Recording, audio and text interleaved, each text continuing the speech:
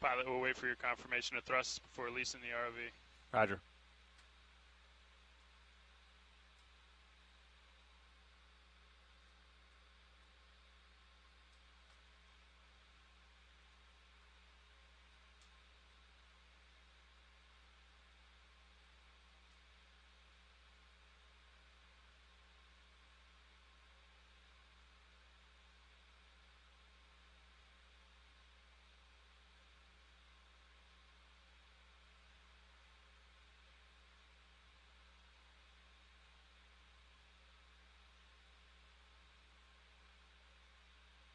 I have control. Pull the pin. All right, pilot. You can come ahead. Line's coming clear. Line's clear. Yep, make your way towards center line. Roger. That's a good heading there. Yep, you're clear of the transom, pilot. That's a good heading. Roger.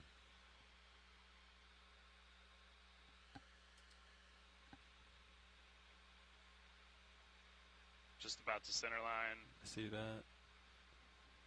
Turning starboard. Looking good, pilot. When you get there, let's go ahead and lock in auto head in versus ship. Roger. Auto heading engaged. In versus ship.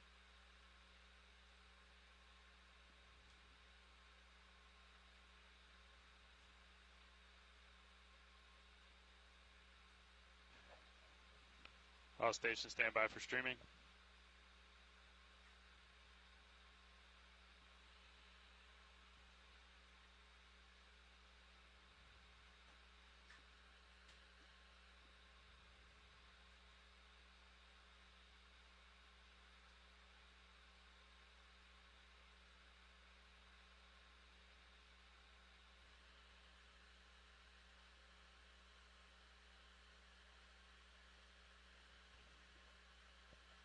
All right, deck.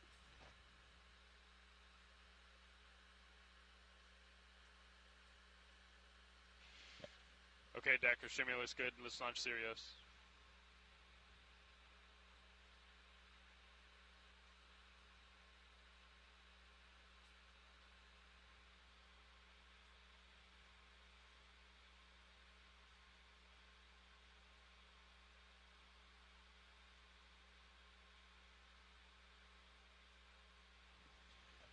Deck, we got one or two more big rollers coming in. Copy that.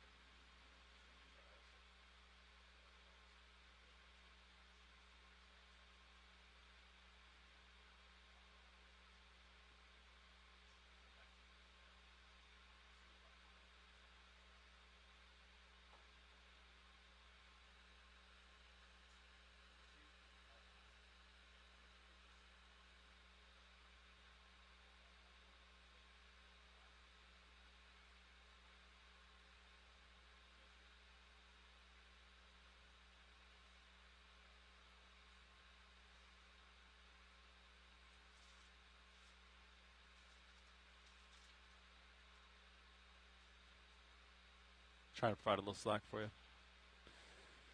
Perfect. Thanks, pilot. Yeah. We just came down on forward speed a little as well. Raj.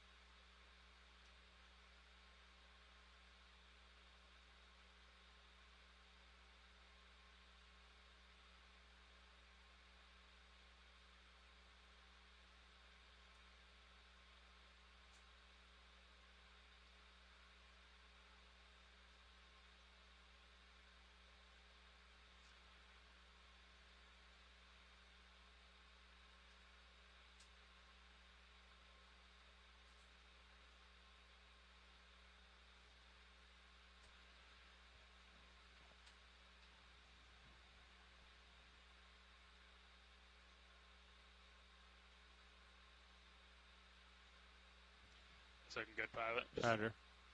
maintain as best you can with the pitch. Yeah.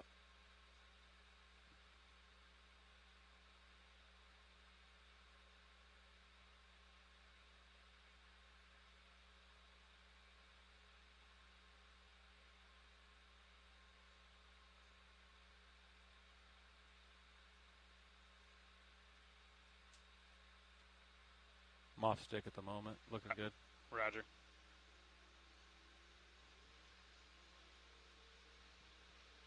I'm actually going to push out a little bit. You're good. I think okay. hold off on that. All right.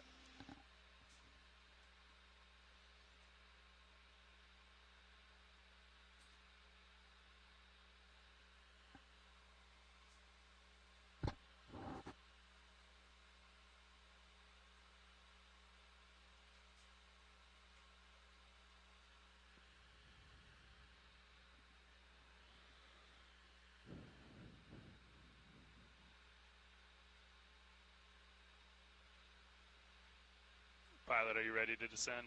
Yeah, we're 0. Roger. Yeah, let's go ahead and 0 the wraps. Winch 0 the counter, please. 0. Roger. All right, pilot. Let's go down to 50 meters and hold at 15 meters a minute. Winch will do the same. Understood. Deck disable A-frame when you get a chance, please. Thank you. A-frame has been disabled. Thank you, deck.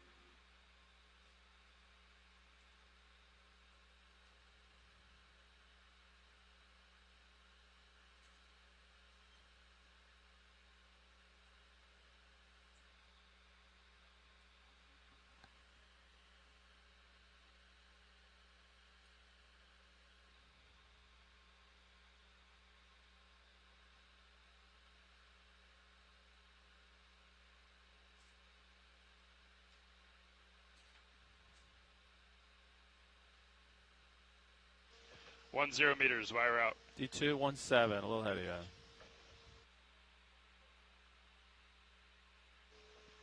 Pilot, we had eyes on a whale not too far off the port quarter, so if you want to tilt camera up as you're going down, might be a cool shot if you see it. Roger, look at the surface.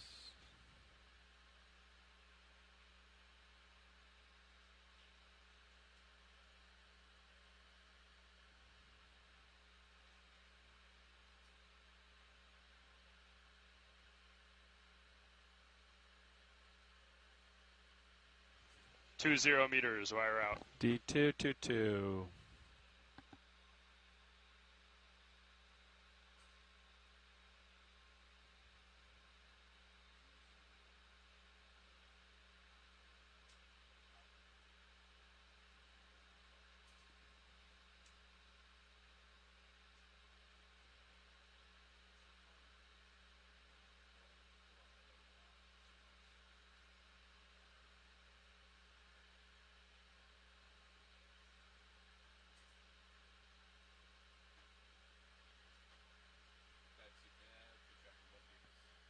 I can't hear you.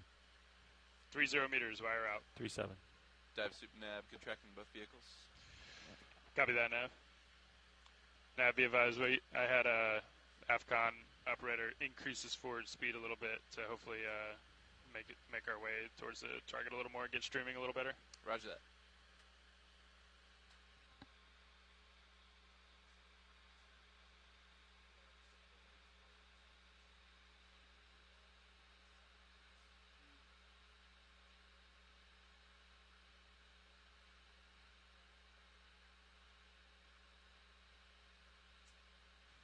Four 0 meters, wire out. D2, 47.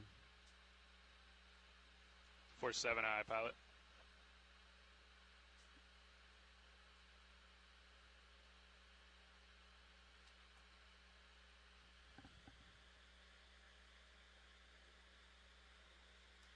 Auto depth, 52.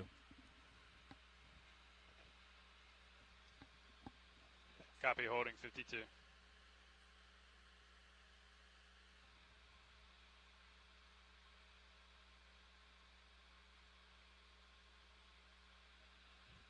Winch all stop, 50 meters. Winch, dive super. Winch. Hey, can we pass control to the control room, please? Done. Control room confirms winch control. Copy, co-pilot. Nav, how is our approach to bottom? We're a little bit westerly, west-southwest of the target that we want to be at. Okay. But we can put in a ship move after you pass control up the bridge. I think that'll be fine. Okay, yeah. I think we'll pass up as is. You can get a good feel for if our position or our movement over ground is heading in the right direction. Roger that. You know, if you just want to keep it what we're doing. But, okay, we'll work with the bridge and pass control back up as we have it now. Copy that. Thanks, Dive Suit. Nice lunch. Great.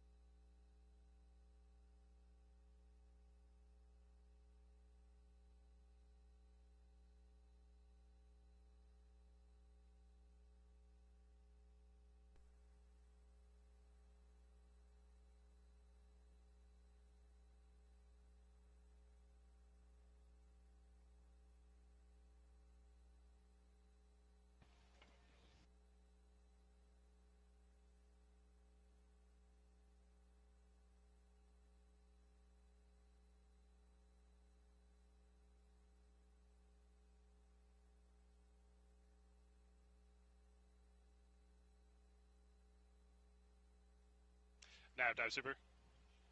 Go ahead, Dive Suit. I'd like to pass comms back up to you, or back to you. The bridge now has control. Roger that. Thanks, Dive Suit. Nav has comms. Nav has comms.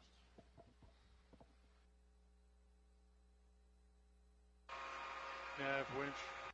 Go winch. Yeah, everything looks fine down in the winch room. Excellent. Thanks for the update. Feel free to go off comms, and we'll see you up here. Thanks.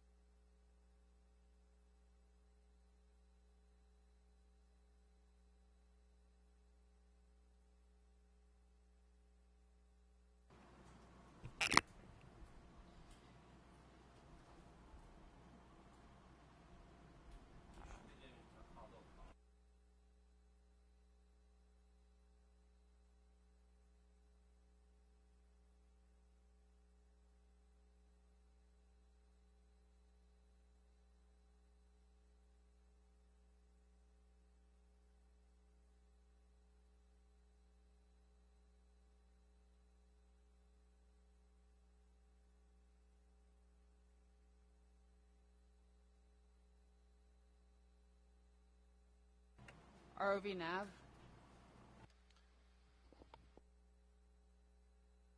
Are we ready to go into auto pause? Yeah, we were just continuing the drift here because it's actually moving us closer to where we want to be.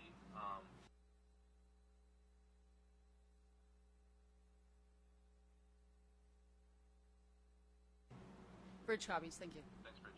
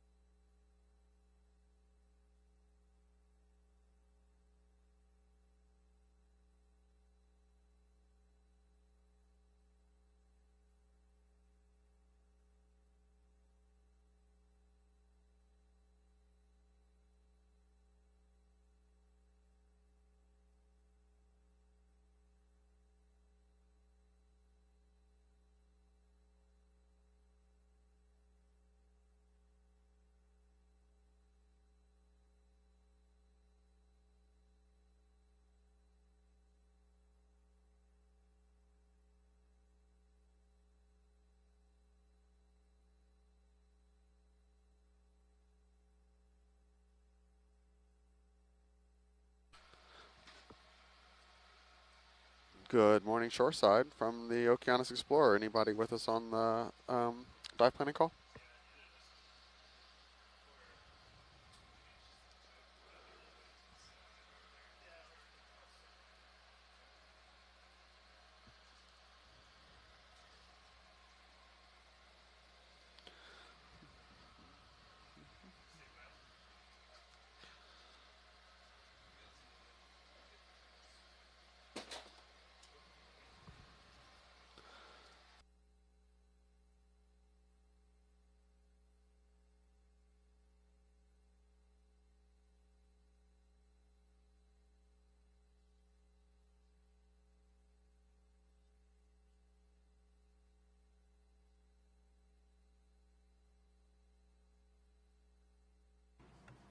RV nav bridge.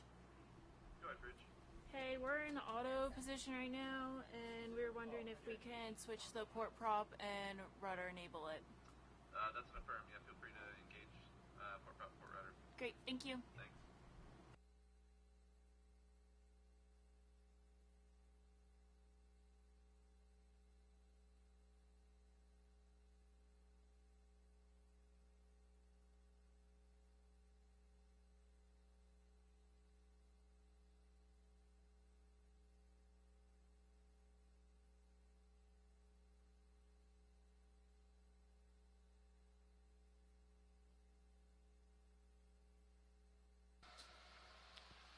Hey, Shoreside from the Okeanos. Is anyone on the conference call line?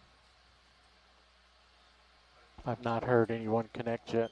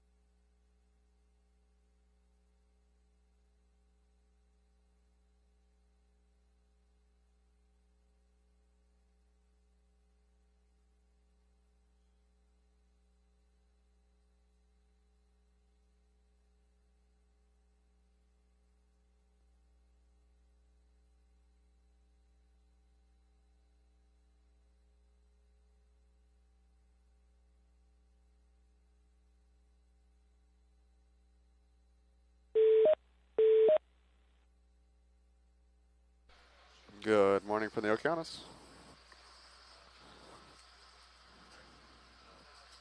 Hey, this is Emily. Hi, Emily. I'm joining the conference call. I haven't done this before, so.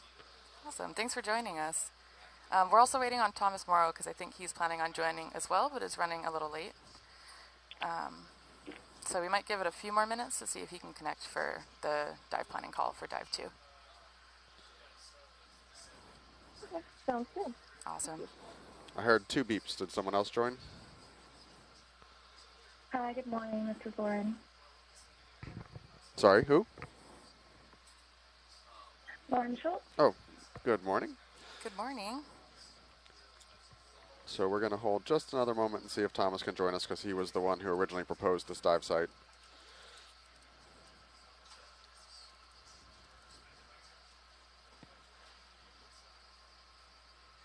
And if you folks were following along on the live stream, you'll probably see that D2's in the water, and we deployed successfully this morning. So looking forward to hopefully having a good dive today.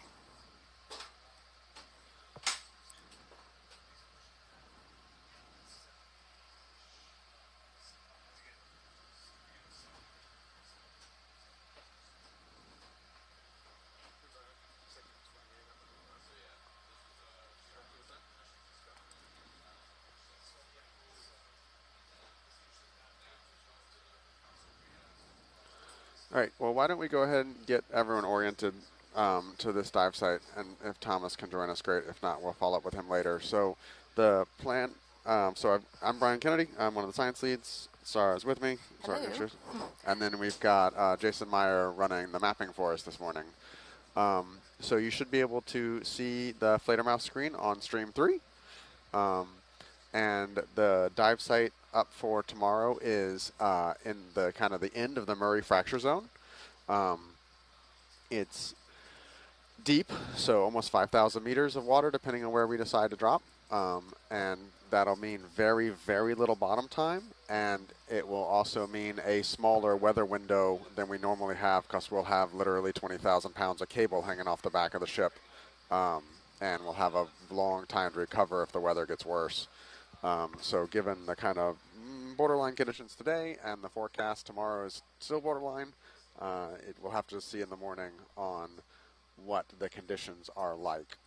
I'd like to propose today we actually pick 2 potential dive sites, one kind of on the south side of this feature and one kind of on the west side of this feature, so we'll close to each other, so that depending on where the conditions are, we can either hop to one side or the other of these kind of line of ridges when we find out what the conditions are on the surface tomorrow. So I think from my understanding from Thomas and looking at the geology, that probably the southern side of this is maybe a little bit higher priority, but may not be doable given the conditions we are finding here today. So, hey, Thomas, is that you? Hey, Brian. Yeah, sorry, I got caught in the rain. I'm trying to pull up the stream right now. No worries. So tomorrow, obviously, the fracture zone dive, and the big question is, I'd like to propose we pick 2 potential spots, one kind of on the southern facing in the kind of rift zone proper, and then one maybe on the west or north side as a weather backup. I think we're going to have a little bit of a struggle with the DP system having everything on the south because the exit is to the west right now, given the surface conditions.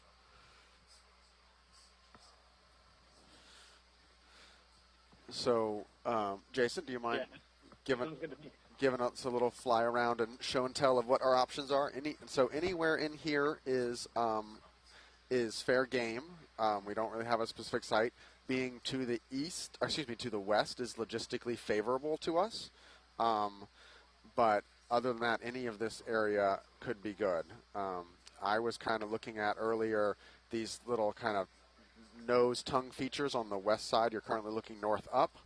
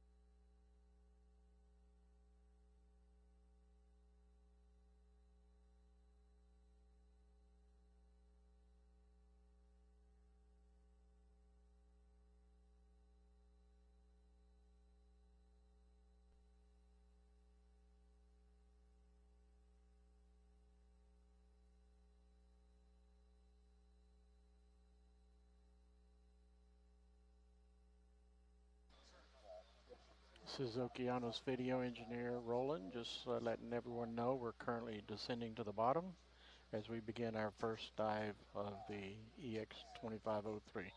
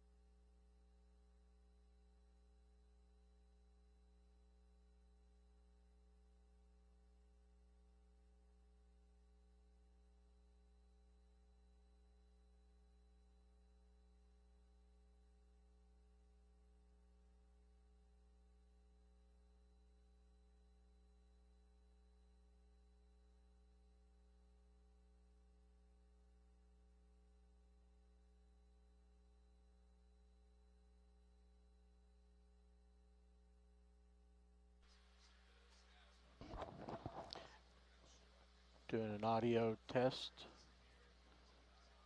Doing an audio test. 1, 2, 3. Test 1, 2, 3. Audio test 1, 2, 3. Testing 1, 2, 3. Audio test 1, 2, 3. Test 1, 2, 3. Audio check on the streams.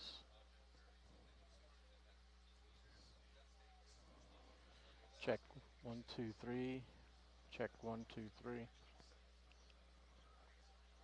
Okay. Copy that.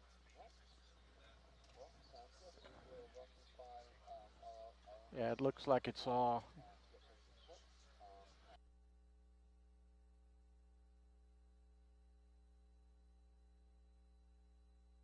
Okay, checking 1, 2, 3. Audio check. Testing. Okay. What about check out tele utility? Check tel 1. Yeah, start off on the first one. Check 1, 2, 3, 4, 5. Check 2. Check 1, 2, 3. And check 3. Check 1, 2, 3. Go ahead, survey. Copy. Okay, so it's only that third one that goes over to your box, and that, or the fourth one. That's the one we had the issue with the other day. Okay. I'm still talking on the same channels. Yep. Check 1, 2, 3. 1, 2, 3. Check 1, 2, 3. Check 1, 2, 3. Check 1, 2, 3. Okay, well, at least people will be able to hear it on 1, 2, and 3. All right, we need to investigate that later to see why.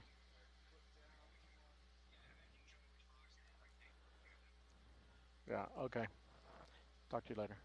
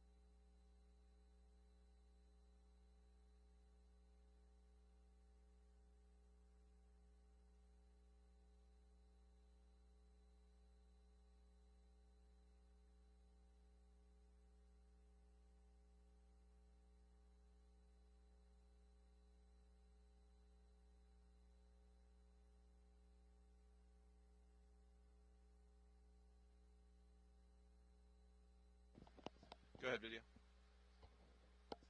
It should be approximately 1,850 meters, give or take. There's a little variability in that estimate, and we'll work with the pilots to determine the exact number for you, but that should give you an approximation.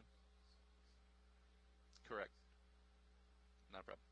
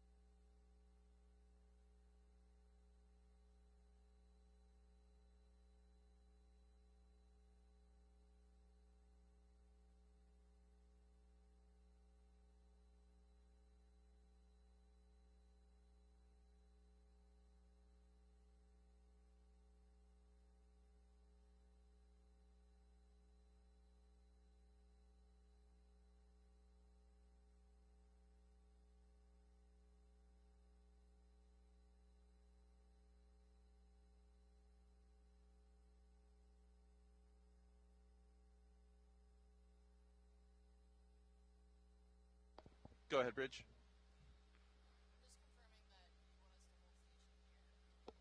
Yeah, we're good holding station. Yep, go ahead. We'll wait till we reach bottom if that's okay. Thanks.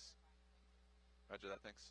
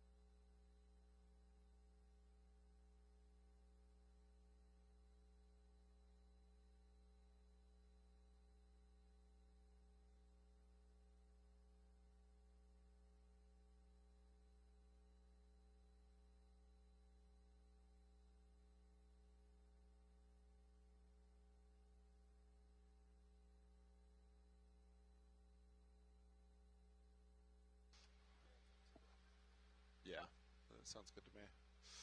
I have your sonars out to 50 meters. Do you want them out? Bumped out a little more to 80?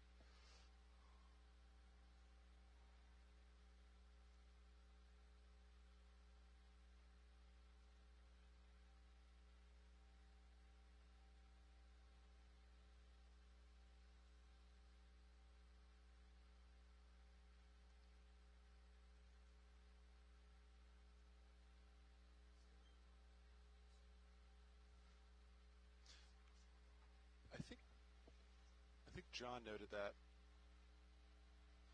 I wonder if it might be slightly rotated. We can look at it after this. It's the camera, maybe? Because from my perspective, I thought it was squared up. But that doesn't look squared up, obviously. I was on the deck perspective.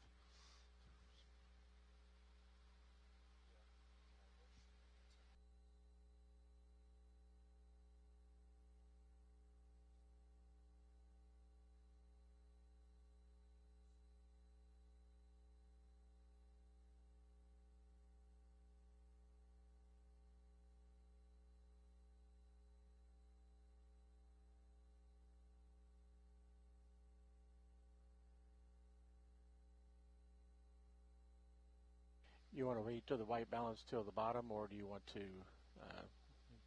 copy?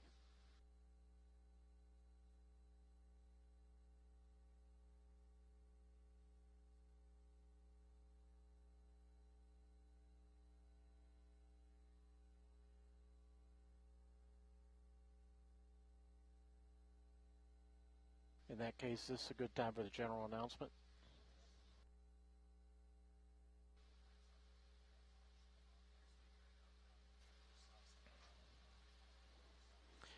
This is Okeanos video engineer Roland Bryan making a general announcement to all those on the ship and the shore. This is a reminder that all audio associated with this dive will be recorded with the archived video, as well as being streamed ashore via the satellite and the internet. Keep that in mind as we proceed with the dive today, and enjoy the dive. Thank you.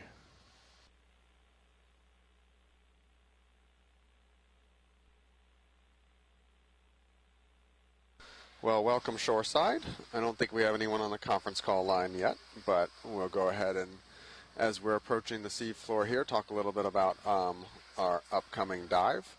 So we're heading down to an unnamed seamount, just a little bit south and east of the Murray Fracture Zone, kind of, and closest to the northern border of Papahanaumokuakea. It's going to be a more or less conical shaped seamount, kind of.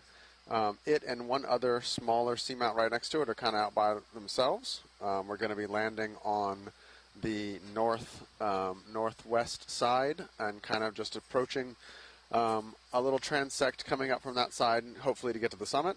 Probably only have 300 or 400 meters of seafloor covered on the dive today. We're a little bit behind schedule because we had some weather and some beginning of the cruise kind of hiccups to iron out.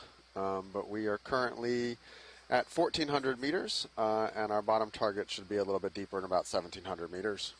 So Sara and I will be on the conference call line until we get to the bottom, and once we get down there, we'll probably look for a rock first, do some formal introductions, and then get started with our exploration today.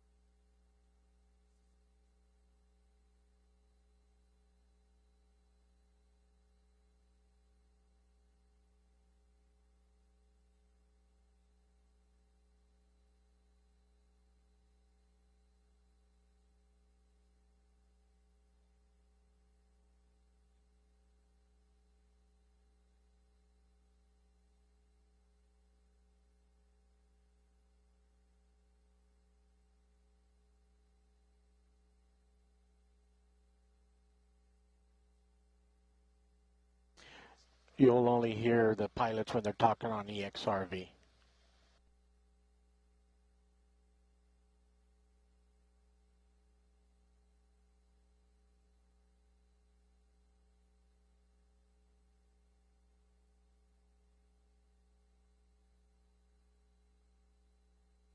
Main camera just went out. That was Sirius main cam.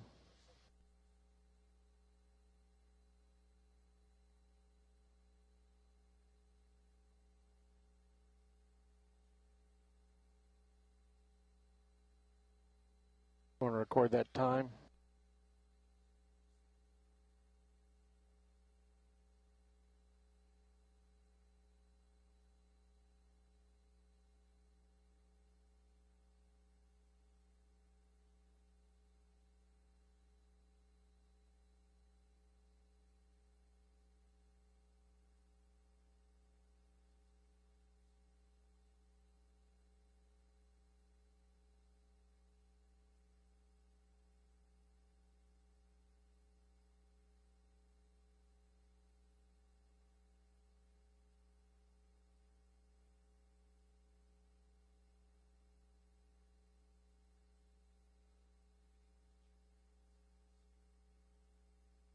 Copy, checking control on Sirius. Got lens control.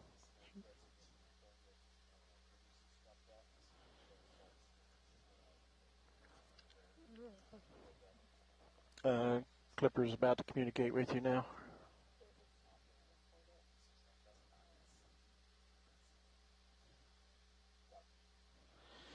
I've got control of both the Sirius HD as well as CP HD2. I'm sorry, ROV HD2.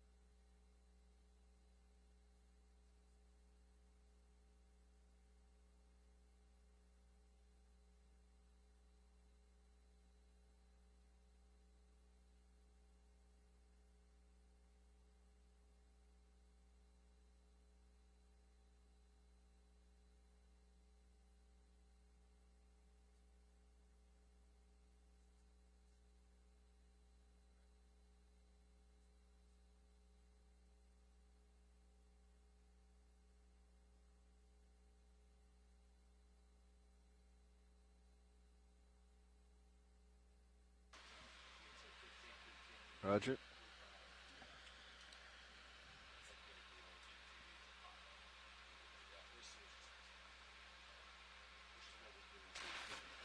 You can tilt your camera down for this so we can keep an eye on that tether.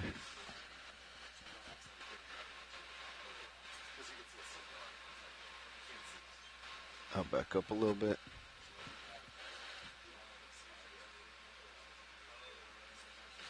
Maybe between those two, Fernando, on your tilt angle.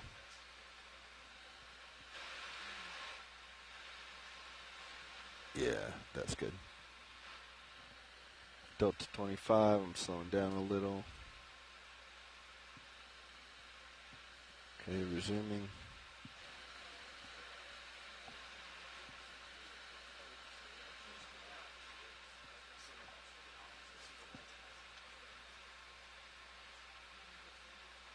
Yep, pushing out.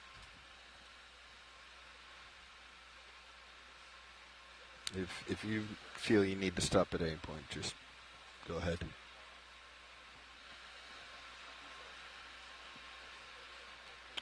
Yeah, I don't love coming down in this format, but not knowing what we're coming down on today.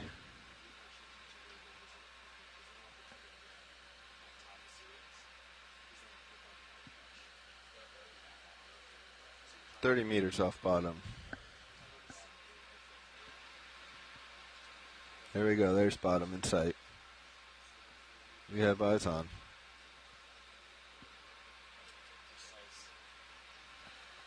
Slowing down a little bit because we're getting a little tight.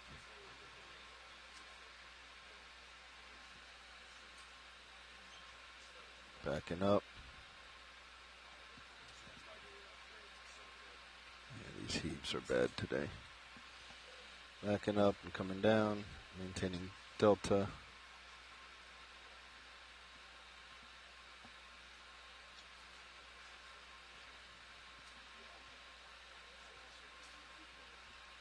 Yep, nice and slow.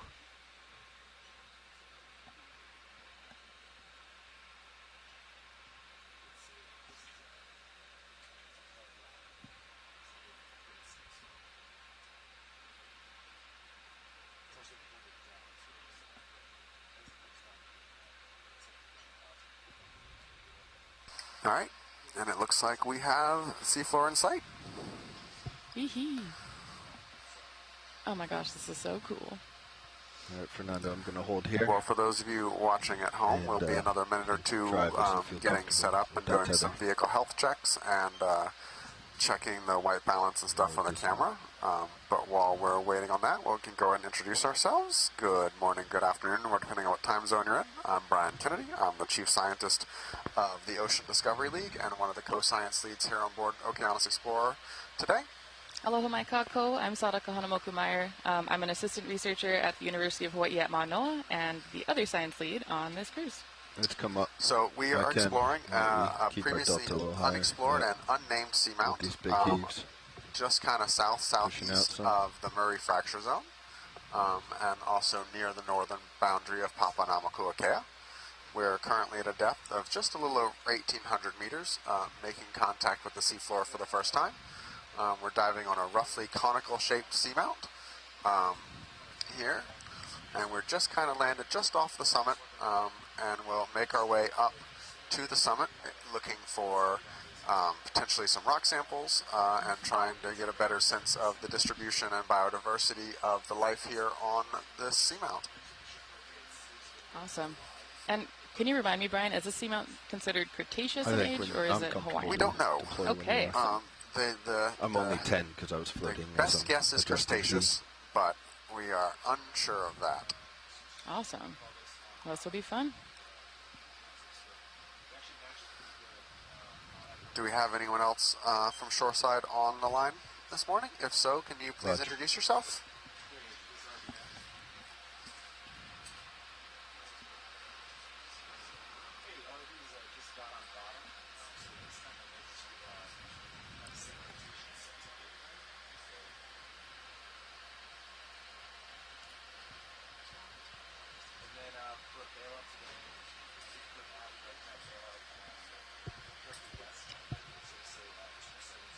22.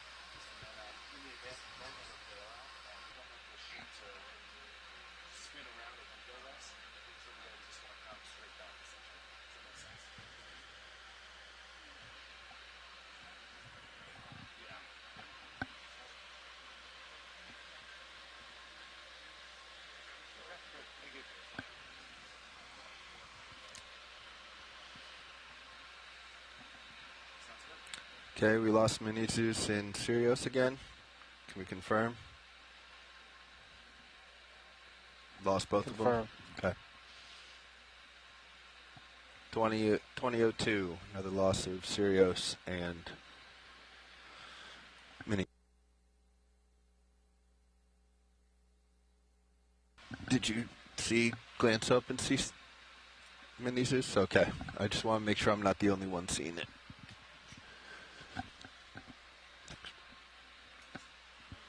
Oh, we can use this 360 behind me to replay.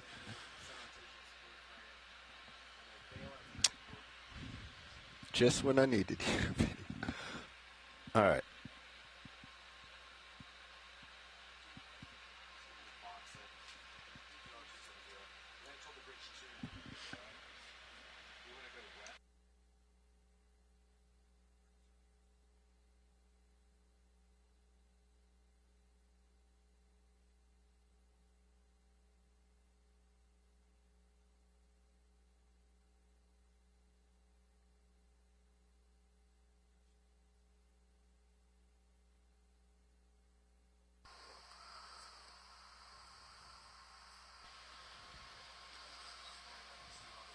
So as we're sitting here, it looks like we've got pretty heavy manganese encrusted rocks with some sediment drape on it as well. And there's one little, some kind of some incrustation there in the center of the screen. Wow. But can't really see it that well. That's very cool. So we were a little delayed this morning getting in the water as the weather was a little bit borderline and just kind of knocking some cobwebs off as our first dive of the expedition. But we are here at the bottom, and the seas are supposed to stay the same or even get a little bit better throughout the day. And the deployment was beautiful. There was a whale that spouted off of the fantail of our boat, and there were 2 or 3 albatross or moli that were circling D2 as she was descending. So good signs all around from Papahanaumokuakea as we make our first dive today.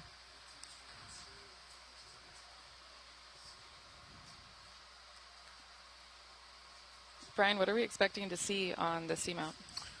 Well, I was hoping to see some high-density coral communities, or looking for them. I was hoping to see a high-density community, but expecting to see some coral and sponges, potentially some crinoids. Sometimes you end up with these kind of peaks and ridges up here on the top of the seamounts that have a lot of life aggregate, and sometimes you end up with these kind of more pavementy, flat, slopey kind of things. And generally the areas with more kind of heterogeneity in the seafloor is often where we are more likely to see the higher density communities than when here, what we're seeing here with this kind of much more flat. It's not flat because it's got to get steep, but you know, right. Manganese nodule field. Yeah. Is less likely to have these higher density communities. Awesome. Well, hopefully when we get to the summit, we might see something interesting. But this is, very cool for me to see manganese nodules sort of in person. Very exciting. I'm not 100% sure if these are actually officially nodules or if we're just seeing botryoidal crust or botryoidal textured crust on the seamount. We'll have to poke it. That sounds fun. And see how it responds. Okay, awesome. Ooh. So what we're going to do here is we're going to do a little white balance on the camera. So you'll see the color card coming here in view on the manipulator arm here in just a second.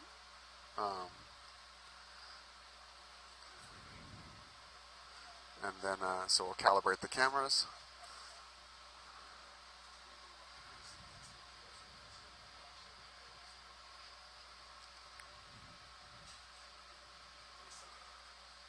Beautiful color correction card. I love it.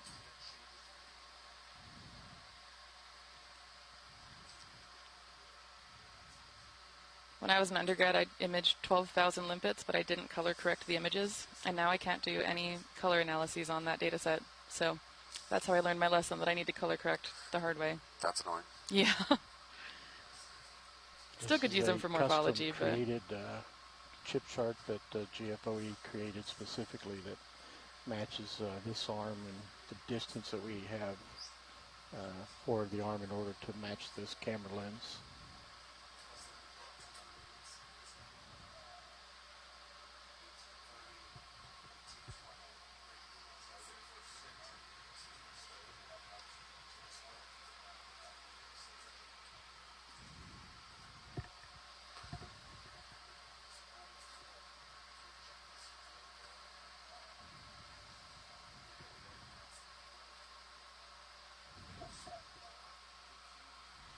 Getting very close. It doesn't look square to the thing, but it looks lit well.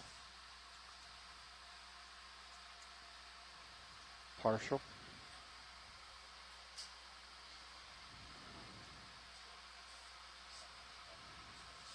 That's perfect.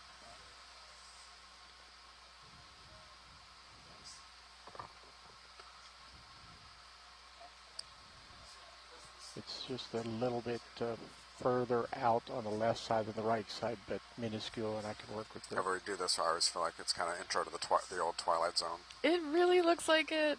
It's a nice start for exploring the deep. Oh, that's so awesome. It's fun to think about, I don't know, just how deep D2 is, and we're doing these really awesome color correction things at depth. I don't know. That's one of the things you have to do it at depth because, one, you got the lighting, a lot of things, and actually the temperature of the bottles. So we have to do it at the bottom, and we may have to do it again later depending on if things change or if the bottle temperatures get change over the course of the dive. Cool. There's so much engineering. Go ahead, Cobalt.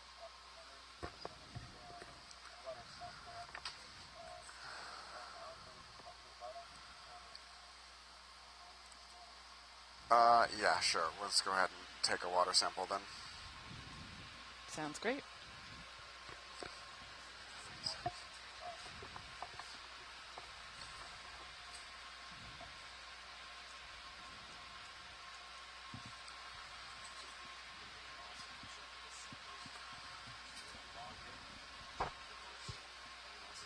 Co-pilot, I assume they fire in order. This will be Niskin 1. Thanks.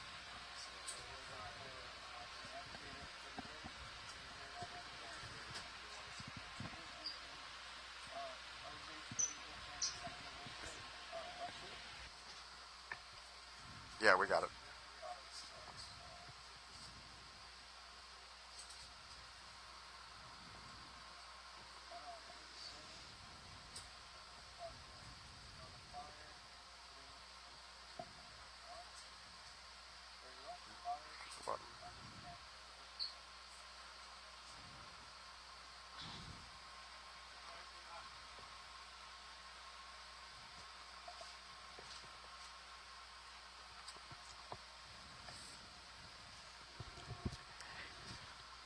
So we just went ahead and took a water collection for eDNA analysis of the site.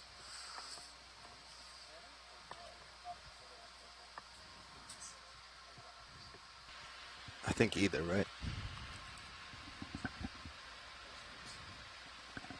The most important one is at the end. After number 5, you want to make sure you reset. Sure. The camera just tilted. Oh, my hydraulics are going down. Did you turn me off, Fernando? I was trying to, but I got to remember how this works. Need me to square up, Roland? Just a little tilt down, just a little bit. Tilt. It's good. Okay. Fortunately, these controls What was the sample ID? are very close it to was my 01W. storage and 2503 recall and underscore if D01 my finger moves an eighth of an underscore inch, 01W. undoes all the work that I've done. Roger.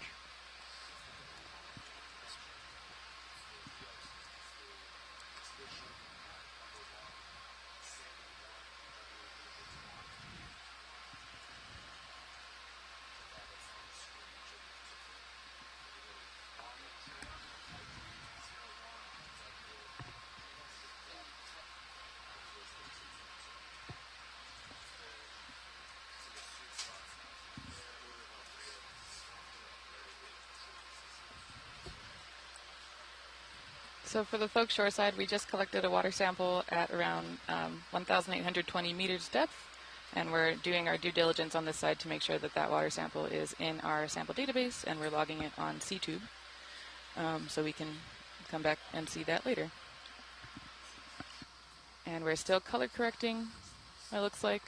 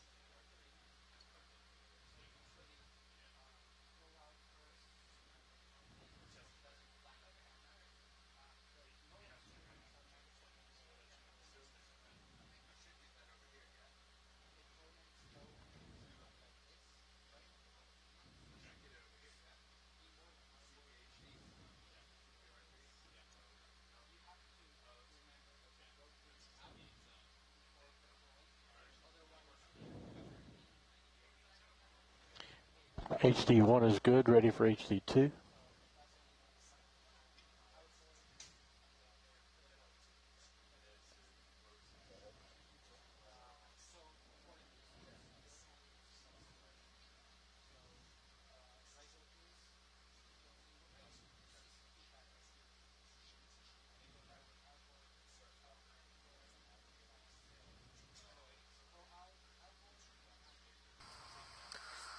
So we're just finishing up some housekeeping and some initial checks on the vehicle systems, and we'll be ready to move on here when we finish those. It'll just be one more minute. We're swapping out some transmit fibers.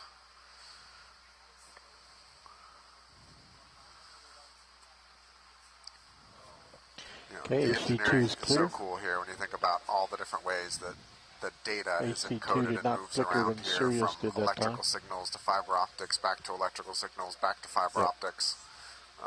It's an amazingly complex system that allows us to be able to explore at these depths and looking at what is such an incredibly hostile environment. You think about dropping a very large electrically powered vehicle into an inherently corrosive fluid and electrically conductive at 10,000 pounds per square inch or something of pressure. Yeah, and I know the ROV folks are a little bit busy now, but hopefully at some point we can ask them about the engineering, because this is my first time seeing an ROV, and it's magical to just see all the work that goes into making this happen.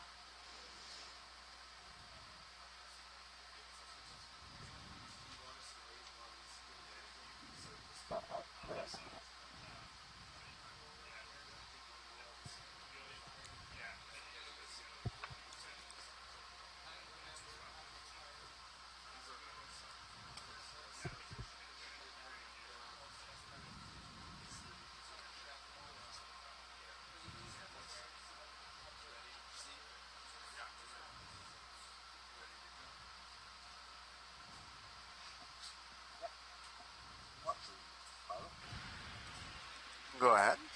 Hey, appreciate your patience for the last 10 minutes or so here while we've gotten things together. As you saw, we conducted our white balance. We're also having a few issues with a couple of our cameras, but I think we're getting that sorted out by moving some fibers around in the rack room. But we are now ready to proceed and see what we can find. Excellent. Let's find a rock. All right, a rock. You got it. Lots of rocks. Yay. And I guess this would also be a good time to introduce ourselves here in the front row. We are all part of the Global Foundation for Ocean Exploration. We're the group that's been tasked with operating, maintaining, and flying the ROV system you see today, or that we're watching today. We also run the video systems and satellite systems, the networks, the editing, the highlight reels, a whole bunch of other stuff related to this program. Sitting pilot right now, I'm Bobby Moore. To my left, you're muted. Sean Kennison, sitting navigator. And then to his right, Fernando Aragon sitting in co-pilot. And in video right now is Caitlin Bailey, and Roland Bryan is also present as well.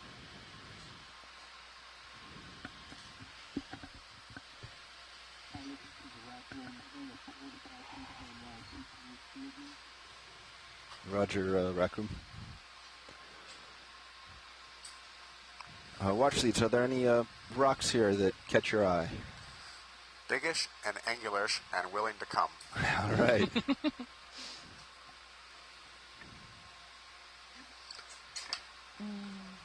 I wouldn't be surprised if a lot of these are sedimented, so we might have to sit down and poke and see if Yeah, what's loose. I agree, nothing's quite jumping out at me as loose at the moment. Here's an angular one below this coral. Ooh. Brian, is that a skeleton of... Yep, looks like a sponge skeleton. Nice. Probably with some ophiuroids living on it. Aw, they're being friends. That's cool. What do you see, Nev? Any of these look like they...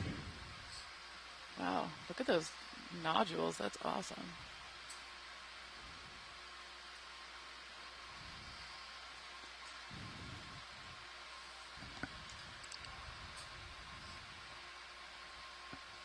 Let's see with my toe here. No, that one's pretty hard in. Yeah. Yeah. Let's go behind here. Cool.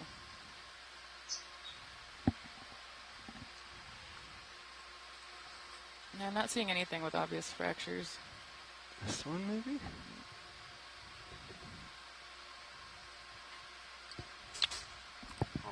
While we're here, Bobby, there's a black coral just top right out of frame. Can we take a look at it before we fly on? Yes, we can. So under my left skid, that rock is loose. Oh. Grab it. Yay. All right, we'll mark that. And then we'll get an image of that black coral.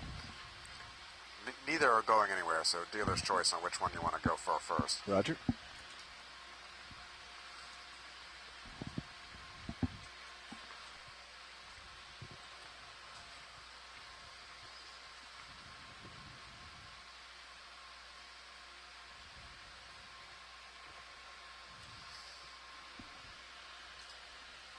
Can I get hydraulics up, please?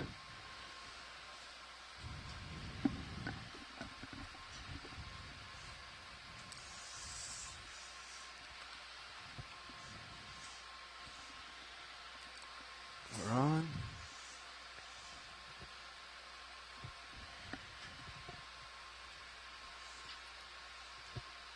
Oh my gosh, this is so cool.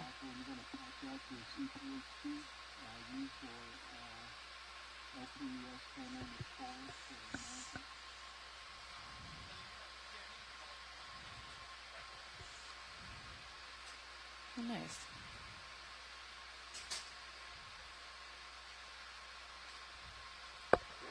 It's a little bit hard to tell from the video, but it looks like that rock had a piece of it that fractured off, which gives us a nice view of the inside of it.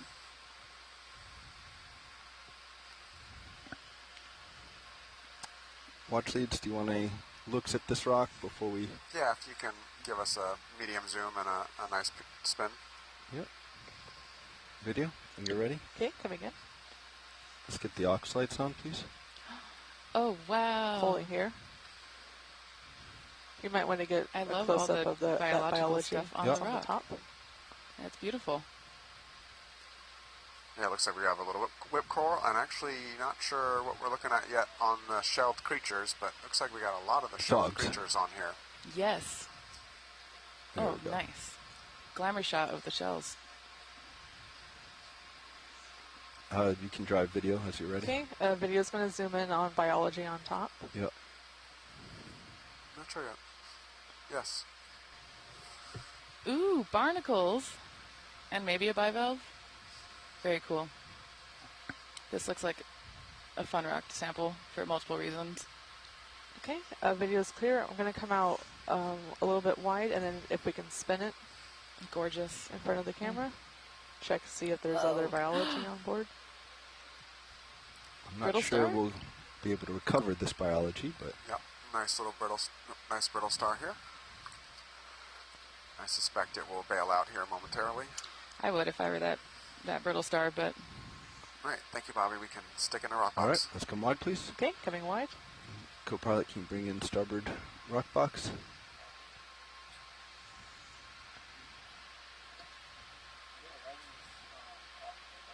Starboard, without the lid.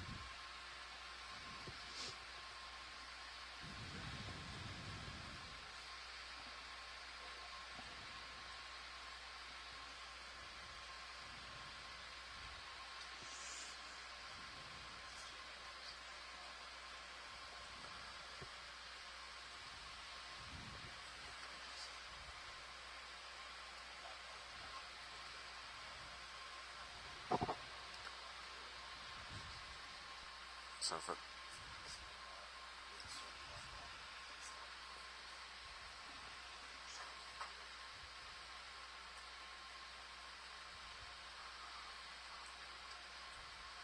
all right, rock in a box. All right, so that's dive 1, sample 2, geology Clear. in the starboard rock box.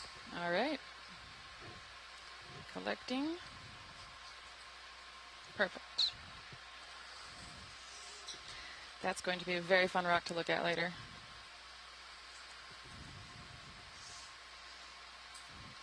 So given what we saw on in terms of the biological community on that rock, do you think these white specks that are in the frame on the rocks are probably also barnacles? That would be my first guess. Yep. Beautiful.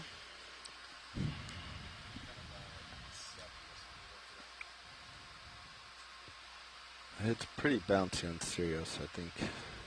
And kind of steep, 20 meters.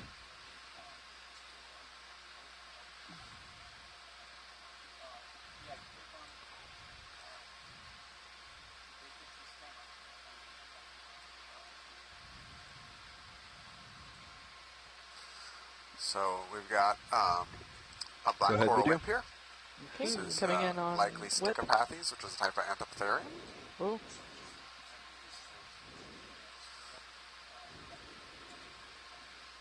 Got a couple other smaller whips there below it. Wow. Are they all in the same, like, genus? I can't tell you on the littler ones yet. It's very possible, but Okay. You can go in further I don't know video. much about Okay, whip corals, coming so in. what is interesting about this one? well, the whip corals are a morphology term, not a taxonomy term. So basically, any unbranched coral can be I do have considered a more whip, zoom. and they are found in but we'll hold many here. of the deep sea octocoral taxonomy. So this is a black coral, and I'll like I go for said, zoom. I think it's Okay, probably coming a in for zoom. Stichopathes. Is the There most are common tentacles of the, coming off of the coral. Very cool. You can see these are a fairly mucousy coral, and you can see some of that mucus kind of there. Maybe it's caught This is something max else. zoom. Yep. That looks like the tentacles look maybe unrelated. Yep. or they're just mucus strands coming off of the coral. Kind of see the. Very cool. And is this the kind of coral that positions the polyps facing away from the prevailing current direction? I'm not sure on this one. These move around enough that. Right, I think science is happy. Thank you. Roger. Moving on. Coming out. Roger, 10 meters. That's full wide. Beautiful. Ooh. Can we check Sea Star in the center left? Center left. Let's get a snap. Snapping. On star. So we got an urchin there on the right, as well as a brittle star here. You can bring those down, yep. Still seeing a lot of these barnacles. It's a little unusual to see so many barnacles at this depth. That's fascinating. You can, whatever you want it on. That's good for now, thanks. Okay. Okay, coming That's an ID. wide on, okay. There's some That's nice full looking, what I assume is calcite in the sediment. Yep. Or, I don't know, some sort of carbonate thing. Big chunks of white stuff. Looks beautiful. Can we look at coral in the got bigger rock?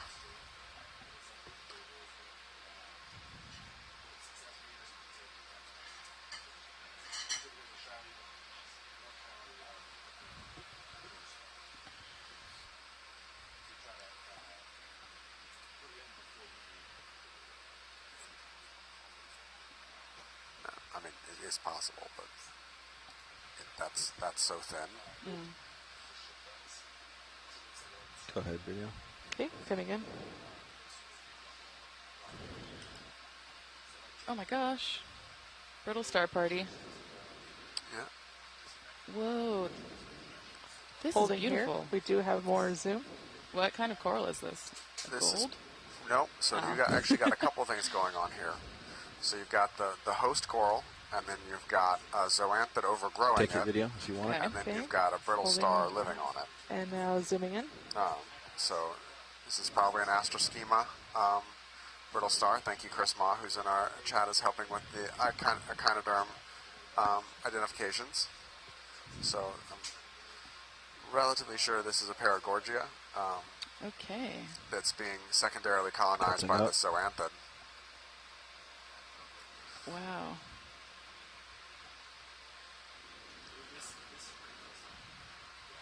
And so when you work on like seamount ecology and deep sea coral ecology, how often do you think about like the dynamic of one type of like organism colonizing another type of organism?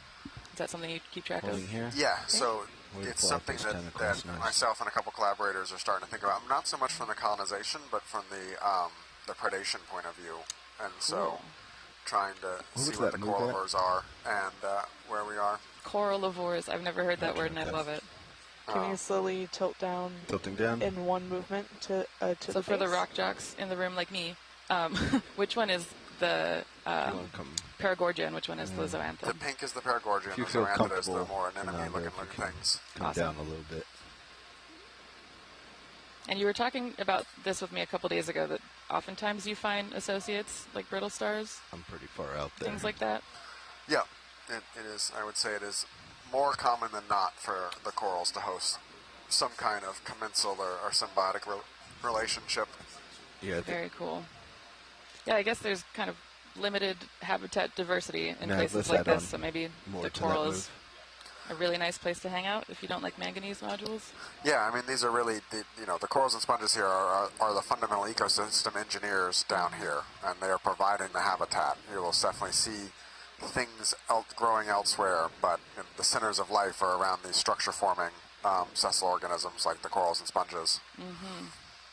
That's so cool. It's cool to see how something that we think about a lot in shallow water, where corals are like the archetypes of islands, also happens in deep water. Constant tilt. They're habitat builders, and they make the space for other animals to come and live there. Yep. Very cool.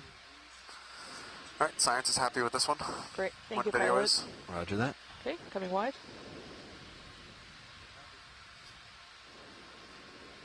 Those are large barnacles. By deep sea standards, they're on the smaller side. When you get the big goosenecks. Tilt right. Let's come back in on that urchin because we have a few minutes till Sirius is ready. So let's come in on that urchin. Coming in? Oh, okay. And then there's a large coral behind this that I'll go to next. Eyes on urchin. Ooh, beautiful urchin. Watch leads pilot. We're just going to take a moment to image this urchin because we're waiting on Sirius. Copy that. We got a little stalk sponge behind there as well. Oh, whoa. Drive it as you want it, video. Okay. Zooming in more. That's max zoom. Yeah, I know. I'm pretty far away. Bobby, I think there was another one closer to your, if you zoom out, bottom left on the left side of the rock the coral was on. Let's go for it. Okay. Down. Oh, yep. Let's see if I can get that angle without. And there's also a red object. There's a large coral, right. yeah, in front of us that we're going to go to. Oh. I'm not sure I see the red object you're I talking see about. it, It's all Kevin. good. Looks like a hermit crab. Okay. Feel free to start going in on this. Okay. Zooming in. I'm still landing. We get a little bounce, but Okay. Zooming in slow. there we go. First touchdown.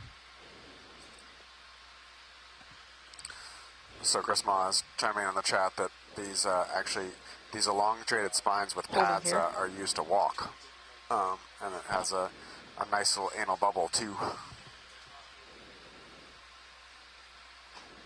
Wow, I would love to see this walk, though I don't want to disturb it from its resting place, but that must look really cool. I have a little bit more zoom. Go full zoom. So after this, I believe we have our tether space. Chris Moss says this urchin is ready is to poop. max. That's beautiful.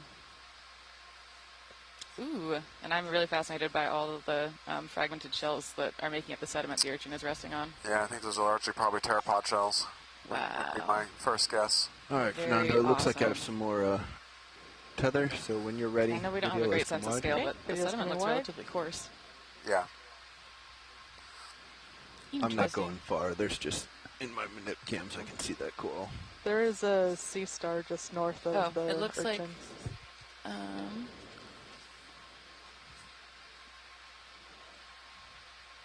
Chris think Kelly we'll says Try that imaging this. that urchin is Aspiodiadema hawaiiense.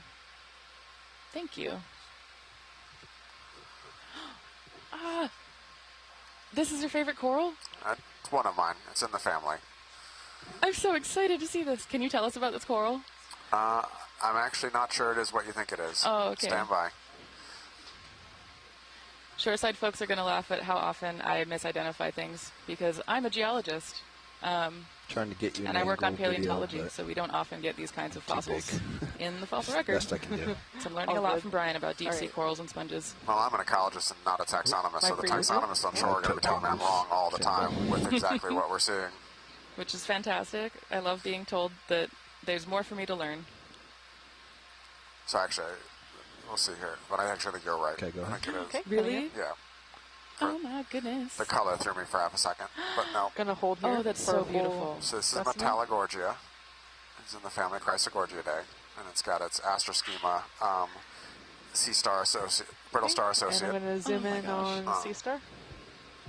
and these are one of my favorites. So pretty. So You wanna dainty. try The this little with the, polyps fog are so lights video? dainty. Yes, please. Whoa. Let's try it out. About 20%. Just They come up to beautiful how it 50. grows on that really long stalk, Yeah. too. Kind of looks like a cherry tree to me. Yeah, right Now, there maybe is that's good. sacrilege to the coral. Sorry. To compare it to something on land. Nope. Nope. Like this is good. Right here. Wow, this is beautiful. Is that full? It is, there we go. That's There we go. cool. So what do we know about the ecology of Metallogorgia? I generally see them in areas where I think there's lower flow, Mm-hmm. and I often see them in a little bit less steep terrain. And You don't tilt see up, them try as to get the often top on edge. the sheer vertical walls and stuff like that. So you see them kind of out here in a little bit flatter, lower flow environment is where I kind of anecdotally am used to seeing them. I don't know of anyone who's done a specific analysis of that. Can we bring up fogs another 20%? I mean, from what I've been hearing, there's a lot of analyses to do because we don't know much about the ecology of deep sea things in general, right? Yeah. Which is very cool. We're very much in the phase of figuring out what is here. Mm-hmm. And only a few taxa really have been studied to the point of knowing much about their ecology. Wow. It's very taxa specific. Some are much better studied than others. Right. And is that a function of just who's doing I think the research or what's accessible? That and the expense and difficulty of coming out. There is and reaching here. a white sea star to the upper left. About 10, Bye, Metallogorgia. 9 o'clock now. 9 o'clock now. It's coming center. Wow. Just above lasers? Just under. Oh, yeah, there's two. Yeah, there's that one too. Let's snap from here. All right, snapping. Ooh, ooh. Yep, little sea star. Oh my So goodness! star cool. there, and then there's and a so star the distance to the on the lower lasers right. is 10 centimeters. Is Yep, that right there. Yep. So the two little red dots are 10 centimeters apart, and there are scaling lasers. All right. I think we're going to leave these stars because I need to get back into center. Okay, coming wide.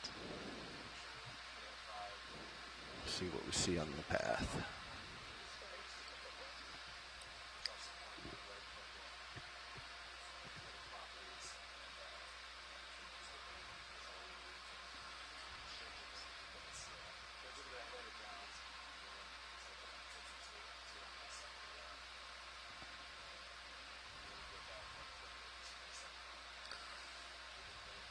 Can you tell anything in the geological history by the underlying shape of the basalt here, or? I wish. I don't think I can, but I was just thinking about the fact that the morphology or the shape of this seamount might suggest that it was. Here. Okay. I mean, you suggested, right, that it was maybe created or produced in the Cretaceous, but never came above the water, and that's part of the reason why it's so pointy at the top. Oh. It's a totally different type of sea star. Sea urchin. Big one. More than 10 centimeters apart. Well, and it looks like Chris Ma just identified the sea stars we were looking at earlier as goniasterids, potentially. And I have more zoom we'll wait to pilot. see if we can get an ID on this Coming one. Oh, this is an Okeanos. Thank you, Chris.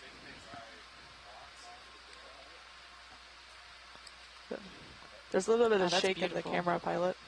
Yeah, you can see the remnants of the pentaradial symmetry I think here we're that getting are cross current. That's me. Copy. Are Flying definitive or diagnostic for echinoderms, where you got these 5 different bands here. I'm not sure what that shake is. And they move their That's not spines me. and arms 'Cause we're using seeing it right like now. hydraulics, right? A water vascular system. Very Right, cool. I'm going to come wide. Right, science is happy. No, this is a small Chris says shake. that we were just Can you looking go at the back in, apical system where Yeah. the anus and the madreporium Yeah, there's a little are bit of a located. shake. Now we're looking at these really awesome bivalves on the I can nodules. see it in the. Oh, barnacles. Oh yeah, sorry, barnacles. Ooh, a shrimp.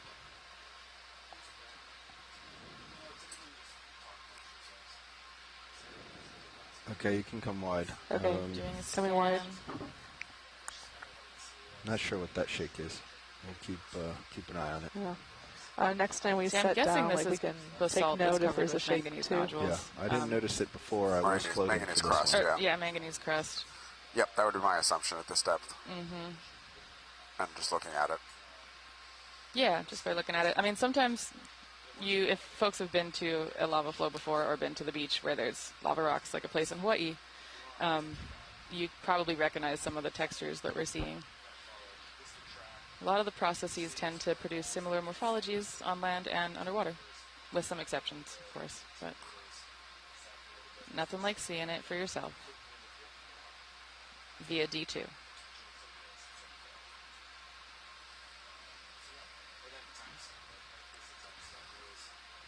So for those of you just joining us, we are exploring a never-before-explored seamount at 1,810 meters. We're about almost 190 nautical miles from Gardner Pinnacles in Papanamakuakea, kind of just generally close to the northern boundary of Papahanaumokuakea near the Murray Fracture Zone. We've only been on the seafloor a few minutes. We've already seen a couple paragorgids, a couple chrysogorgids, but it looks like right in this area the coral and sponge corals are pretty sparse. And as we approach up the seamount, our goal is to get up to the summit by the end of our dive, which will be about here, co-pilot. 15:30 ship time. So we've got another, 5-ish hours on the bottom.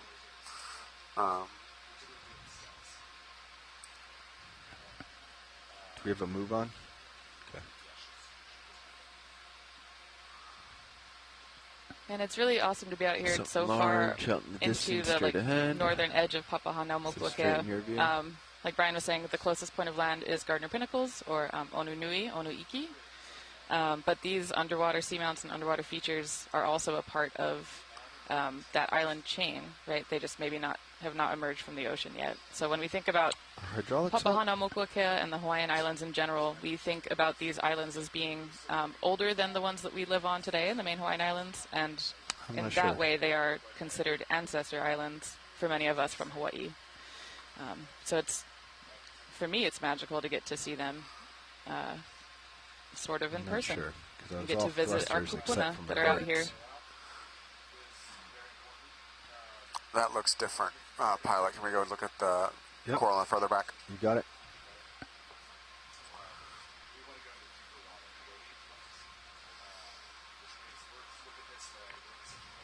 Ooh. I'm going to grab this fish first. Let's get an ID on the fish, please. Okay, fish. Coming in on fish. I'm going to hold here. Yep, hold here. Is this an eel-like fish or an eel? I think this is an actual eel. Hey. If we can get a look at the side of it, if it'll cooperate. Yeah, it turned on us. We're going to come around the other way.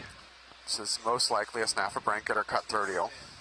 Do you know why it shook like that? It's like what my dog does. That's its annoyed symbol. Oh, I'm sorry for bothering you. It's got. Let's go in. Oh, it's quite large. Coming in. It's a good size. Looks like it's got a nice little wound on its head too. Wow. Okay, we're going to lose it. And it's been scratched up pretty good. Yep, yeah. Come on out. Oh. I got to By get back teeth, on the perhaps? screen. Yep. Back up to that Very scale. cool. Teeth or just hitting the rocks. They can't really see the seafloor. So they get bumped and scratched around. Ouchie. So we got looks like another Metallogorgia here, another Paragorgid, some kind of small whippy thing. I don't think it was this one. I think it was up not this more. one. Yep, agreed. Yeah, it's that yellowish one coming into the top center right. Yep. Wow. Looks like there's a lot of associates on it. All right. Go ahead, video. Okay, coming in. So set down. Gonna hold we just here. got an idea on the fish. Synaptobranchus bevidorsalis, named by the shortness of its dorsal fin. Thank you, Chris I have Perkins. more. Go ahead. I'm coming in. I kicked up some dust while going for the fish. Oh, sorry, Chris Kelly.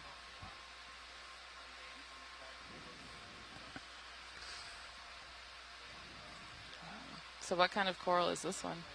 Not sure yet. This falls in the category of small yellow planar corals that I really struggle to tell apart. If you struggle, it's going to be impossible for me. The polyps are beautiful, though. They seem kind of chunky and Do you short. have any more? Yeah. And then what kind of brittle stars are these? A few more seconds. Okay. This is probably some type of vascular schema. And then zooming in. Chris Kelly That's says Maxo. Acanthogorgia, and Asako says Paramercid.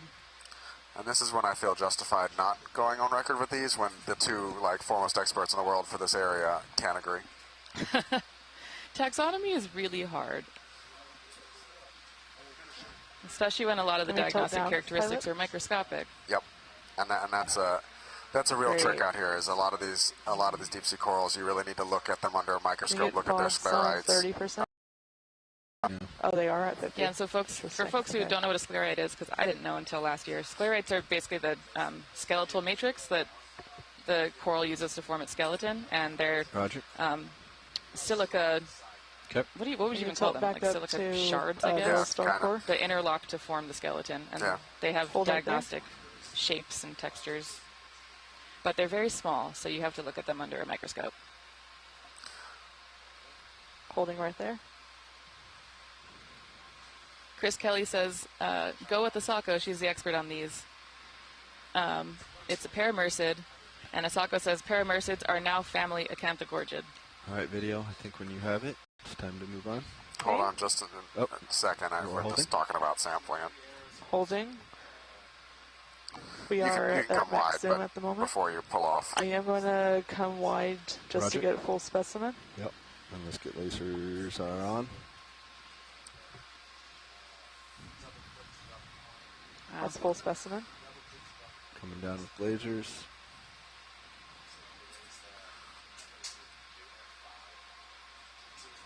All right. Yeah, we'd like to sample this, please. Copy. Copy on the sample request. Okay. So Let's sampling get out of these, it so I can try to get lasers on. There we go. That's full wide. sampling these paramercids is particularly interesting Yes. because of how hard they are to tell apart. So it's something that we need to take a couple branches in You feel order to comfortable? be able to effectively identify these, and there's a lot of what we'll call cryptic speciation amongst this group because it's so hard to tell apart from just the morphology alone.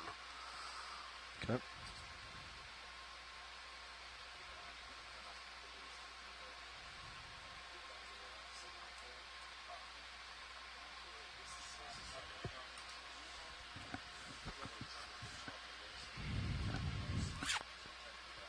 Let's go in partial, please. I'm not sure I'm set up best for Okay, this. coming in partial. Yeah, you can go real fast. Is the plan just to take some of the branches and not the brittle star? Correct. Cool.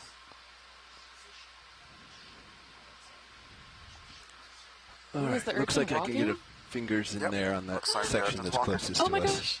I was hoping we'd get to see them walk. This If you is want so to go cool. on urchin while it's walking, you may. Okay. Go ahead. Coming in on urchin. Sorry to disturb you, urchin. Oh, and is it collecting stuff to wear on it, or is that just a side effect of being, That is different. on the seafloor where sediment and other things dump on top of you? Also might be poop. It could be poop. We love that.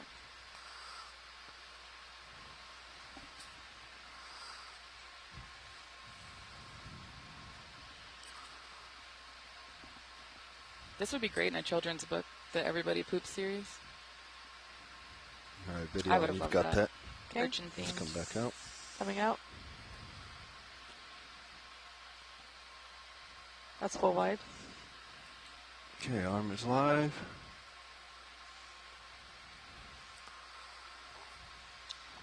Okay. Yeah, so no strong preference, pilot. Wherever you think you can get a decent size branch, ideally without getting a brittle star arm, but also I understand that might not be doable. Can you go in? Okay. Roll in. Let's go in partial.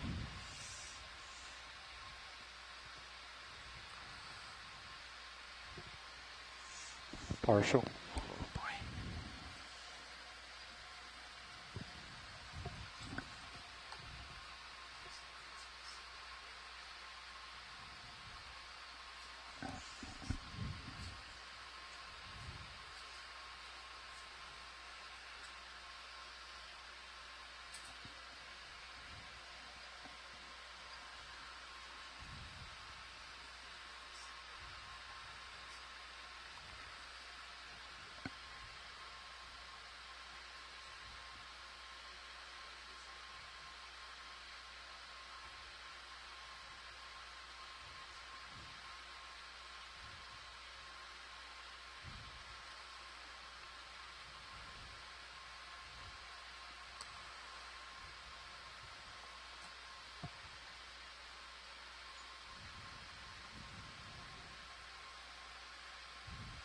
Watch leads, that branch that I'm kind of going for. Does that look like enough? A little bit more would be ideal.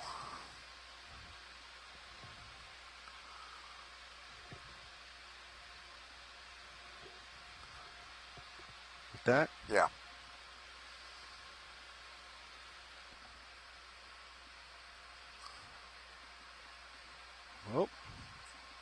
Apparently the rock is loose. Wow. Do we want to collect the whole specimen at this point? Yeah, Or? yeah. At this point, if you want to put the whole thing into the your largest bio box. Yeah. Either that, or we can try to shake loose at the cut. No, it might fall. The whole thing might fall over and be out of the water column, which would probably be a death sentence to the coral anyways. Yeah. So I would say we take the whole thing. Roger. Thanks, pilots. Nav. So we do try to keep our sampling to a minimum while we're out here in Papahanaumokuakea, trying to disturb as little as possible while also getting enough material to do good science. But sometimes, I guess, nature decides for you how much you're going to be able to take. My toe is down. And it comes with a rock, so now we'll have multiple rock samples for the geologist to look through. Yep. I can come up. Yep. All right, let me come up.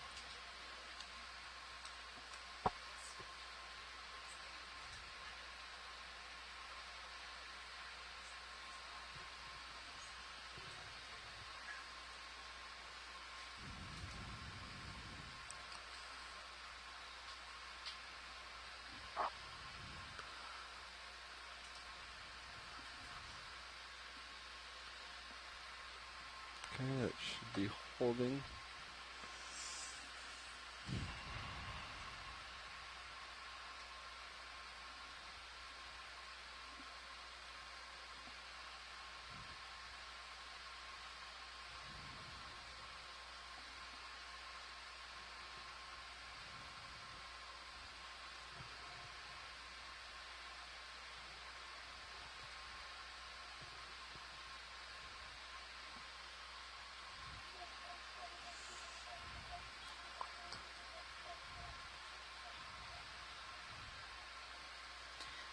So while we're here watching one of the streams, Stream 3, there's other views of the sampling process if you'd like to see how we put the samples into the boxes on the ROV.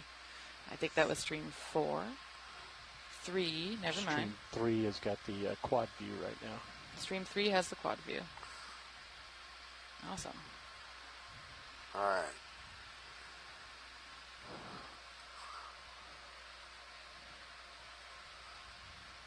Wow. Well. Right, so that's sample 3 biology in port inner bio box. Port inner bio box. And it's a paramericid with astroschema, sea stars, Yeah, orbital star I'm not sure associated, what's going to happen here as we close. And rock. And rock.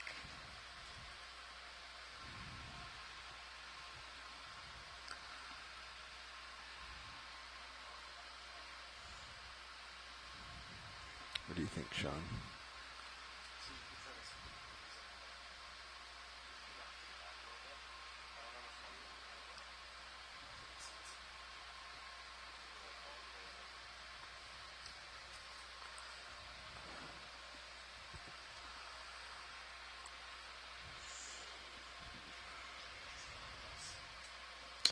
Yeah, that's what I'm trying to do.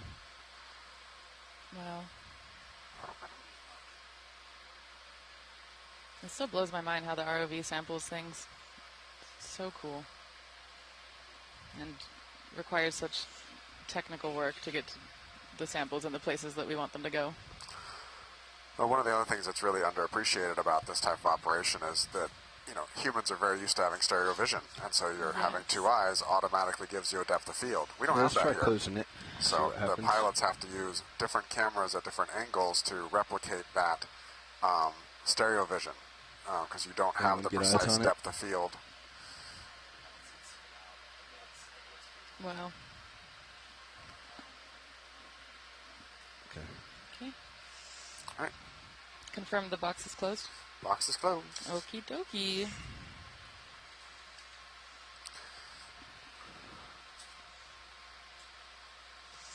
Okay.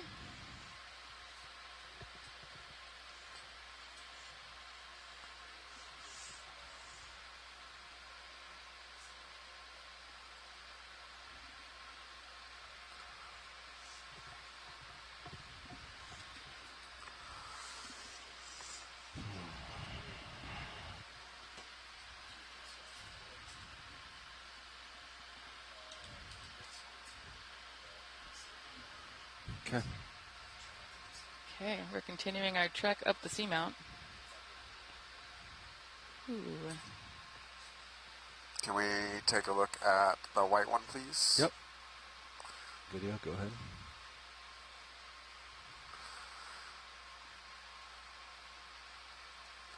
This looks like our first primnoid of the day. Partial. Primnoid.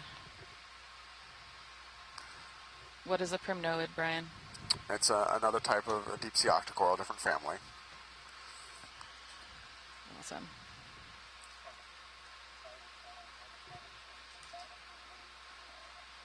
Go ahead. I'm not sure yet. Go ahead, video. So we got a couple Okeacanthid brittle stars here on the primnoid. Yep, they're up. And then in the background we got another paramericid with zoanthid overgrowing it.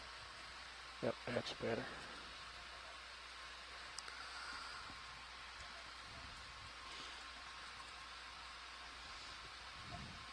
Wow. And the Ophiocanthids have those spikes. Yep. Right? Yep. Okay. Brian's been teaching me taxonomy. Which is a dangerous thing. Hey, you know? It's better than what I would get otherwise. All right, when video's happy with the shot, can we look down at the base? Video's clear.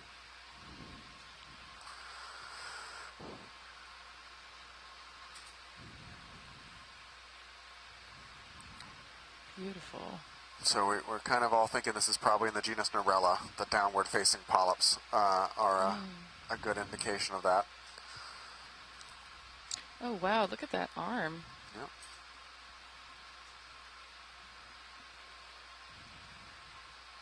Chris Ma, is this a Bracingid or some type of brittle star?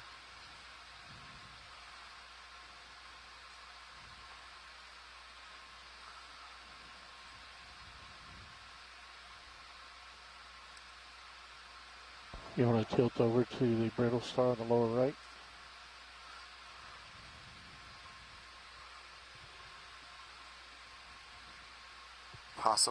That's possibly a retracted anemone. Oh. Very cool. So the green circular organism on the left part of the screen is potentially an anemone without its little tentacles sticking out. And to the left of the circular disc they're describing, there's a little stalk.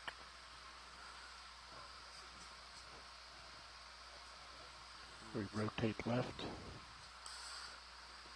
just on the bottom left corner. How about this worm? How close can you get to that worm? Are you full zoom? I'm not seeing the worm. I see it. Max zoom.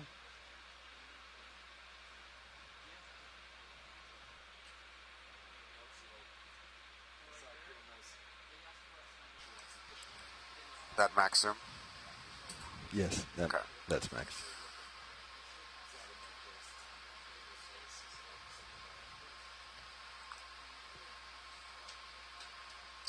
You know, I would definitely bet $5 that's a new species just because something so small living in the rocks like that. But we're not. That kind of worm?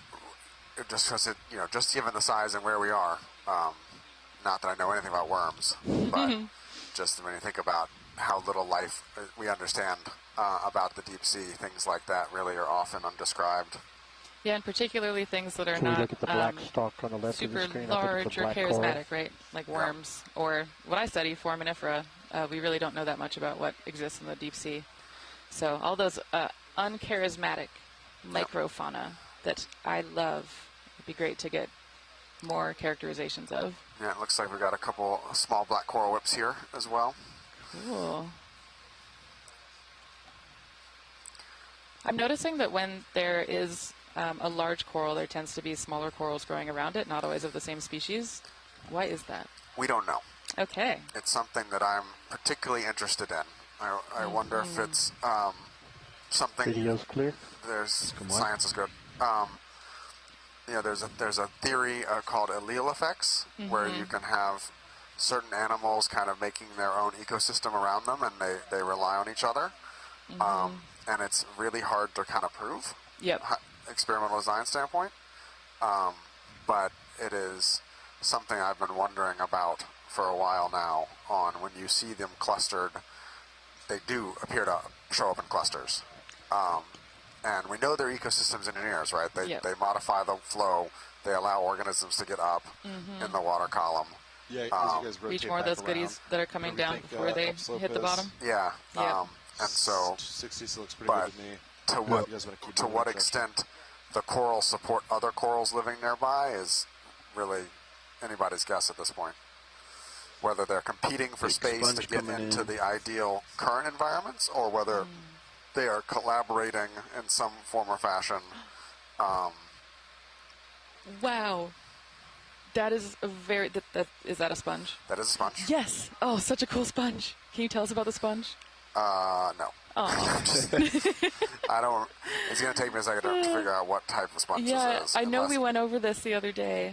It's definitely a hexagonal glass sponge. Okay.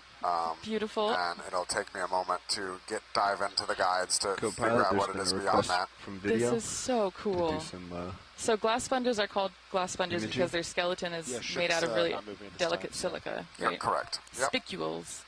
And I love the bulbs on it. This would be a nice is that how it takes in water? If we have the time. Yeah, so basically the water flows in from the outside and then comes out that kind of center opening. Okay.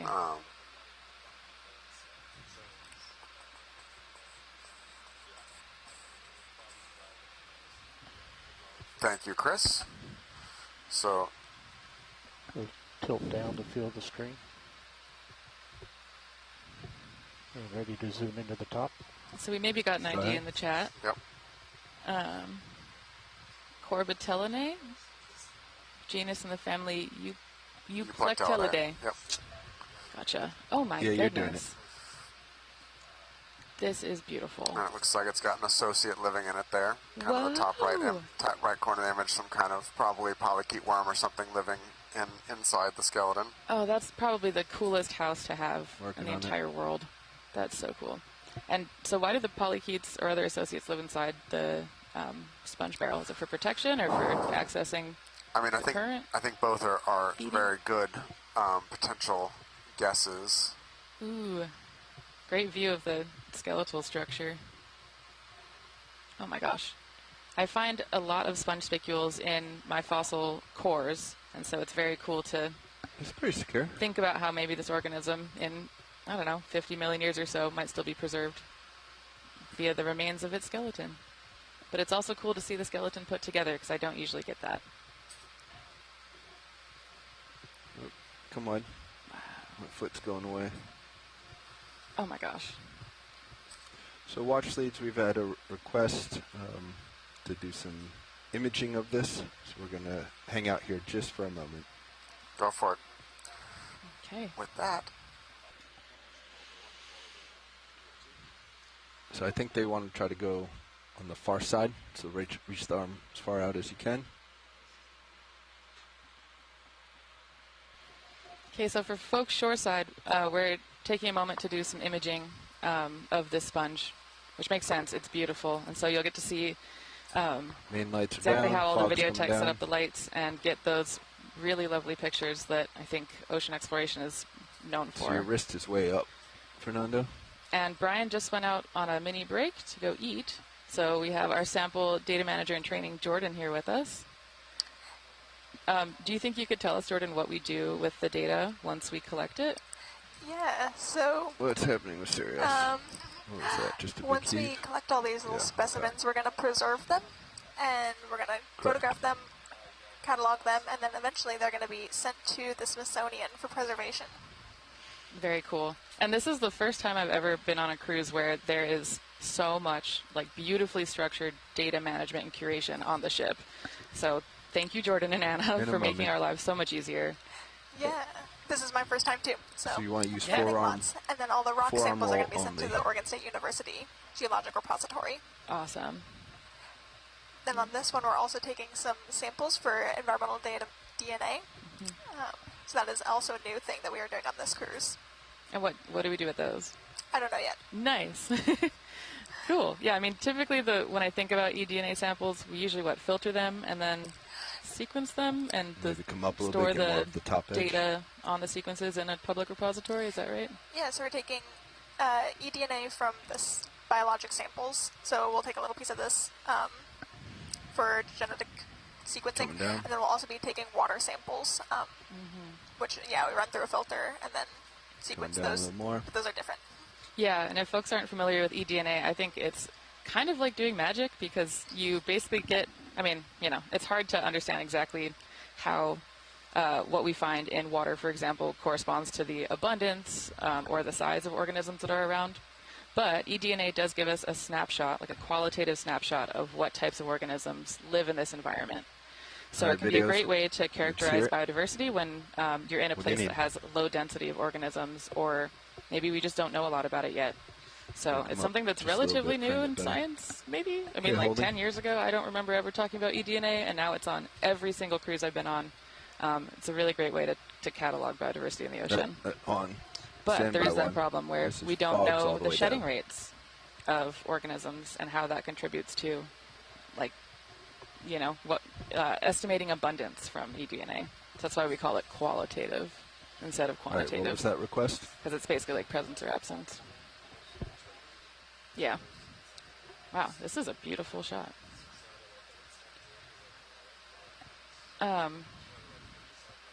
Okay, and so folks who might be joining us, we are taking a moment to get a really good image of this sponge, which was identified as Corbitellinae. I'm trying. Wow, that's cool. Jordan, what happens to the pictures that we take? The photos and the video also are stored with NOAA's NCEI's, the National Centers for Environmental Information. So all the images and video are publicly accessible. There's a data portal that you can go to and access all of it for free at any time. That's so cool. I think that's my favorite part about ocean exploration is just how quickly you make the data available and how all of it is public access, live streamed. You know, folks can watch this from shore as we're doing it. And let's zoom straight. Yeah, I love the accessibility mission of OER. Big proponents of open science. Yeah, super cool. On the right-hand corner. Yeah, I'm trying. I don't have much pen control here. Ooh, extreme close-up. It's so cute. Yeah, I love just looking at the skeletal structures. They're so pretty.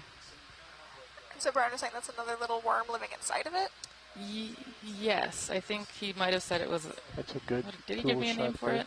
But it is a worm, potentially, living inside of the sponge. And I asked him why they do that, and he said it's potentially because of it being a good habitat where they're protected, or it's a place where, because the sponge is sucking in a bunch of water to filter heat, they can benefit from that by standing in the current that the sponge makes, or sitting in the current, I guess. So it sounds like there's a lot of symbioses in places like this in the deep sea, and for science terms, when we say symbiosis, a lot of the times we'll think about like positive stuff. Edit, do you want anything? It just is a broad term for any sort of organism-organism interaction. So yeah, can we tell? Yeah, there we go. If the worm and the sponge are both benefiting, then it's mutualistic. Hang on, sorry, I have a lot of. But I'm not sure. Okay, because I don't do that kind of biology. If you can, yeah. Let's come wide rolling. Whoa! Oh my goodness! Wow. This is so beautiful. The drama. I love it. Wow. Might need you to readjust the arm, Fernando, after this. Oh. Cool. We can hold here. So, Jordan, this is your first time on an ROV cruise? It is. Me too. So how is this different from other cruises that you've been on? So the only other cruise I've been on was just a mapping cruise. I'm gonna so we're doing multi-beam sonar and subwater profiling and the water column sonar. So we're just doing those 24/7. So this one we're doing mapping during the evenings and then ROVs during the daytime. So it's kind of multi-purpose, maximizing time on the ship. Mm-hmm. Yeah, it's super cool. We're getting really high-resolution bathymetric maps as we're transiting and filling in gaps that we I think bring it closer. Filling in gaps and then also using the multi-beam look at data to prepare for the dives. I think they were still talking over about here is what we're going the for. summit of the Seamount ended up being, not where we thought it was originally going to be. So kind of changing some of the shoulder and the forearm. plans Right. on the fly. So using I think your the roll is real-time fine. multi-beam data to Just inform shoulder in. the dive planning. Yeah, which is so cool, being on a ship that has, like, the ability to since it's get not on the bathymetric flat maps and high resolution. plane, I'm gonna when we're I'm not coming out able to places like get this, oftentimes we're using everything in data that focus, is a but little what I bit can get older, in or focus is maybe really nice. was taken on different instruments with less resolution, right? Yeah, and then, if you ever look at, maps of the ocean and it looks like Hold it's there perfectly filled with in, the it looks light. like we know everything, and that is very much not the case. So you're using gravity data, actually, to fill in a lot of that. So you're using gravity data and then also the sea surface data. Very so cool. you're kind of I'm trying out some focus using stacking. other things to right now. inform what you think the bottom of the ocean looks like, but until you map it, you really don't know. And how much of the ocean Rolling, has been do you mapped? want Do you have anything that off else the top while of your we're here head? closer? I think we're looking at a Once quarter she's finished, almost. just one Okay, more that's not bad. filling the screen, That's just not bad. basically tilt up. Okay. We still got a ways to go. Yes, Still we do. The effort stills that are it takes clear? to map is Okay. pretty Nope. high. We're out here now, and it's difficult and expensive. It takes a lot of people and a lot of expertise. Good shot right so there. Just Yes. hold that. Yeah, increasing that It's a number little is hot. hard. But Yeah. there's a lot of global interest the in rim. seafloor mapping.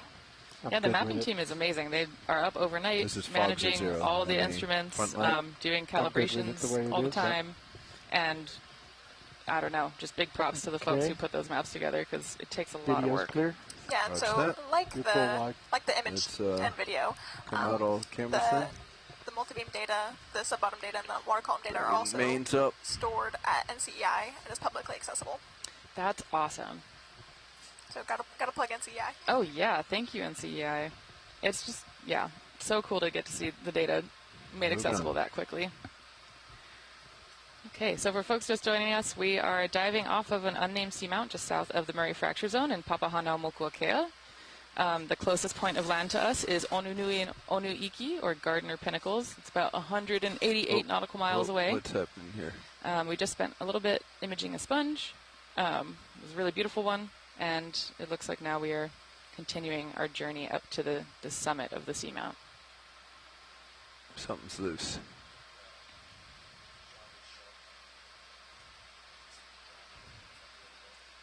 Hey pilots, could we zoom in on that coral that's in the middle of the screen?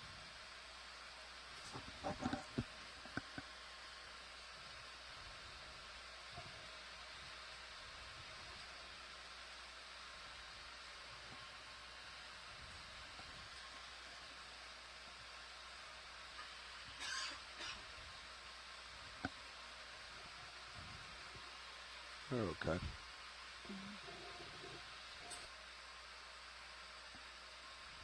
Pilot science asked to look at that our coral we just went over.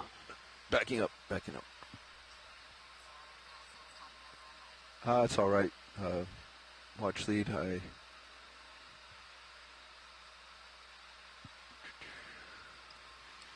Okay, so we're taking a moment to look at You some see of it, these Roland? other corals. That's the one just came into view at the bottom. Roger.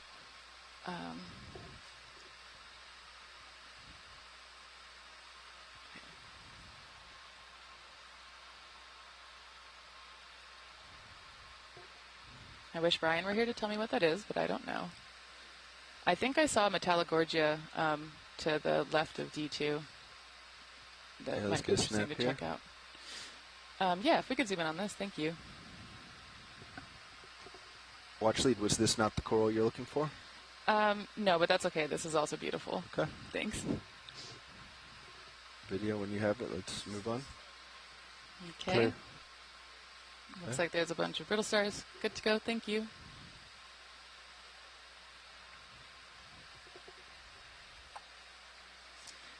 Pilot, could we zoom in on that coral that's on the top left? You got it. Thank you. Just above the lasers, this pink one. Yes, please. You got it. Wow. I wish I were a coral expert. I don't know what that is, but it's beautiful. It looks like it's got Yeah, I a think bunch of we- associates. I think we want to continue up for this one. Okay. Okay, let's snap. And then I think we'll go look at the one in the background next. That's a partial. Yep.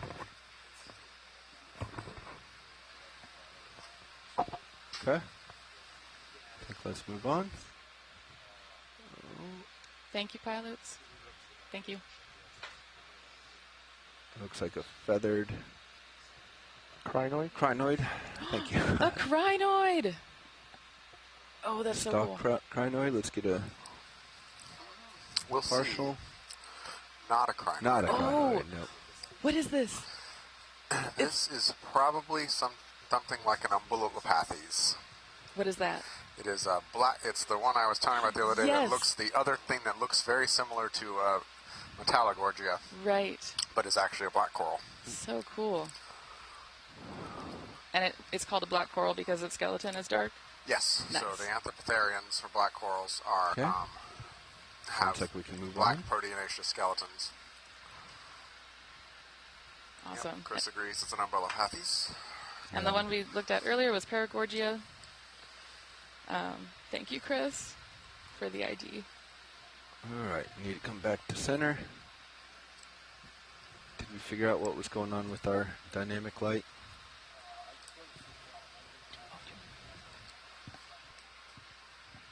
Okay. All right.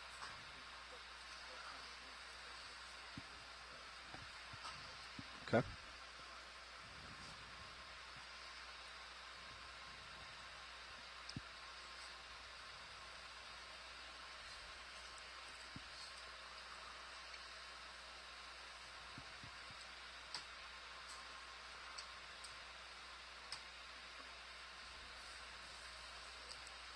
I think we're ready for a short move.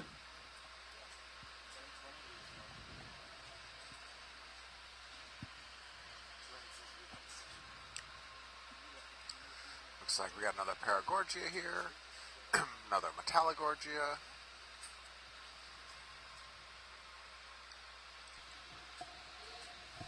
We are also now joined by our illustrious expedition coordinator.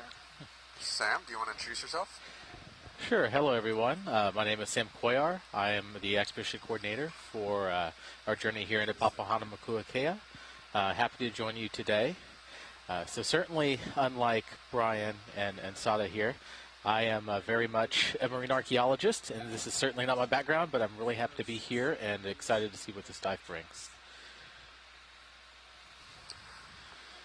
Can we look at yellow coral in the kind of fracture zone there? Roger.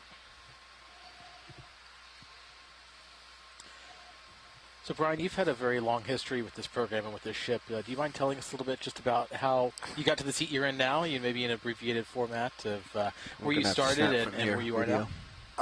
Yeah, so it's been an interesting adventure. All right, that looks pretty much like we sampled earlier, thanks. So I actually started as a NOAA Corps officer, driving the ship in 2010. So I joined the crab vessel just in under your lasers. January 2nd or 3rd of 2010. Yeah, if you want. And go ahead. this is a Decorator Pogorida, crab. Parapagorid, type of hermit crab. And it's wearing an anemone hat there as a shell, basically. These are kind of nifty symbioses here. Okay. Come on. And too far out over there. so over the course of my career, I kind of moved from driving the ship to then running some of the sonars, and then I convinced the So you got GFOE some team nice to let me stuff in sit the- in the navigator's chair for a while. Worked my way through a couple different stations in here, and then got into Come back to expedition those. coordinating. See Worked what's in closer. Sam's job for Glass a while. sponge. And then I decided I wanted to really get into science, and so I left ocean exploration for a while, and I got my PhD. And poof, they convinced me to come back. So it certainly seems you've seen the operations here on board Okeanos Explorer and here with No Ocean Exploration with a few different perspectives. Yep. Pilot, can we get to sponge in the center top? Yeah, I think we might have to come back to that one watch lead. I'm pretty far out at my tether at the moment. Copy that. I'll make another pass further on in just a moment. Yeah, I have definitely. I think the only chair in this control room I have not sat a watch in is the pilot chair. It's good for us that we have such trained pilots and engineers that help us exploring this deep part of the ocean. Here from the Global Foundation for Ocean Exploration. They are the ones who build and maintain and operate our Early on, vehicles, and they do such a wonderful job to get us here on the seafloor to see such wonderful things here in this environment. Yeah, I'm way too far out. I'm going to back up.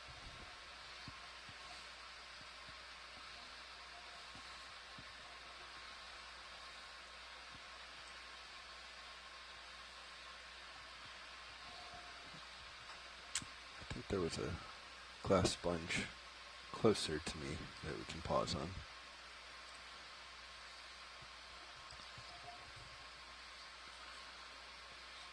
There it is.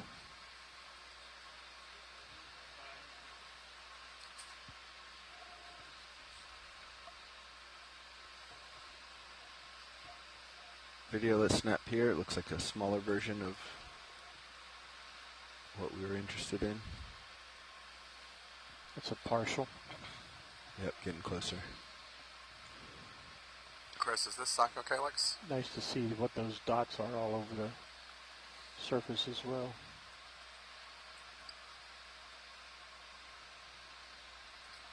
I'm creeping in closer and closer. Yeah, the density of barnacles on this dive is pretty interesting. I've seen this once or twice, but it's rare. It seems like almost every rock has at least a couple of hosts. Yeah, I've seen a couple. Yeah, so this is a type of euplectellid sponge called Psychocalyx is the genus. Very pretty sponges, but I think we're good, pilot. Thank you. Roger. Let's do a tight. It looks like Chris on the chat is agreeing. Chris Kelly is agreeing with you here in the chat. Yeah, these look like the same barnacles we probably on the rock sample we collected at the beginning of the dive. You can kind of see some of them have their feeding tentacles or cirri out there. Those little fuzzy things that are kind of hard to resolve. Sorry, Roland. Sticking out there. Stabilize. Can we kick on? It looks like they're looking for any kind of hard substrate to be able to 90%. adhere themselves to sit and feed as the current goes by. Yep. Co-pilot, can we get the fog lights at 90%? Are any of the species that we've kind of observed so far on this dive, 90. are they indicative of a certain type of environment here on the seamount, as far as a higher flow, as far as currents, or a lower flow? Okay, video's clear. Or is it hard to tell kind of with these species that we've observed so We far? really haven't done a lot of just finally got stable. hard research on that where I can say definitively, but in my own kind of mental classification system, this looks like a pretty low flow environment. You see the metallogorgias, the umbellulopathes, the things with the big stalks that have the broad areas that kind of move around. The bigger one? There it is. And then you can see I'm not seeing any bed forms in the sediment, even though it's still, even the kind of higher rocks have a little bit of a sediment drape on them. This all feels pretty consistent with a lower flow environment to me. And would you expect, say, if you were in a higher flow environment and you saw those telltale signs, would you expect there to be much change in the speciation of those areas? Again, we don't really know definitively yet. That's something I'm kind of curious about. The hard part is we have such poor measurements of deep sea corals, corals and currents. So, like, we don't have an effective way to measure current from a vehicle like Deep Discoverer. Okay, go ahead. And so the little bit we know are you know, from mooring stations and stuff like that, but the expense and complications of deploying an acoustic Doppler current profiler or even some of the newer tilt current meter designs really limit our ability to kind of do the hard science to make sure that we know these growth forms are or are not current specialist. Thank you, Bobby. That's all I think we need science. Video, you clear? Clear. Yep. So that's something that I think that's a real growth area for the field of deep sea, you know, habitat characterization and biogeography is better understanding the current flow and having cheaper and easier ways to measure current flow in the deep sea is, I think it's a critical thing there we are got to two do better larger of. things here. I see them. Serious view. Yeah, it seems it also leans to a point to where, you know, it's more exploration, it's more scientific sensors to be able to make a better characterization of the habitat and what lives there at that a certain place in time.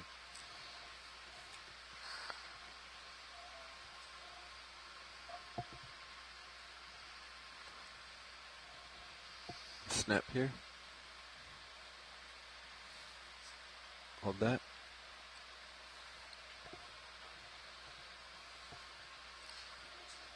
got another glass sponge here with several different brittle stars Look at living on the those. outside.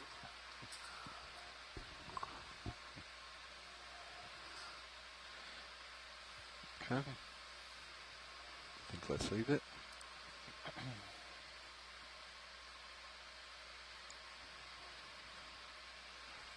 It's amazing. It's just the different types of structures a lot of these glass sponges can have. You know, Yeah. the variety that they can carry. That was some type of rosalid. Can we look at the white spindlier one on the right? Yeah. So it looks like it drops off there. Were we on the local high at 060? Is it time to... It may be time to turn more east.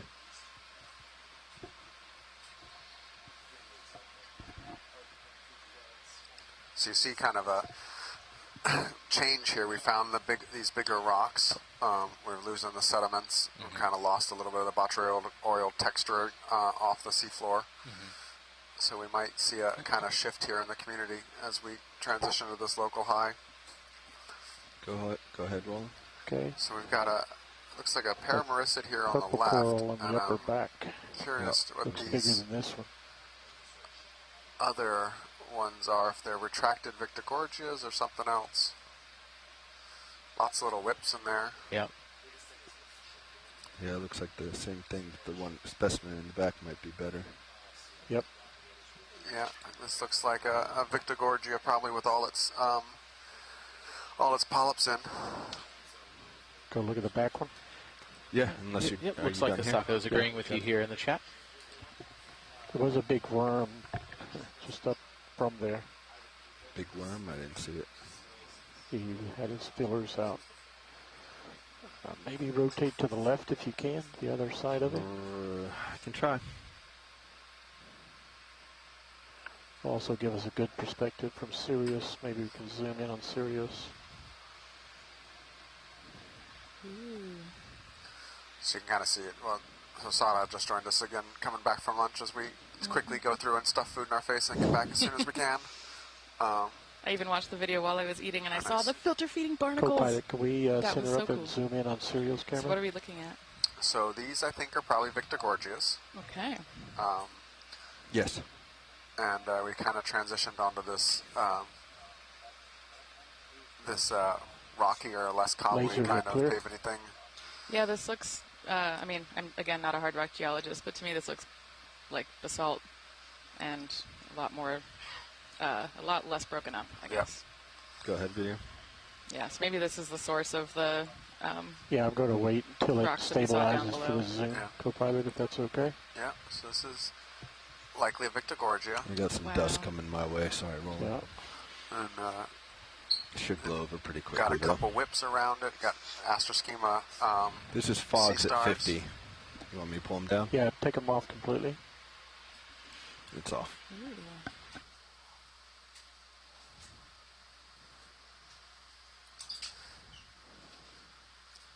Is the astroschema sea star moving because Zooming it's in on annoyed at Sirius. D2's current that it's producing? Or it could just be doing its thing. You know, Doing its thing? I have seen them be annoyed, and when they do, they Yep. sometimes jump out and jump off, bail off the So, coral. Oh my bring the gosh. fog That's lights rare, up to but- 30%.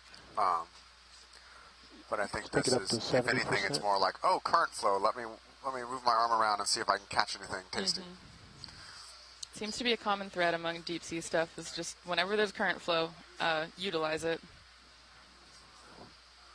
And if we could tilt the main camera down to the center of the stock, right there. A little up to get the Gorgeous. brittle star base. Good.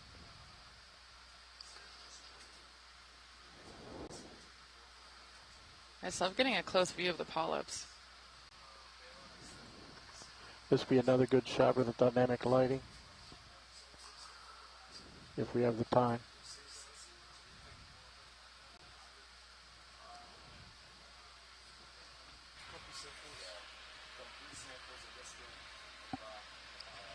No.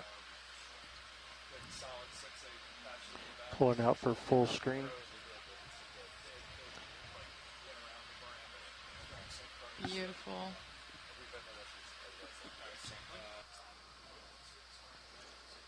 What's the coral in the background to the right? Not sure. And I'm thinking it's some kind of whip Tube chrysogorgid. See how the polyps or the polyps sort of knows a bell shape almost. Right. But that's a little bit of an unusual growth form for for chrysogorgids. They come in that shape, but it's less common. And then there's a sea star also on the rock just behind the Victorgorgia. Wow. Potentially some type of goniastrid. So is the growth forms that you see across Chrysogorgia, are they typically affiliated with like a type of species? Like do species tend to grow in one way or grow in different morphologies based on where they're living? How does that work? So generally they have the species has a growth form, Yeah, let but the Levi sometimes drive the like light when they're younger mode. they look like another one. Wrist, It could also, that one in the back could also totally be a bamboo too. I'm going to pull you full wide so you can see what Can't you're tell at. at this thing. So we're going to set up and Shoulder try left. the new arm light here. There you go. Shoulder left. Like the azimuth bow. It looks like Chris Kelly said maybe it's an unbranched bamboo. Video, you ready? The one we were just talking about? Yep. Ooh. It's good stage lighting on the Victorgorgia.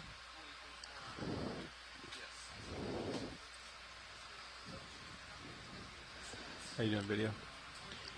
Doing good. All right. Co-pilot swapping out, but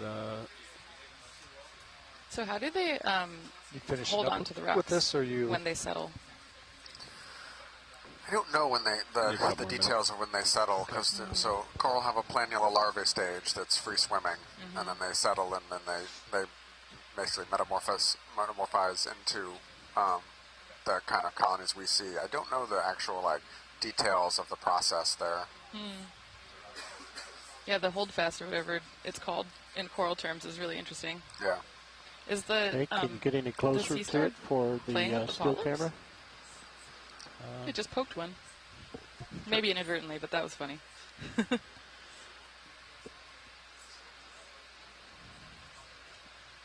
no, normal lights back rolling. Yeah, bring up the fog lights at 50%. There you go. That's a lot of associates. Maybe not. Okay, I call that good for video. You may want to move closer if you can. Wait till you see one that's loaded. Oh, no way. For the still camera? Have you ever seen one so loaded it's like bending over? They're pretty neutrally buoyant, so bending it over. But I have definitely seen ones that you were surprised it wasn't. Yeah. And do they get in the way of the polyps being able to filter feed? Again, that's an interesting question that we don't have a really definitive answer for. Science is happy when video's happy. Right. So sometimes you will see where their arms hold on, there are less or no polyps left. But there has been some really interesting work from the Gulf of Mexico where so I was told that you turned your head, corals John, associated that had brittle star associates fared better in Deepwater Horizon oil but spill. you were originally looking at the 060. hardest evidence we have in if you want to call terms any of shots for the still camera. Some sort of mutualism? Yeah, some kind of mutualism versus just a commensal relationship. Very cool. But I don't know. I think there's a real scale here because you totally can see sometimes where there's fewer polyps where the brittle star holds on. But we know from those studies that at least in certain conditions, the brittle stars do provide benefit to the corals as well. Auxiliary light? Correct. Yeah. Let's bring the fogs completely off. Give and take. That's one of those really interesting things about, there's a lot of really fascinating research coming out of shallow water corals looking at the relationship between shallow water corals and their photosymbionts. Historically, we've been called zooxanthellae, and the whole range of symbiotic relationships that can occur with the same two partners in different conditions can range from parasitism through commensalism through mutualism. And understanding the nuance, the control of those things is a really interesting emerging kind of field of research right now. Really beautiful shot here looking at the different at the different polyps here. You can see the really distinct octocoral polyp shape here very clearly. That secondary kind of little lines you see coming off the individual tentacles is a diagnostic criteria for octocorals. And you can tell them from the difference from the black corals and the hexacorals by the presence of those kind of secondary features. Wow. Oh, there's one of those fish again. Is that the same that we saw before, or a different one? This is a type of cusk eel. Oh, cusk eel. Okay. You can get the arm stuff out. And are they often associated with these types of corals? I don't know about the individual corals, but these type of environments, they are very common. Very, very common family to see at these depths in these kind of near bottom conditions. Very cool. Lasers on.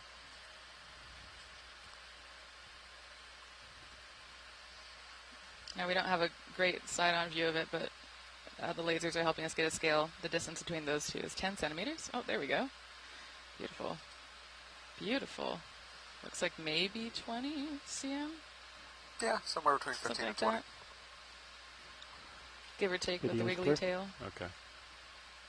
Right. Thank you very much. All right. Onward and upward the hill. Onwards and upwards. Are those a bunch of Metallogorgia in the sideline? A couple there. Cool. What's that over there?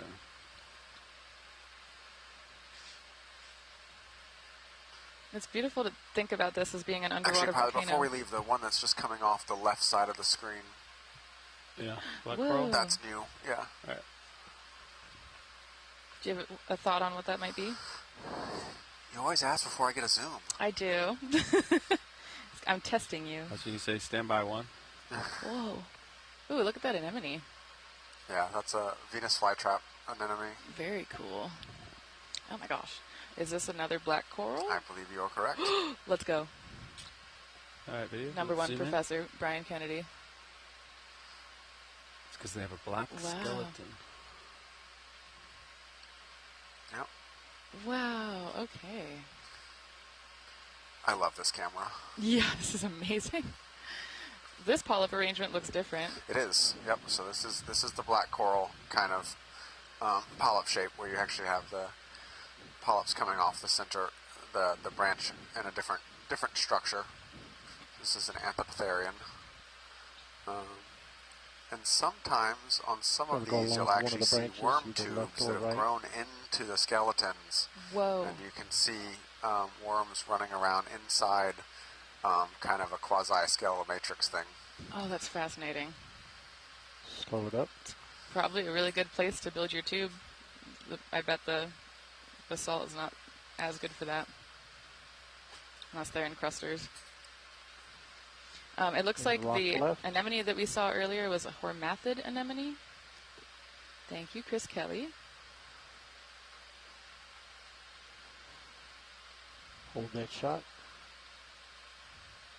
Do we know what gives the skeleton that black color? Off the top of my head, I do not. Slowly pull out. That'll be for my Google search later this evening as I fall asleep. I don't see any of the parasite things. No, nor do I. But, I mean, there's a lot of it unsurveyed yet. But So feel the screen.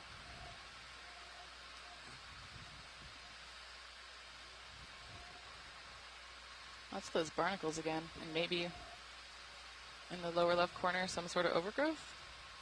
Maybe. Can we look at the whiter spots bottom left on in the rock? Barnacles. Ready when you are? Yeah. Yeah, that. They're all closed. Oh, is that sediment? Up there's some open bottom right. Not sure. Yeah. Might have been where some kind of like some mucus net or something landed, like a larvacean or something, and has just attracted a finer grained sediment or something. And all right, thanks. Thanks, video.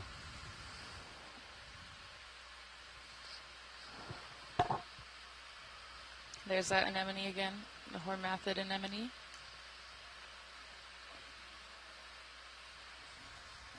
Roger.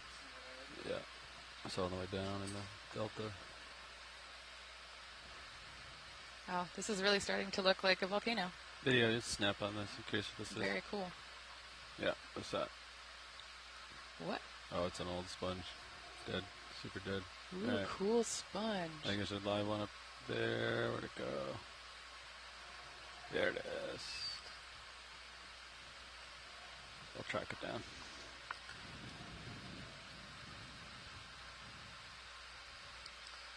So we're continuing our journey up the Seamount.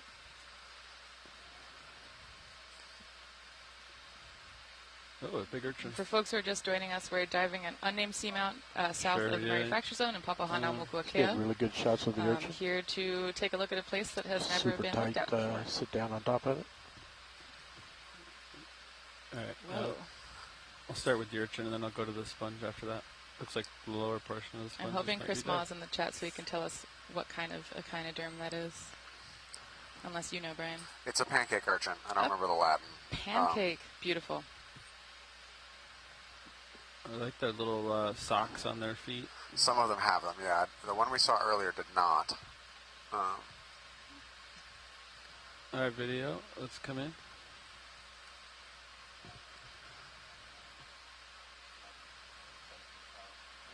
Alright. Oh, cool. Wow, this camera is amazing. Look at that. You can see all the spines moving. The operators aren't too bad either. The operaters of the camera are certainly also not amazing. humble. Yeah, this one is a 18 times zoom. Oh, okay. We're at 18 times zoom. Yeah. Wow. At how many? Almost 1,800 meters depth. Yep. Okay, All slow right. tilt up. Science is happy. Dodge. It's pretty low oxygen here. We're down in the 2.5 milligrams per liter range. Oh, wow. Which is lower than I would have frankly expected at this depth. Ooh. Hold there.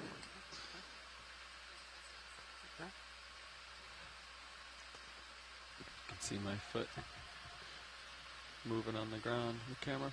Alright. I'm clear, rolling if you want to. A little bit more. Can we get the fog lights at 50%? I saw no change. Yeah, I think it's because it's so low. Too far out. Okay, let me get full screen. You can kill the fog lights. To the sponge Rite. next. Tilt down full screen. Yeah. Do you know the lowest oxygen tolerance for these types of octocorals? Off Off the top of of my head? head, no. Generally, when you get down around 2 is when we really start considering it kind of approaching anoxic. Okay, video's clear. Thanks, video. And I'm going to move to the sponge next.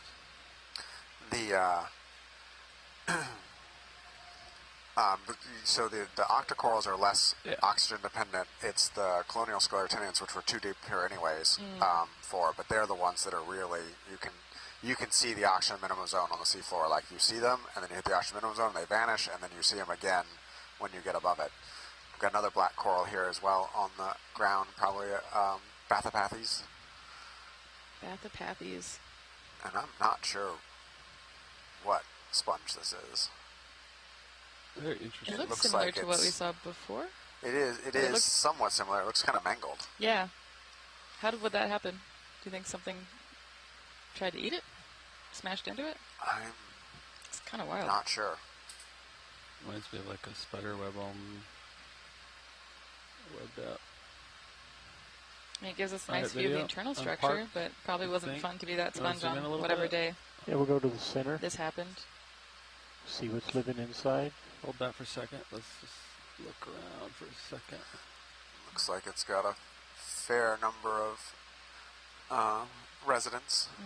All the little pink spots Going with that are pink one on probably the some type of upper worm right of or center. crustacean living in there. Going in tight. Huh. There's like little anemones. or Oh, little wow. cocos. What are they? Yep. Go right. Looks like they're anemones. Oh my goodness. Anemones. Anemone. Can you roll right? Whenever I try to say it, I remember the line from Finding Nemo where they can't pronounce it. Oh, and it's got some sediment stuck in it too. Yeah, quite a bit. I'm going to try to find a different one wrong. Yeah, we're Interesting. losing the one I was after. Yeah. When I turn right, it There we go. Okay. Wow, what a cool community. Getting pretty close to the lens here, so you know. Cool. Tilt it for the still camera. It's a good positioning. All right. Can we get a shot of the base before we leave? Absolutely. That's a little Art, psychedelic sponge. You want to take a Oh, still? cool. He's already good with that. Yeah. So. We're trying to figure I'll out go for the base next. if this is what this is. It's in the family Standing Euplectellidae, by we're zero. pretty sure, but Let me back not up, sure the get genus lower. yet. All right, zoom in on the Chris, base. I don't think it's stalked. I think it's just dying. Looks like it was sponge all the way to the bottom. It doesn't look like a distinct stalk. So JD, it looks like in your sonar that features a little bit Yeah. more to your starboard. Just covered in So sediment. maybe our next move will probably do, I don't know, Right. zero. Science is We happy, were thanks. doing 060, so Video maybe flip. like 075, 080. Follow that. You on board with that? Ooh. All right, zoom out. Another pergorid. Yeah, With just its a little bit anemone. to your right. I still can't believe that that's the thing. So the pergorids where anemones is shells, right? More or less, Small yep. 10s That's and so 15s. wild. Yeah. You want to line up? And there's with another that? one of those hormathid anemones in the background, maybe? Yep. Okay, we're learning. We're learning. You're picking it up quick. I try. Thank you. Good teachers all around. Oh, that's a good start. It's really cool to see this because Is that bang on? oftentimes when we talk about Okay. the oceans from a paleo perspective, we typically don't talk about seamounts because there's not very many fossil records from seamounts exposed on land. And the few records that we have come from coring expeditions where they cored into Bridge, the are we down? carbonate cap on top of guyos. Hey, Bridge, things like like to that. request a ship move, please. Range 10 meters, But it doesn't mean bearing that 075 degrees. there's not speed fossils in 0.2 these environments. We knots. just haven't been able to access them before. Good sized Brisingid sea star coming up here. Wow. Good copy. Thank you, Bridge.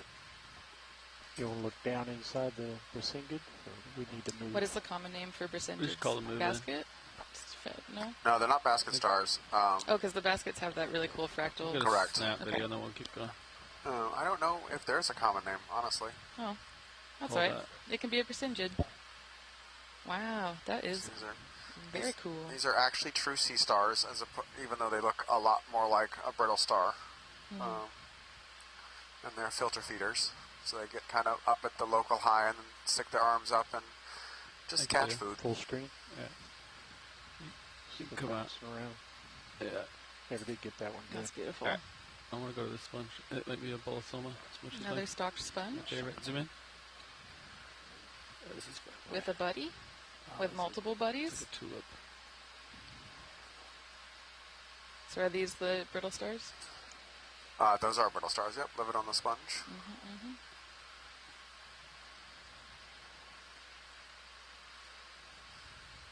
I think the front row called it. I believe this is a bolosoma. Yeah, that's my favorite. Nice. Good. And actually, this is our first crinoid, it looks like. No,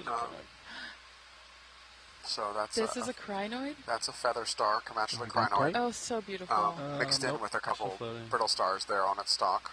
Wow. Cool. That's so cool.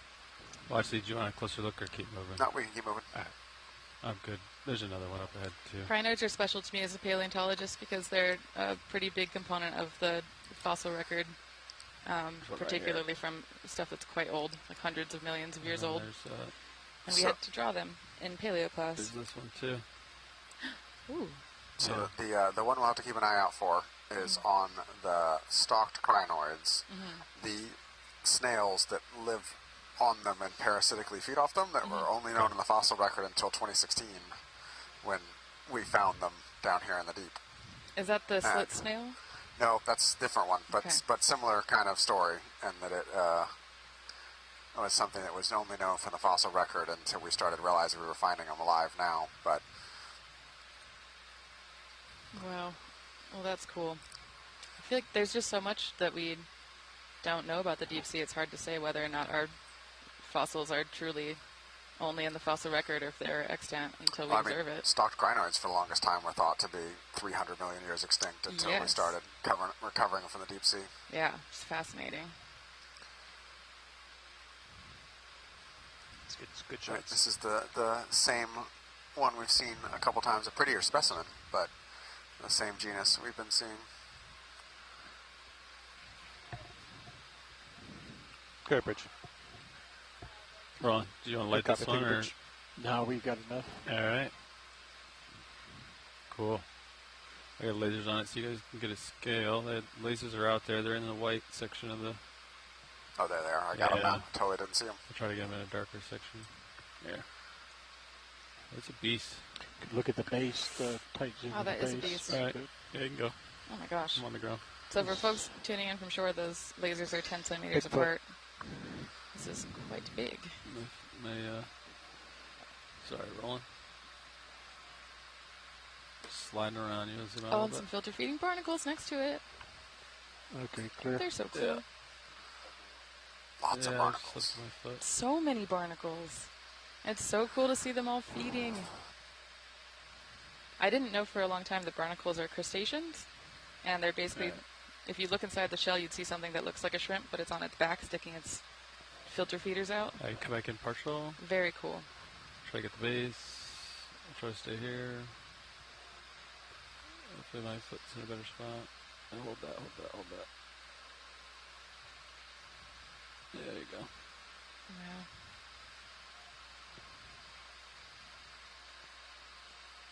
Video's good. Alright. I see a pretty good, interesting thing to my starboard. Might need a little more tide to get there, but we can take a look. Might as well do a spin about this one here. We're doing Your a port quick circle lower around is the still sponge. Yeah. stowed a little bit. Copy. Very cool.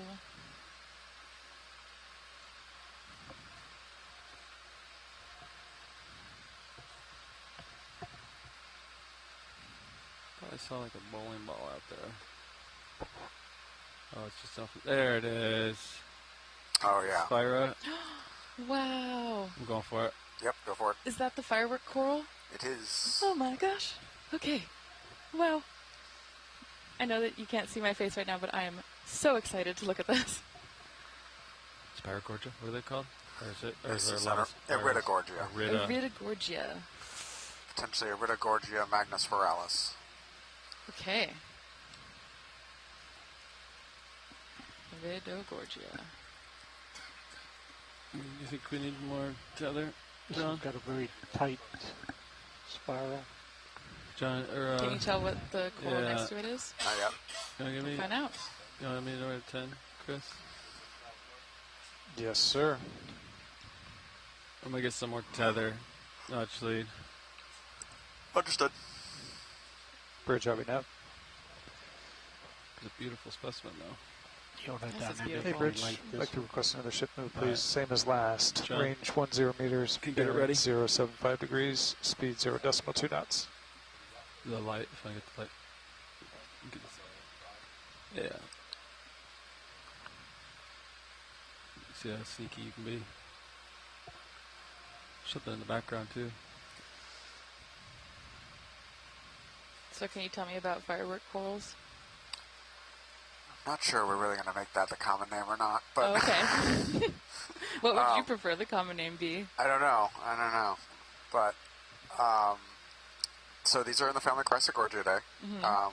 They are, I think, one of the prettiest out there. Most people seem to think that they can get really big. This is a relatively small one.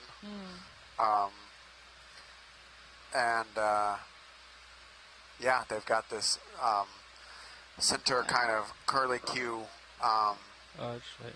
Or too curly far Q out for kind the of extra skeleton, light which is pretty consistent.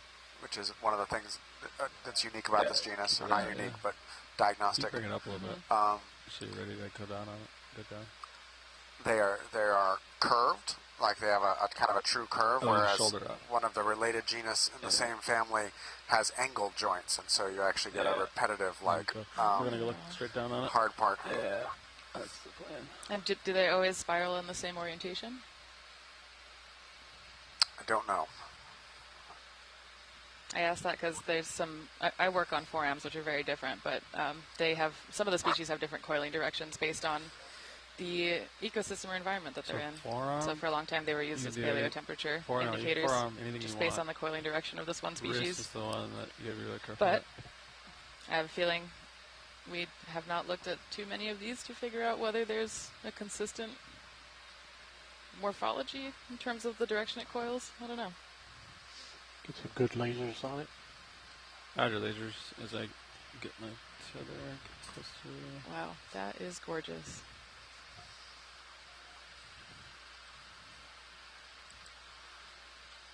Let me see if I can get low and get a nice side profile of it. Like that. Try to kill the lasers for a second. Wow. There you go, Art. Go ahead, Rich. This is on the smaller side. Yep, Good there's copy. another Take one. it, Rich. There's another one back in the black in the top right too. Wow. If you want to set up and do some beauty work on this, that's fine with us. Okay. Yeah, this is a beautiful specimen. Do Yeah, these tend to have sort a of get the preferred camera depth right up zonation inside of it. that's distinctly different Just short of touching the lens. than what we saw previously? So yeah, there definitely has a depth. It's a pretty broad generalist. It does have depth ranges. I don't know off the top of my head what they are, but it's a pretty wide range. That's cool. Generally, once you get below about 1,000 meters, the depth ranges are pretty wide. Once you get dynamic lighting between the surface and 1,000 meters, you have a tighter depth zonation. So you see a lot more specialization in the mesophotic once you start having that very clear vertical gradation of how much light's available and how much the vertical migrators and stuff concentration. Once you get below that 1,000 meters, it really kind of broadens out on. You get depth ranges in many hundreds to thousands of meters. That makes sense. Can we think of these as maybe, I guess the way that I think about animals that have large depth ranges is that they are opportunistic, or they're maybe able to better survive in extreme environments than the stuff we might see at shallower depths. Do Sorry, these? say that again? Oh no, go ahead. I was just wondering if these corals have any adaptations that help them survive ready at to go for a tight these deep zoom depths here, that might Let's be get on different the, from what we'd center of see the stalk. at shallower depths in corals that are in a similar. They have some, but it's really actually interesting temperature. So it's less the pressure here of the temperature. So lovely. I call them deep water corals, but I'd go straight down. Or deep sea corals, but a lot of times I think the more correct terminology is cold water corals. Because you can see some like paragorgids and stuff up into the, Minizus has a good view here. 40, 50 meter range Right. sometimes in cold water environments like fjords in Alaska and stuff like that. So it's much more of a temperature thing. Like if we bring them up to the lab, they do really well if we keep them at 2 or 3 degrees Celsius. If we warm them up, they start not behaving so well. Wow, that's fascinating. I'm going to pull you out. Speaking of temperature, we're at 2.2 degrees down here right now. Nice and brisk. Yeah. So we need to rotate the I'm light glad more D2 has into her the insulation center on. of the bush. How's the R3 doing that low What's light? the dissolved oxygen? I think you said it earlier. Still hanging around 2.5. Does it look good, Lord? Not yet. Which is on the low side. Shoulder right more, I think. And then we'll twist it left once you get over it. Right there. Now let's tilt up a little bit. I'm zooming in. Back to the stalk. Oh, okay. See how it's hottest up there? Yep. Hold there. Okay. Oh. It's going. Still Oh, moving. it's moving. The whole specimen is Oh, that's beautiful.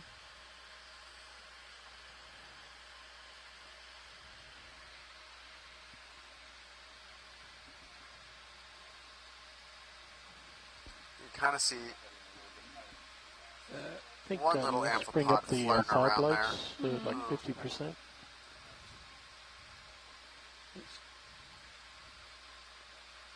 Often the longer you look at these tiny corals, the more you find. Just a reminder, pilots, that Yeah, they top really are of the just mountain is our listing a whole priority. community of other we need to be organisms. selective with our cinematic.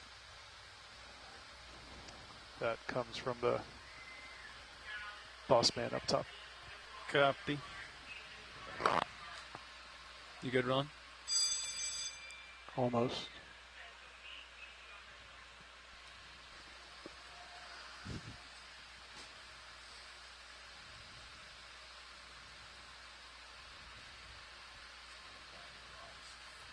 The amphipod is jumping around in the polyps. Oh wow, I love how the barnacles are lit up. Looks like stars.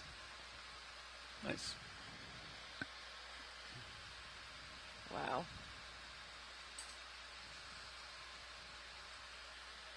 Well, and I think this is the point of the dive where we all realize we have a goal to get to the top of the dive, and that we've only made like 20 meters of lateral progress.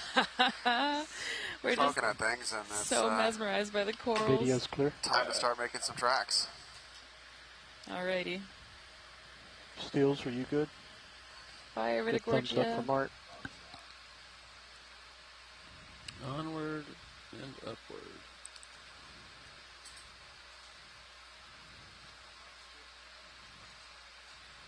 Ash. There's another one. That one might be less. Do you think it might be younger because there's fewer coils? That or it's potentially different species. Ooh. So we're thinking about genuses here. Mm-hmm. This could be a different species of Iridogorgia.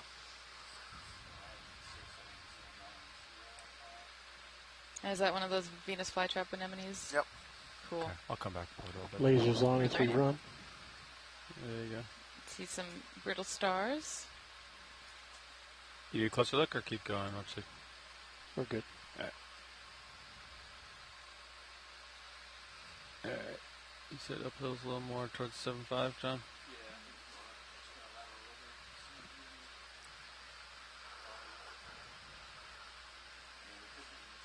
Yeah, I mean, it looks like there's, honestly, there's starboard even looks uphill.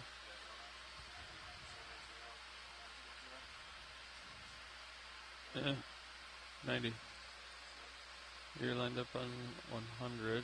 Oh, and as we're moving, it looks like we got in the chat Yeah, let's do that 100. they're 15s. the thinking is that Iridogorgias all coil in the same direction. Yeah, 15 meters at 100 degrees. But the angle might 50 vary meters. based on height. Cool. Bridge, are we now? What's that? Another Hey, Bridge, we'd like to request another What ship is move, that? please. Something Range large. 15 meters, bearing What is that? 100 degrees. Whoa, what speed is that? 0.2 knots. That Ginormous. What? Copy all. Thank you, Bridge. Wow. Are you getting this? have never seen one of those Houston. anywhere near that big. Houston, you see What this? is it? This is This massive. is Solitary Hydroid. This is like the largest Lasers on. solitary hydroid I've ever seen. Yeah. I've never seen anything this big. This is huge. I've seen these much smaller. Oh my gosh, like that's an order huge. of magnitude. By an order of magnitude. Yeah, yes. Wow. Normally these are like dark red. Lasers on Okay, the so base. those two lasers showing us 10 centimeters on the scale. And then every time I say let's make some tracks. Yeah, we find something so cool that you can't. But yeah, this is certainly Lasers on the base. substantially larger than any you one got of enough, these right? I've ever You seen ready to stop before. the ship? Wow. 15's Yeah. too far. Yeah, go You ahead and think? stop the ship. You're staring at him at Stop 30. the ship. Yeah. We want to look at the hydroid. Pirouette to round to the left side. Let the ship move a couple meters and then Yeah. stop it. This is unbelievable. I'm just going to throw that out there. I'm with you. I've never seen anything that comes near this size. I mean, these are not, solitary hydroids are not all that rare, but normally they're on the order of like 20 centimeters. Roger. Oh my gosh. Not Can meters. you frame that nice for Meter. Art? All right, Art, I'm going to start with you. So can you tell us a little bit about hydroids? What are they? They're hydroids. Yeah. I mean, they're We'll start with the They're side hydroids. profile for Art. Try to keep the base in field. Lasers clear. All right.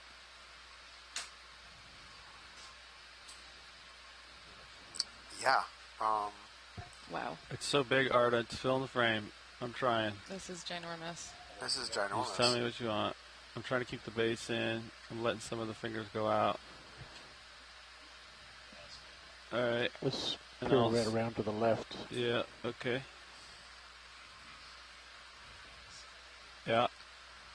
Coming over port. I'm just speechless. Like I thought we could probably we see these let it run commonly, because but they're you're looking normally out so far. Yeah. just way smaller Yeah. than this.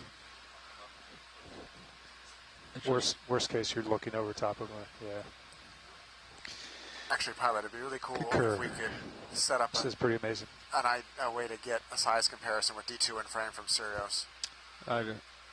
Yes. That would be awesome.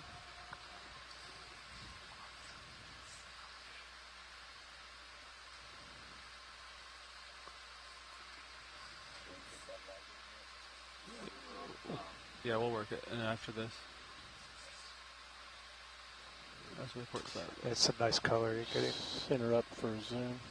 Asako I'm is wondering working whether with this the is still right now, Ron. Branchiocerianthus. Just give me a second. Go ahead, Bridge. Good copy. Thank you, Bridge. Wow. Ship's all stop, pilots.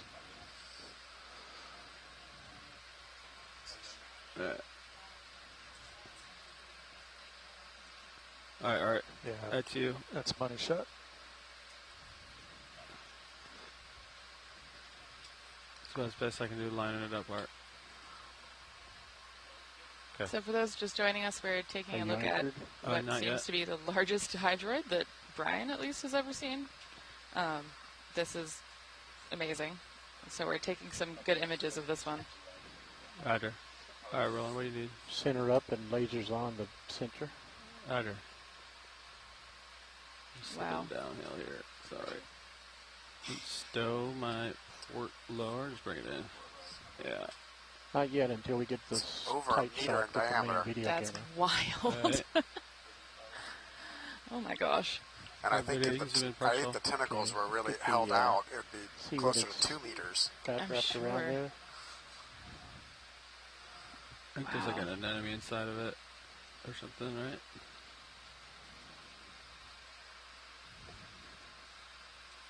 What is that? It's a scale worm. No. Very big scale worm. That's a scale worm Lasers clear. living in it. I kill lasers. John, kill him. That's so cool. That's also a pretty That's a huge scale big worm. scale worm. Yeah. You steady? Oh my goodness. Oh, there's multiple. Or is it the same one curled all the way around? Oh yeah, maybe. Oh my gosh. Oh, that's huge. That Right. scale worm's You got to sneak be down 20 out. centimeters Just long sneak if it. it's the Yeah. same one. I think you're right. I think it is curled around it. Oh my gosh, that's massive. All right. Is the ship done moving? Yes. We have been for a few minutes. Sirius is done moving? It's probably This is so just cool. about, I'd say, in the next 60 seconds. Yes. Basically everything out here that's standing up off of the bottom is potential habitat for Yeah, everything absolutely. else, right? I mean, totally. Okay, ready for dynamic lighting? So cool. Wow. This is beautiful. I'm going to try to stay right here, John. You do your magic. I can get your mains if you guys need.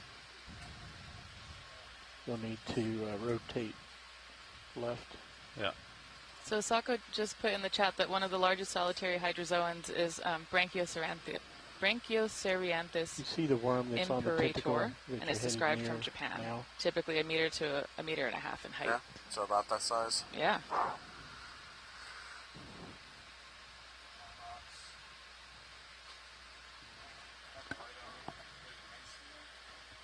Yep.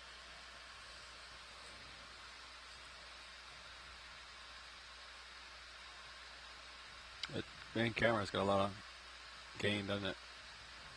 That's all iris right now. Oh, iris. Ooh. I guess that specimen of, or that species of hydrozoan was collected by the Challenger expedition, which was in the late 1800s. It's always amazing to me how many things they did describe. We found, I was on Nautilus in Palau late last year, and we found this crazy thing we could not figure out what it was. Took us months to figure out what it was, and then we found out it was a species of tunicate that had been described by the Challenger expedition. Of course. And only seen like 10 times since then. Zoom in, but- or what do you want? Wow. The light is a Yeah, little hot I think on the some top. of the ID I've guides got that I Art's use opinion. for identifying Pacific foraminifera come directly from the Challenger. I think the light's a little hot on the Pretty top. wild. Wanted Art's opinion. And those specimens are, Or or their just bring samples the- you can bring the light down. access. I think they're in Percentage. the Natural History Museum in London, in some Yeah. cases. I don't know. And The then U.S. had its own kind I'll of put version the of the stalk on the far right of the screen. Challenger expedition a few years I'll later work called on the that. U.S. I'm Explorations turning left, Expedition. John, so you know. That was I for how think many you years? guys It are was all 3 or set now. 5 year round the world journey. Pull It out, did the first mapping fill the of San screen. Francisco Bay. It did some of the Actually, first I am mapping of full wide. Fiji. It's largely credited with discovering that Antarctica is a continent and not a set of islands Try to just let in the top of ice. it. Yeah. And it was actually, the Smithsonian was founded in order to do house it all out the in Asia. specimens that expedition brought back.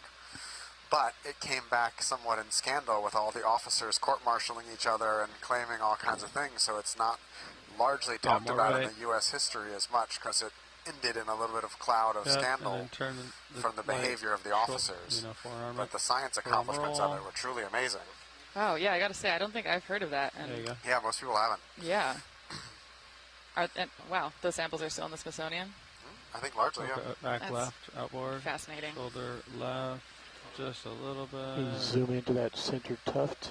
That's good. Up until this program, NOAA Ocean Exploration was founded. That expedition was the largest dedicated ocean exploration project beforehand, eclipsed by this program, and it's You watching over Sirius, almost Chris? 20-year history now. Thank you. Wow.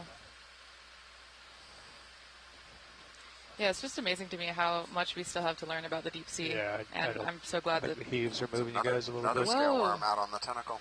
scale worm party. Go for scale worm rolling.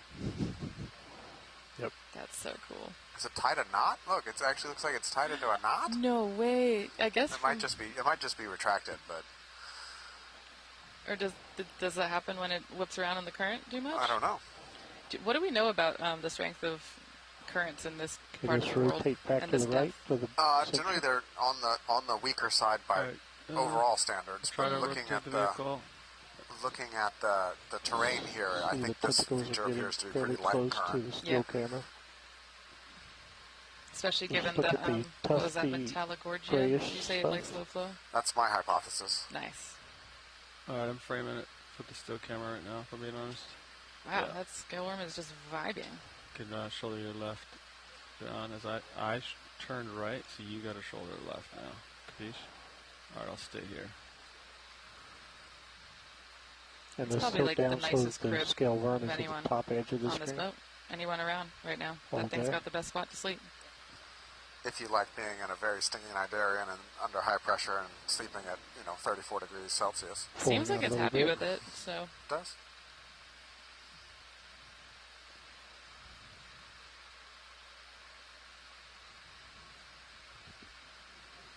It's kind of hard to see, Brian, but Sirius is looking down at D2, and you can see the subject right in front of D2 there. Okay. Can you zoom in Yeah, on I can Sirius? kind of make it out, but thank you. Yeah. Where you zoom in on Sirius? Yeah, Are there you we moving go. the light, Oh, John, wow. or am So oh, it's just we're getting a, moving. The subject is D2 flowing. for scale That's what's picture. going Yeah, on. if you look on stream 2, you'll be able to see the view. Yeah. That's a cool shot, John. Zoom in to lose the light, Roland. Lose the light. Just want you to tilt down so we get the whole image. So there we go. I like that. This is cool. Let's hold this for a second. Wow. Wow. Pulling Sirius out. Full wide on Sirius. Wow. I think we could all stare at this basically all day. I think we're going to later on. Yeah, you want to bring up the fog lights? Just put it on loop as your screensaver. Yeah, honestly, I might. Any one of the images that we've taken today would be an amazing screensaver. Just Okay. the quality of Video's the clear. I don't know if, documentation that Art we're wants doing out here anything is more. incredible. Thank you, video team. All right. Wow, that was fun. That was incredible. Now, You may not believe it, but the main camera is full wide. at the danger of repeating myself, now let's face Yeah, the tracks. Yeah. Lasers And then we're on. going to find something even bigger. Lasers on. Roger, lasers are coming up, Roland. And let's see if we can sweep the lasers at the base as you go away. Okay. There they are.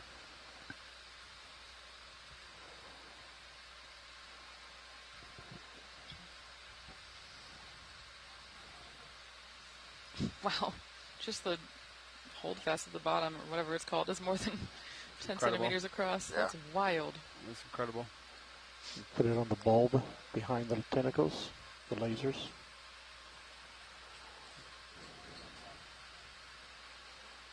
Good job. Wow.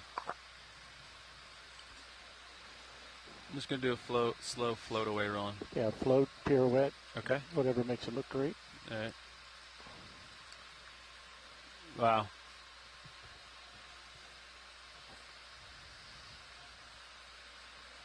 That's a good shot right there.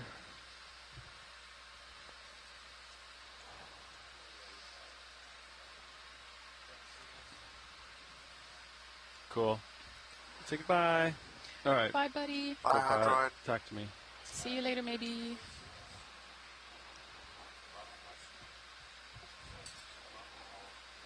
All right. Video, brighten me up a little bit. Yep. Just trying Okay, to do we're it continuing our dramatically. journey up this unnamed seamount that's south of the Murray Fracture Zone in Papahānaumokuākea. And looks like we're at 1760-ish meters of depth. Wow, that was really cool. Yeah, that was cool. Very cool. Every time we come out here to the remote parts of the Pacific, it's always amazing up here. Yeah, this is an incredible place to get to take a look at, and we're so lucky to get to access this. This is kind of a cool area too, biogeographically, because we're kind of right at the interface between like the North Pacific area and then like what we see in the Pacific remote islands further south, and so we kind of get both groups of organisms here. Wow.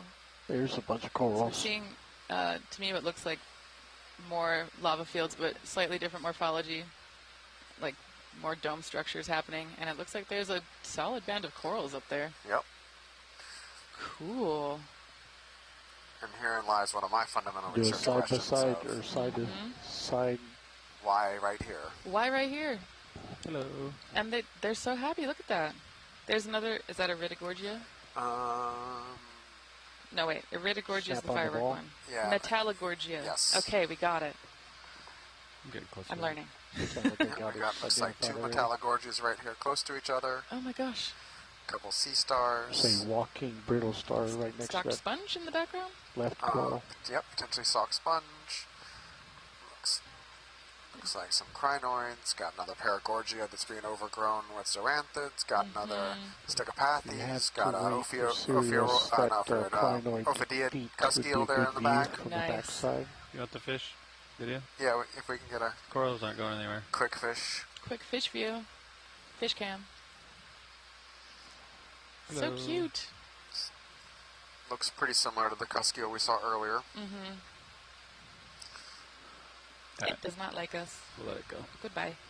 Lots more little whip corals here. So Wow. we've definitely hit a little patch of. Would you call this high density? I would not call this high density yet. No. There's the pink. We're getting closer, but It's strawberry beautiful though to coral. see all the different morphologies.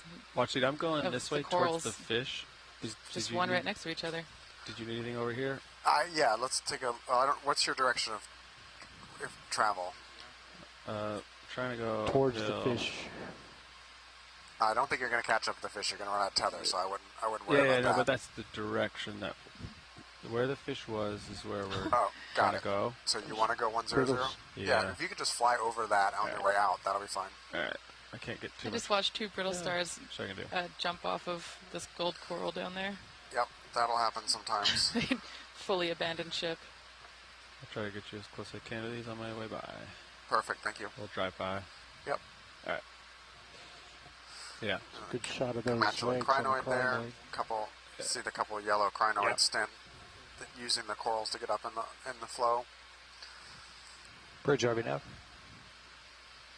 Wow. Sacrocalyx. Hey, Bridge, we'd like to request over another there. shipment, please. It's going to be same as last. Watch 15 this on the meters, private channel. bearings Can you check the 100 chat, make degrees, sure they can speed still hear us on 0.2 the conference knots. call? Sorry, Roland, repeat. Too many voices in my head. I was just asking, this is a private, can you check in the chat that they're still hearing us on the conference call? I haven't heard anybody's voices. That's a new coral coming center. Rock pin, I think. Yep. 5 points for Roland. It's a rock pen. Alright, so you have to zoom in from here until I get tether. Go for zoom.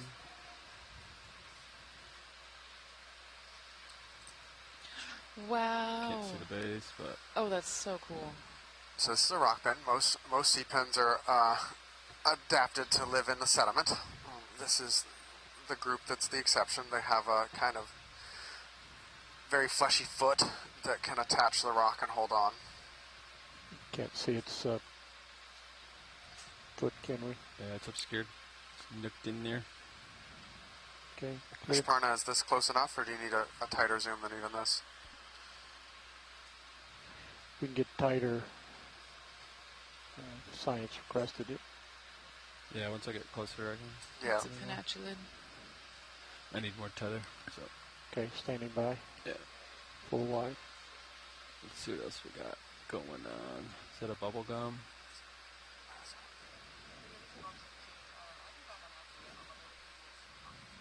I don't think anyone's on.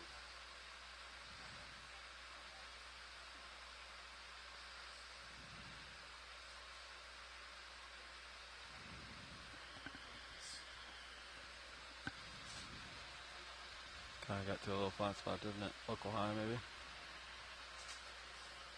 What's Wow. What a cool community we're of still- organisms all just grouped together here. This is On this the target very, selected to the top. like, So here's your Cool bearing. basalt feature.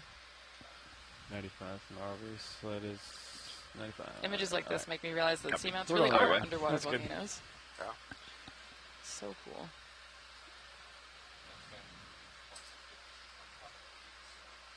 Yeah, it's, get us on top somewhere.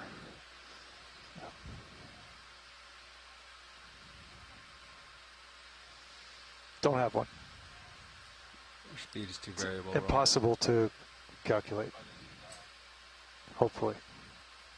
Something is bright and red on that white coral. Beautiful. Just right of center. Lower. Can you snap it? What is it? A squat lobster? Squat lobster. With the one big arm. There's, oh. There. Very cool. Hold on, zoom out. I can get closer.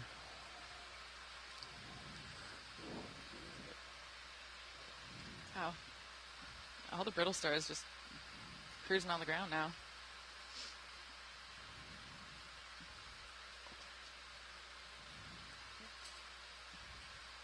Alright, come in. Yeah, hold that. Okay. That was fast. Wow. Squat lobsters are Bridge. so awkward looking, Good copy. Thank you, Bridge. but I like them. It looks like he lost his starboard manipulator. He did lose his starboard manipulator. Okay, clear. Alright.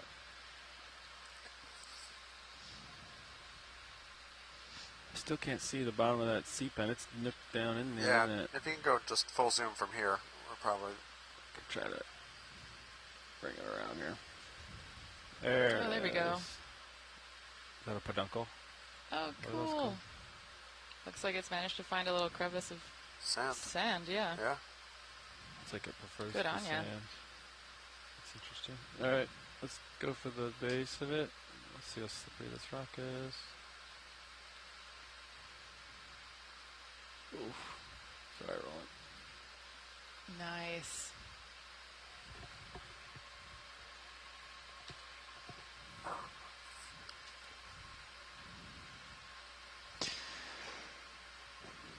I'll give you a hot second. And another 15. Love all the coarse bits in the sediment. It's pretty. Shell fragments. Got some space in front of you. Looks like on the sonar. Probably bits of coral Bark skeletons. light's 50%. Tilt up. That's max zoom. Follow the stalk. Interesting little texture it has on that, or whatever that is.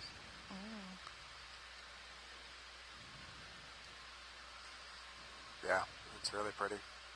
And then continue to what rock are those left. bumps See on the the tentacles. backside of it? I don't know. It's good. And pulling out. Hey, Enemy. what's that? No, that's one of those. Oh, it's the urchin with the anal sac thing. What was that Yeah. one called? Pilot, I think we'd Tilt like to collect the pen, please. Oh, you want this big pen? Affirmative. Just tilt into the tentacles since you got it things. Yeah. Alright, how are we going to get this whole thing? I don't think you want The whole thing? You can probably grab the peduncle. Yeah, whole thing. Alright.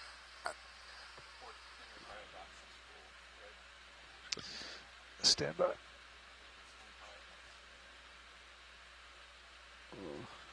Correct. Port outer.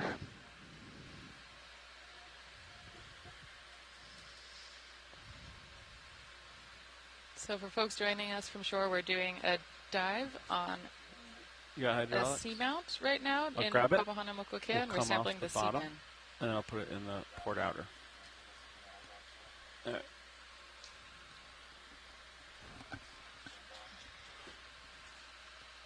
Alright, Brian, I'm thinking grab it out of the blades. It might squish a section of it. And then I'll try to get the whole peduncle and then try to get it in the port outer box, but I can't hear Brian. Or maybe I'm not. Sorry, it shouldn't be attached too hard. So Should be attached too hard. if you just kind of lightly grab it out in the fingers, I'm hoping the whole thing will just come up. Lightly grab it. I mean, grab it however hard you have to. Right. But I say that because it's really hard to lightly grab with this. no, I know. But even if you don't close it all the way, you might be able to get it enough thing to pull it up with limited damage. But if you have to crunch it, that's a part of it. That's Grip fine. force one. Can't get any lighter. Sometimes you're better off doing. You could even get it a little bit closed around it and then rotate wrist and try and cradle it. It's a narrow gap in there. Or just like, let's see what I can do. What if I?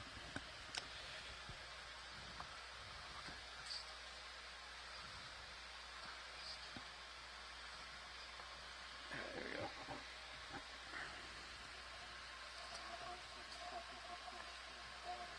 Alright.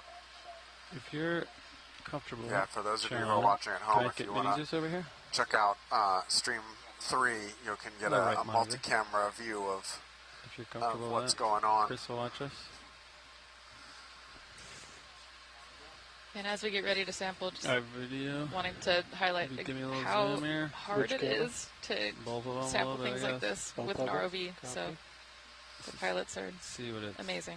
And the importance to science of these kind of voucher specimens to help us understand Not sure you can get your the biodiversity jaws in there. and the Yeah. organisms out It's here. a narrow Yeah, crack. there's really not that Let's much see what that it's made we of. know of in terms of the biology of these places. So every time we What if collect we just, something, we're like, doing it because it's crush critically part of important it, to you the know? science that we're doing.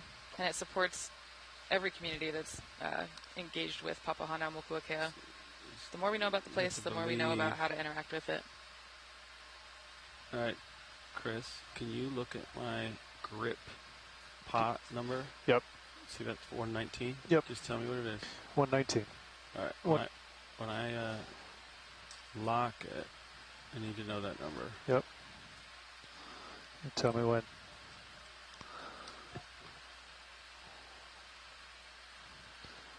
That's 120 there. Wow, how's that peduncle that kept in the sediment? Gonna look at the peduncle. let's just get it. Let's just get it in the box. You're full wide on main camera. Okay.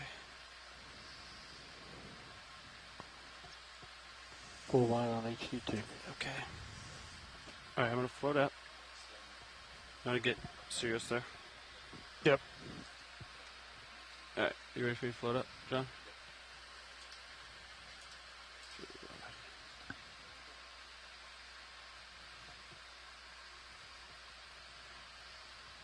All right, you do the drawer. Reveal that port side for us.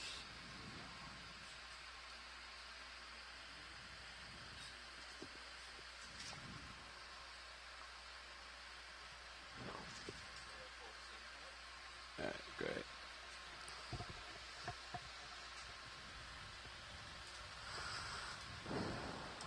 All right, low drop it in.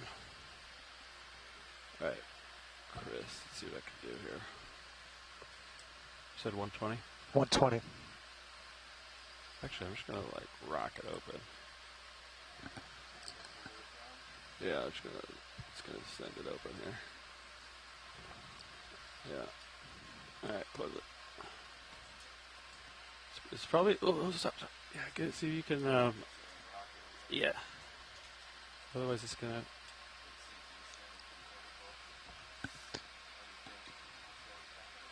Brian, I think the top of it's gonna get crushed. See how it's sitting in there? Yeah, You want me to try to push it in, or you want to try? If you can, I know this is hard, but if you can put the peduncle towards the back, maybe it'll lay down as you move it back.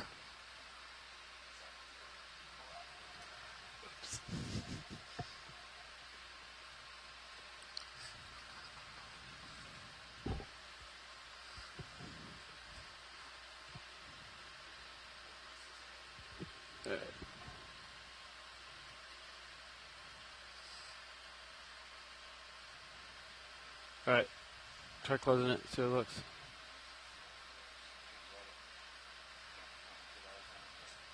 There we go. Yeah, perfect. Yeah, it's flat now. Yep. Excellent job, gentlemen. All right, so that was. You got waypoint. Everything. 4B in port outer.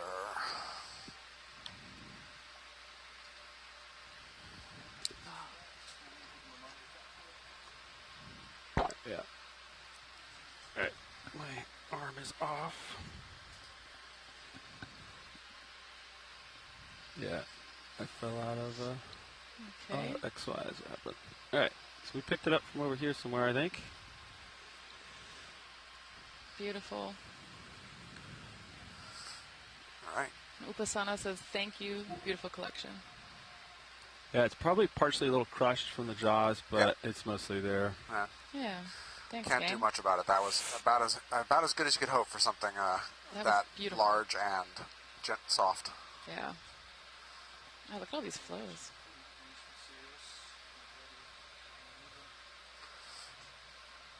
Roger. I always think when I see all these like curly Q stichopathies and metallogorgias and stuff, it looks like Dr. Seuss land kind It of thing. does. Yeah, like the Lorax. Yeah. I was thinking about that. Maybe you should not call it a firework coral. You can call it whatever those trees are called. Truffula trees. Truffula trees. Are you reading those books to your daughter now? She has the Lorax, yep. I love that. Looks like we got another second Trissopathes here. The kind of black coral we took a good look at earlier. Gorgeous. Pretty good diversity here of families. We've seen Yeah. we've seen the Paramyricids, we've seen several I genuses think our of direction of travel was Chrysogorgiids, pretty 3 good, different somewhere genuses of between black 090, corals, 100. Do these Victorgorgias. do these species or families tend to be associated with each other often? Roger that. And did I hear you say you felt a little port current here relative? Roger.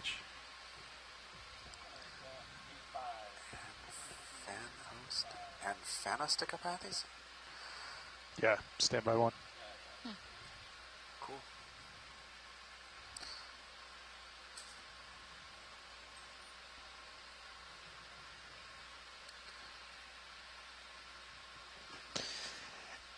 85.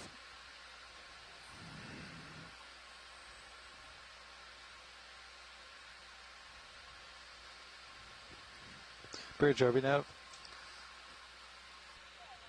Hey, Bridge, we'd like to request another ship move, please. Range 15 meters, bearing 085 degrees, speed 0.2 knots. Good copy, all. Thank you, Bridge.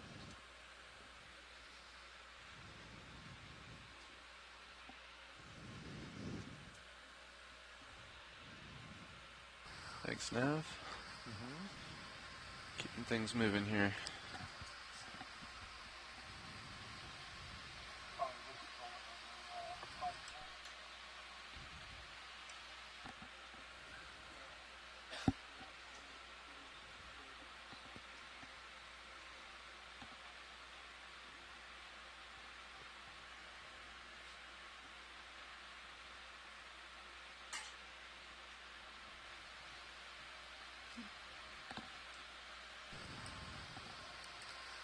That was a big hydroid. Yes, huge. That was the biggest one I've ever seen. That was incredible. I didn't know they came that big. Yeah. I think we're going to be talking about that hydroid for the next week. What do hydroids eat? What do hydroids eat, Brian? Are they carnivorous? Yeah, I mean they're catching stuff out of the water column. Like fish? I don't know if they get that big, but like that one was huge. They had to have a lot of. It's got to eat a lot of stuff. Yeah. Yeah. I mean it's cold and their metabolisms are slow, but yeah, like I would assume things like the mysotrymps and amphipods and stuff that we see swimming around here would be potential prey sources. Does it like grab them and then bring them into the big mouth I've never parts? seen one eat, but that would be my assumption. They would function somewhat like an anemone, but I don't actually know that. What was the range on that move, Nav? 15 meters. Copy, 15, thanks.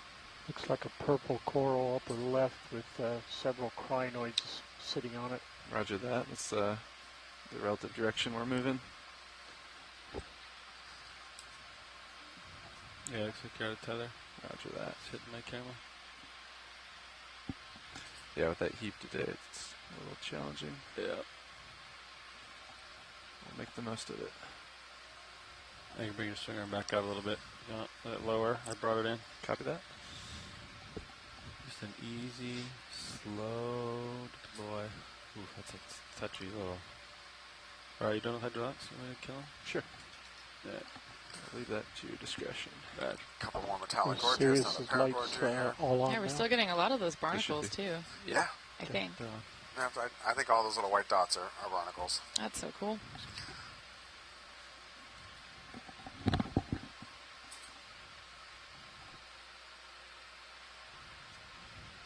Think that C-pen is okay in there?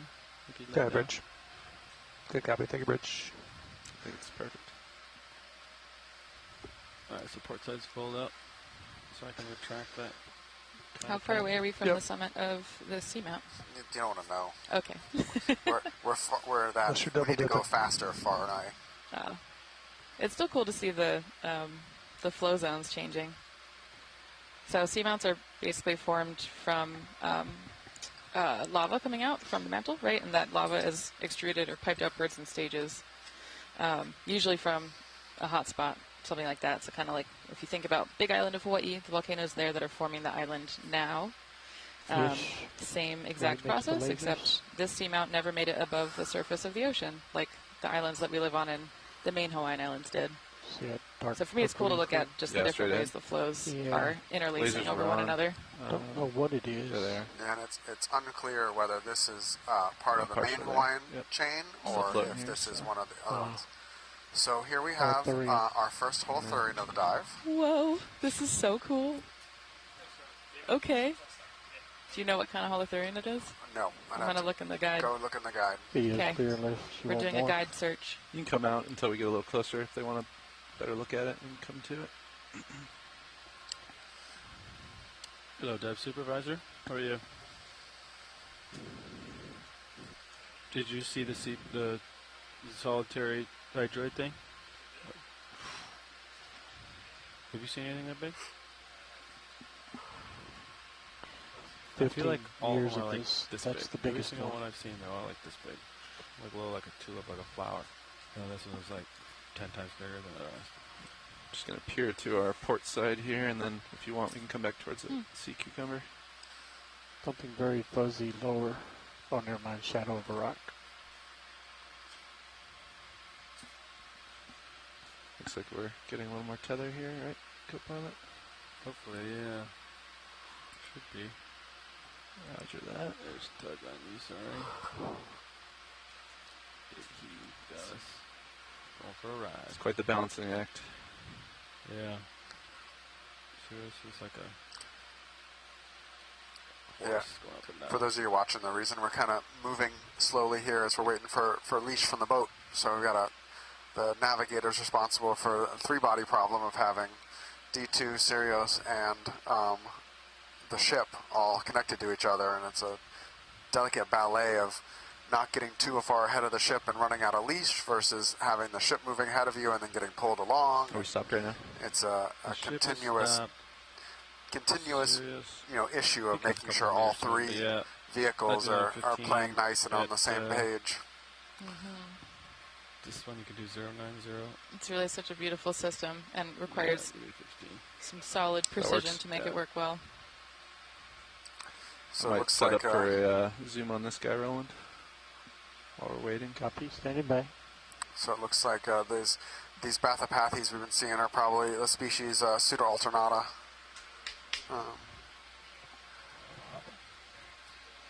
Cool.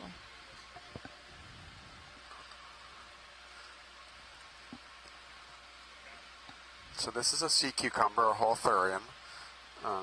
They're deposit feeders.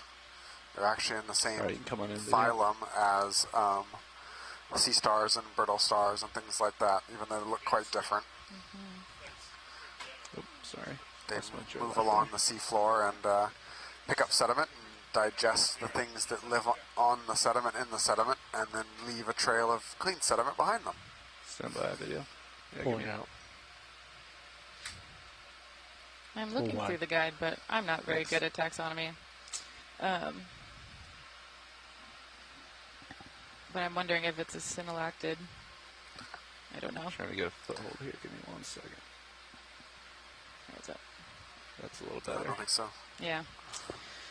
I think I've gone through what I had, so. All right, Roland, come back in on that. I'll look through worms. I need to, well, worms probably won't help you off pictures. I'm sure. I need to give you something else for your reference. Oh, Remind me later. Okay. Just lost my toe hold. Whoa. That's so beautiful. I think that's good. So these come in we can try different that. styles of growth forms and stuff, where some of these are obligate benthic feeders and they don't leave the water, they don't leave the seafloor. Some of these can swim sometimes, like when they're disturbed and need to move. Roger that. Others spend a lot of time swimming, and others never land. This looks like one of the ones that's much more of a seafloor obligate that stays on the seafloor all the time. All right, science is happy, thanks. Yeah, you can ask. Possibly a Xenophire 4. I mean, pull that when you're ready. Oh my gosh, look, you can see his digested stuff in it. And Bye, buddy. Sorry. we'll see if it unloads some ballast here. When they disturbed, a lot of times they do that. Partial. Copy, thanks. Great view of Looks the like it's got digestive you tract. see a scale worm sitting on the underside there that was using it as habitat. You can see now that it flipped over. Oh my gosh, cool. Oh, look at that. And the really good view, the mouth parts are really cool. Yeah. I always tend to think of not exactly dune sandworm, but kind of when you see these things using all its little mouth part hands to feed itself. Wow. All right, we're good. That was a tug, sorry. No worries. Leave him in peace and let it turn itself over And poop out its guts. Yep. See if we have a little more tether. Not really. Still Maybe if I turn my back to you then. Yeah, that would help. Ooh, wow. Ooh, look at this pocket of sediment. Yeah, this would be a good pocket of sediment if you wanted to collect some sediments. Pilot, is it possible to collect sediment from here? I believe so. If you want to bring the ship to an easy stop, are we still mid-move? We're just about bingo, so. Okay. You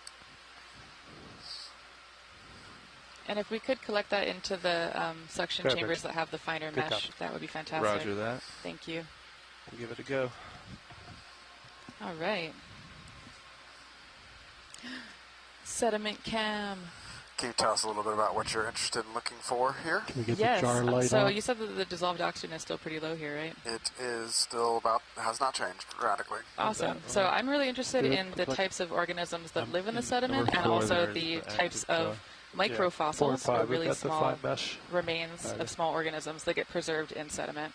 And it's because when you are able to look through all the different microfossils in a chunk of sand, it tells you something about the communities that have lived there over long periods of time, right? Because when we think about how sediment accumulates, it usually comes down and settles at a certain rate per year. Maybe, yeah.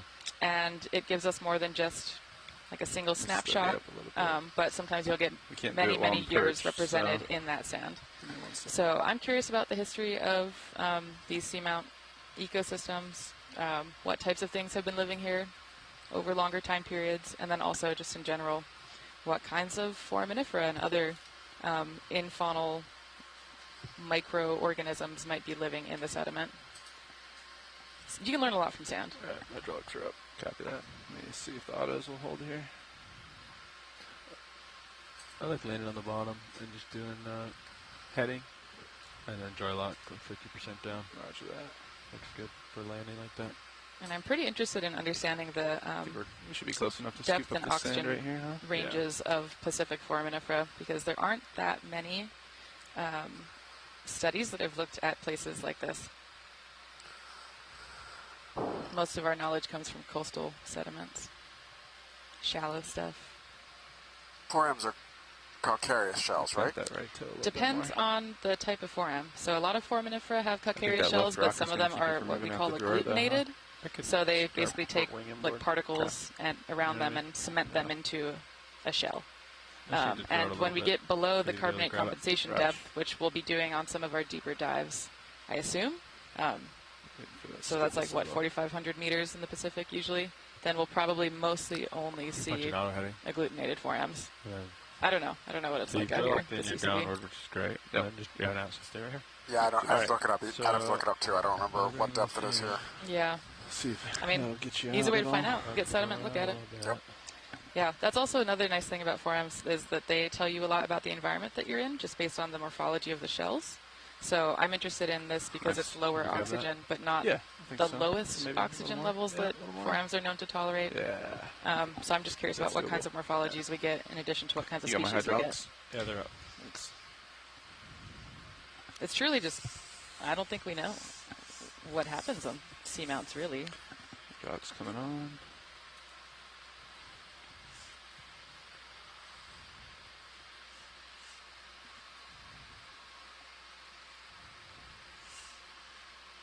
How's Sirius? Nice and stable? Yeah. I'm going to give you a little more delta. I'm very grateful to the ROV team for sucking up sediment. I know this is weird. We appreciate it. What jar are we on? 4. Yeah. 4 and 5 have the fine mesh. 4 and 5. Okay. This is 4 is active. Awesome. There's 5K. Do we look a little dark on the main HD here? You know, Fox? Maybe a little bit of light to work with. Yeah, thanks. Appreciate that. Okay.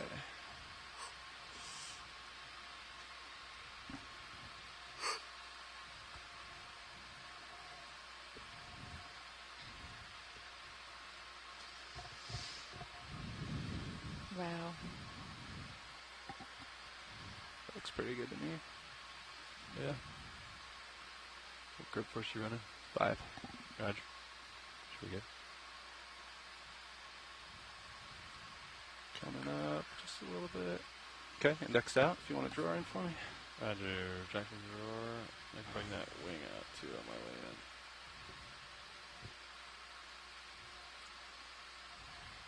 Nice job. Alright, copy that. Looks good. Oh, this is so cool. Alright. Let me know when you want me to start suction. Roger that. We're just going to come down into this little sandbox here. Can try to angle it a little bit. Okay, I think that's nozzle tip touching the bottom. You want to try a little suction, and we'll see if we get anything. I can scoop if needed. There's 1,000. That's 1,000. I don't see any movement on the sand. Coming in You're close. almost touching. You're touching the sand. The jar looks clean. Scooping a little bit. There we go. Nice. I'm definitely Oh my inhaling. gosh, Oh, look at that. Yeah, there's a bunch of stuff. Do we in need there. more, or is that good? If we could get a lot pilot, that would be awesome. I'll keep shoveling. Thank you so much. No problem. We know you want your sediment. Yes, we love the sediment. Thank you. I mean, to be honest, it looks like it's going through. It's just not settle. We could let it settle in the jar for a second and see if we have it. How about that? Looks like very fine stuff. Yeah, it's so fine that I think. Yeah. To be honest, I killed the suction. We can see it settles. Raj. I feel like it's blowing right through. It might be. I mean, we can try getting a really hefty scoop and then killing suction in the jar. Yeah. What do you think? You want to try again? Let's go again. All right. All right. Give me some more suction. Yeah, you're going. What's 1,000. I'm gonna really See how clean it is? Yeah, I'm gonna give me a big dig in. chunk and wait till it gets real dirty in there. Yeah, like that. That's a good hefty amount. Okay, goes. So shake it a little bit. Just looking at the yeah, killing it. Copy. All right. looking at the jar cam, guys, it looks like this looks like a really coarse mesh, not a fine mesh in these two jars. Let's take a look. All right, so that was 4. We stopped suction when we had the most amount of business in there. I'm gonna try to. Okay. I'm gonna try. That's 3. Oh, okay. I'll roll to through 5. Yeah, let's take a look at it as it settles. I think we Some got of it might go into 5, but we clear that. Yeah. And then I'm gonna go to. I'm trying to get to 6 to purge here. Raj. And then we can look at 1. Let's see what 1 looks like. All right, so that's 6. I'm gonna purge here. Are you ready for me to blow a little Ready. bit? We'll clean that out, and then Yep. we'll look at 1 and see what kind of mesh we're talking about. If you're going to blow, you may want to tilt it so it doesn't blow your area away. It'll settle. Alright. Let's take a look at 1. Alright, so the sample was in 4, by the way. Correct.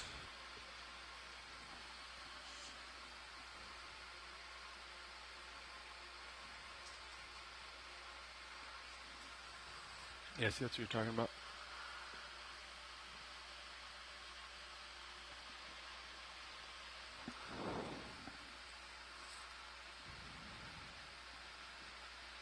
So 1, 2, 3 should be coarse. And then 4 and 5 are fine. Right. Right. No, it's backwards. Is it backwards? 1 and 2, I think, are coarse. 4 and 5. Wait, I see. Yeah, that's definitely coarse or finer. Finer. 1 and 2 are finer. Yep. Well, just see what's in 5. I mean, if there's a decent amount in there, then no harm, no foul. Right. I mean, it's so cloudy. Alright, to me it looks like 1 and 2 are fine. Yes. And it then does. 3 starts looking square. Yep. See that? And then 4 is it's kind of what 4 I think looked 3, like. 4, and 5, yeah, might be the same. Right? I mean, we got a good amount in there. You see that Yeah. layer at the bottom? Mm-hmm. Yeah, we've definitely got enough for this sample. We'll Yeah, just that's have to- beautiful. we'll- I think 1 and 2 are Yeah, fine. they are. I think feel that was that? a miscomm, yeah. Right. Well, Just yeah, I'll we still got. clean, I think we, yeah, if you can clean our jars, but I think we got some sediment in number Yeah, 4. I know. Yeah, I think looks we're good great. for our first experiment. Yeah, I'm thank gonna you so clean 5 much. here. Can we clean 5? Yeah. Yeah, Push the button. we can wait till we get off the floor too if you want. There you go. It's up to That's clean. Alright. You Okay. can pack up. Raj, Sample if you can follow me over collected. with the camera when you're ready. Yeah, just tell me what you need. You want me to draw out? Yeah, let me line it up a little bit, but I think that's pretty good to start bringing the jar out. I'll hold there for a second. Yep. Nice and slow on the gate. Bring the drawer out. Should be able to just go, That looks pretty good. let it go, and it should just snap right in, right? Okay. Bring it back. Yeah. Nav, watch lead. What's our range to the kind of top? You just let go. Should come right back in. Say again, watch it. What's our range to the top of the feature, please? Stand by 1. Alright, there you go. Nice job done. Thank you for the assist.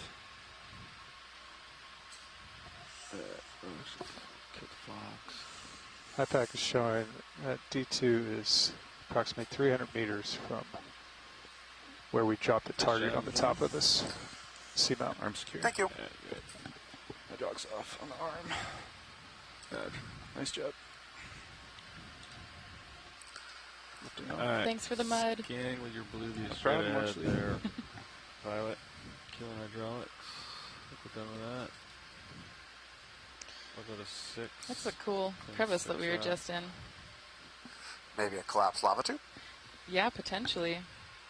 You can take your camera back. Whenever too, I'm if you looking like. for sites to sample sediment from on like a really fine local scale, I look for features like that are depressions in the topography that can pool sediment, so you get thicker sediment layers. Well, look at that lava feature. That's very cool.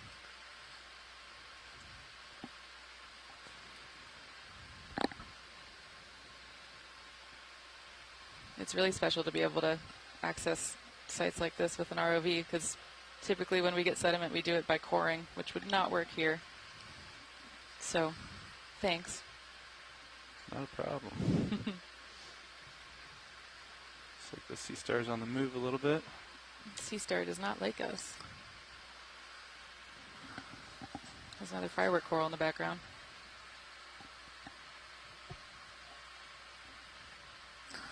Looks like another Paragorgia here as well in the foreground. All right, let's onward and upward, please. Coming up a little bit, co-pilot. Roger.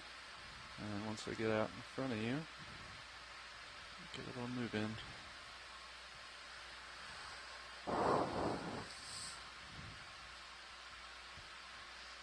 Wow. So that's Iridogorgia? That is some type of Iridogorgia, yep. Okay. And then in the background, the blue one, is that Paragorgia? Or blue? Pink? Pink, yep. Wow, we're learning. Wait till we start finding the other pink ones, though. No. And, on this dive, you're really safe. Pink equals Paragorgia so far. I'm so safe. When we start finding the Swifties and the Hemicoralliums and stuff, that's when it gets annoying again. That's when everyone's going to just laugh every time I misidentify something. No one's going to laugh at you. We'll laugh with you. I love being laughed with. It's a joy to still have many things to learn in life. I learned a lot about sand, but not a lot about octocorals. So this is cool. Metallogorgia? The Sakura tree umbrella thing? Yep. Okay. Yeah, so for those just joining us from shore, we are diving an unnamed seamount just south of the Murray Fracture Zone up in Papahanaumokuakea. And we are doing a transect from a site a couple hundred meters below the summit, hoping to make our way up to the summit and checking out a place that's never been dove on before. And we've been seeing lots of really awesome octocorals, some cool sponges, cusk eels, all kinds of stuff, and some great sand. As the resident geologist, I love the sand.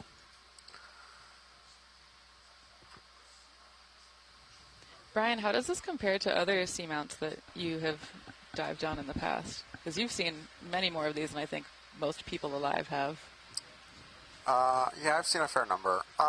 You know, this is pretty classic for this depth and thing. I was expecting, you know, you can get this, you can get talus slopes, you can get just kind of sediment piles sometimes. You can get what I was expecting a little more of was like kind of a flatter area and then a steeper wall and kind of the step terrace thing, which is what I was a little bit hoping to see, because a lot of times you get a lot of corals on the steeper slopes and then this kind of gentle, it's not gentle, but continuous steepish slope isn't always the best for finding isolated high-density communities. Repeat the last. That was 090, was it?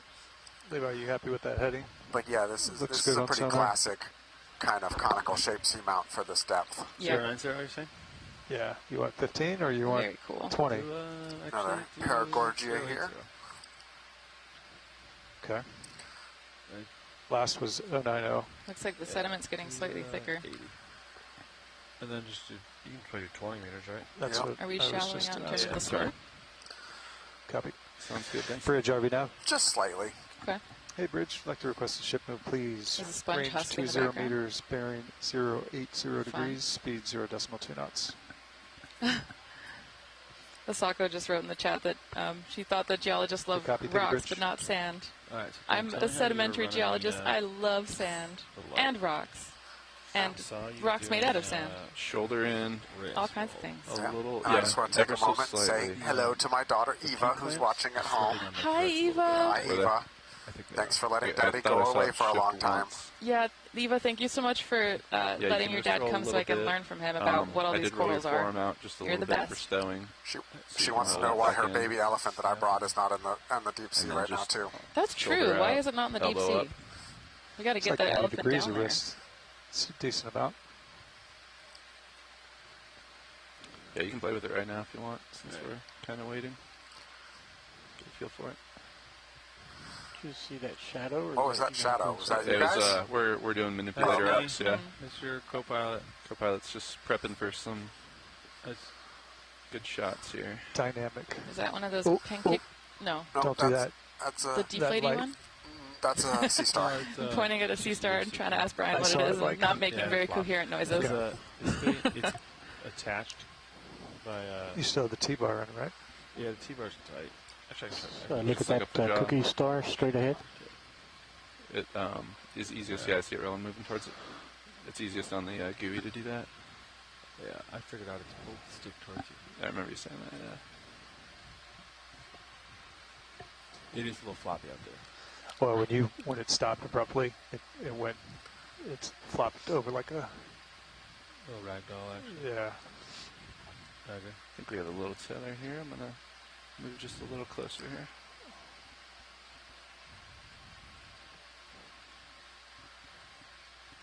So a sponge skeleton being smothered by brittle stars? I don't know if smothered is the term I would use. Certainly utilized. Utilized. Yes. Effective use of vertical habitat. All right, setting down here, and you can go ahead and take it slowly here. Wow. Like you get a good shot in the tight That's Lasers on gorgeous. either side. of PTZ. it. So I Lasers are believe off at the moment. danger of being No, corrected, on- this is a on type either of They cookie were. star. Okay. Cookie Tilt it star. down. Yeah, give me a second. There we go. Is it called that because it looks like a sugar cookie? That's always been my guess, but I don't Sorry, know the quickly. story Okay. for sure. You, I would this in bet. there. Steadying up Okay, a bit. laser's clear. Copy. Oh, keep losing my foot here. Apologies. Alright, let's try that. If you want to take more zoom. Ready?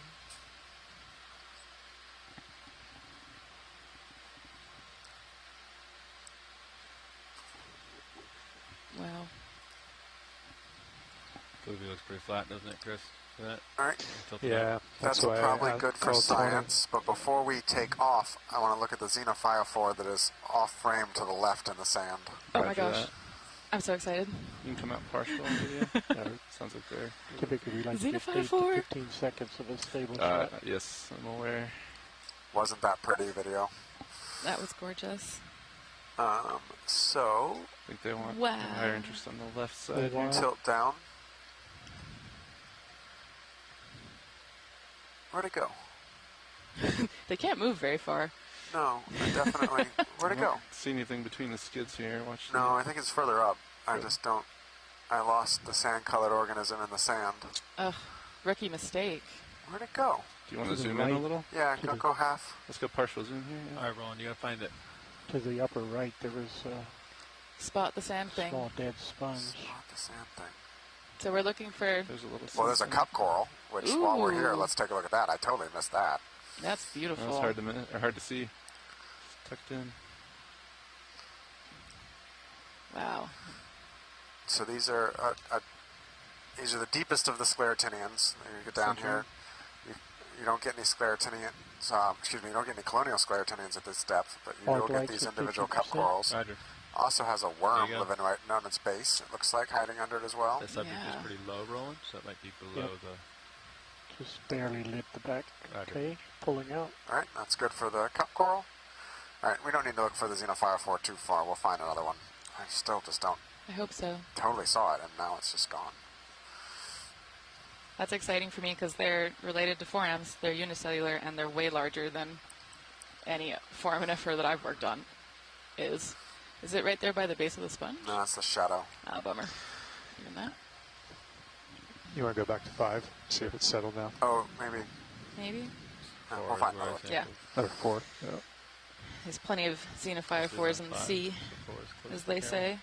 There's a bunch of sand on the bottom, right? That's all that. I said that all the time. Definitely some Yeah, sediment number down one there. favorite saying. Yeah, good. Yeah, you're right. That's where it was. Oh, cool. Wow, it's Fuzzy so things. fascinating. Yeah, you can come in on it if you want to snap. Yeah. Oh my goodness. Still hovering here. Just be advised. Tis a dead sponge. Yeah, Lasers and we're clear. it's a little sad. Yeah. With a It's got rocky Maybe not dead structure little star. above that, Good copy. upper left, off screen. Upper left. I'm going to sit down here for a second. No, Ship's we're all good. stopped. Let's keep going. Okay. Let's make some Brian, do you tracks. see the thing in the upper left Yep, corner? I see it. Okay. Thanks, pilots. Yep, Sirius is catching up. We're on the move. Full wide. Yeehaw. You want to call it moving? Next video. 75. You want another one, Sean? Let's do it. Or are we? What do you think, Chris? Did we just get here? We just got here. I mean, we can give it a hot second and Yeah. repeat it. Yeah.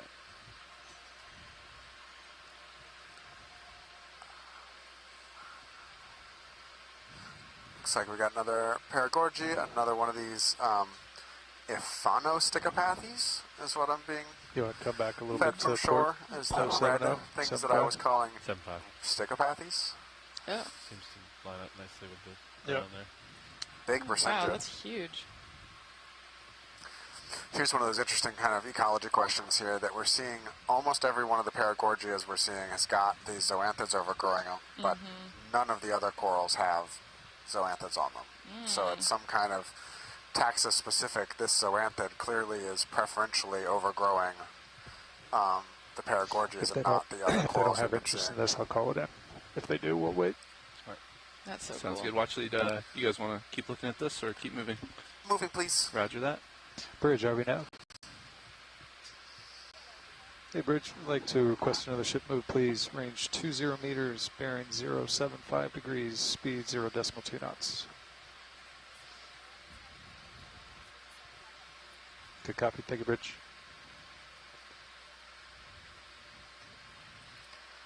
Is that another Metallogorgia in the background? Probably. Beautiful.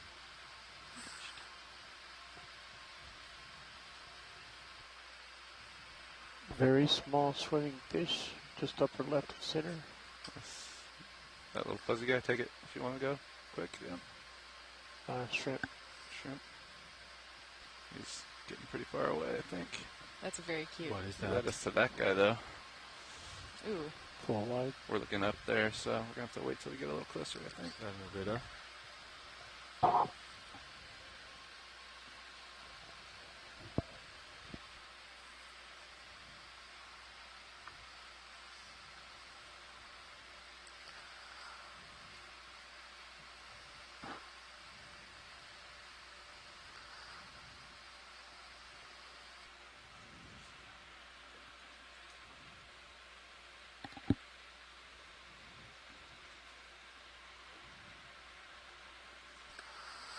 Another Ritagorgia here.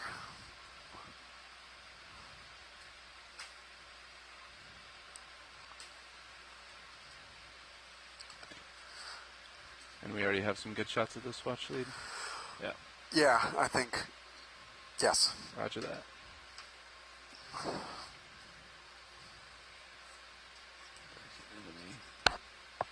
That is a nice anemone, isn't it?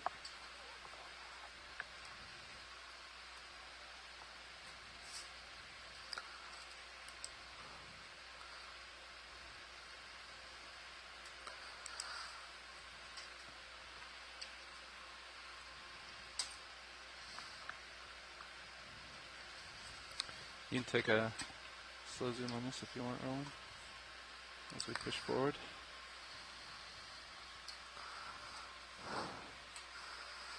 Laser's clear. Nice anemone here. I always forget the name of this one. It's a pretty common Video's clear. denizen of the deep. Denizen of the deep. You got some good catchphrases. I think I totally ripped that off one of the video names that one of the video members of the GFOE video team named a highlight reel that. I feel like we need image recognition AI to like tell us where everything is. We're working on it, Levi. We're working on You it. know what I mean? That'd be cool. The FathomNet program hosted at Mbari that Ocean Discovery League was one of the co-founders of is actively working on amassing trained labeled data sets to do large-scale AI processing recognition algorithms. Does it have to count all these little white dots on the rocks too? In theory, if we get there, it'd be nice, but I think we're a long way away from that one. Got it. I think we could do that relatively easily. With, I mean, that's what I do for my forearm imaging. You take something that has a big difference in color, and you just use the color contrast to figure out how many things are there. It's like cell counting. Yeah, if you're going to train for one specific thing, like just counting different from not, but if you want to try and tell a Metallogorgia from an Umbellula to an Umbellulopathes. That's way harder. But if you want to count the barnacles. Yeah. I mean, if we have trouble identifying them, it's computers will at some point too. Go ahead, Bridge. We just need a software to Take give a us bridge. lots and lots of All right, IDs. that 20 meters is done. Copy, thanks, Nav. Been able to pick up the pace uphill here a little bit, which is nice. Alrighty.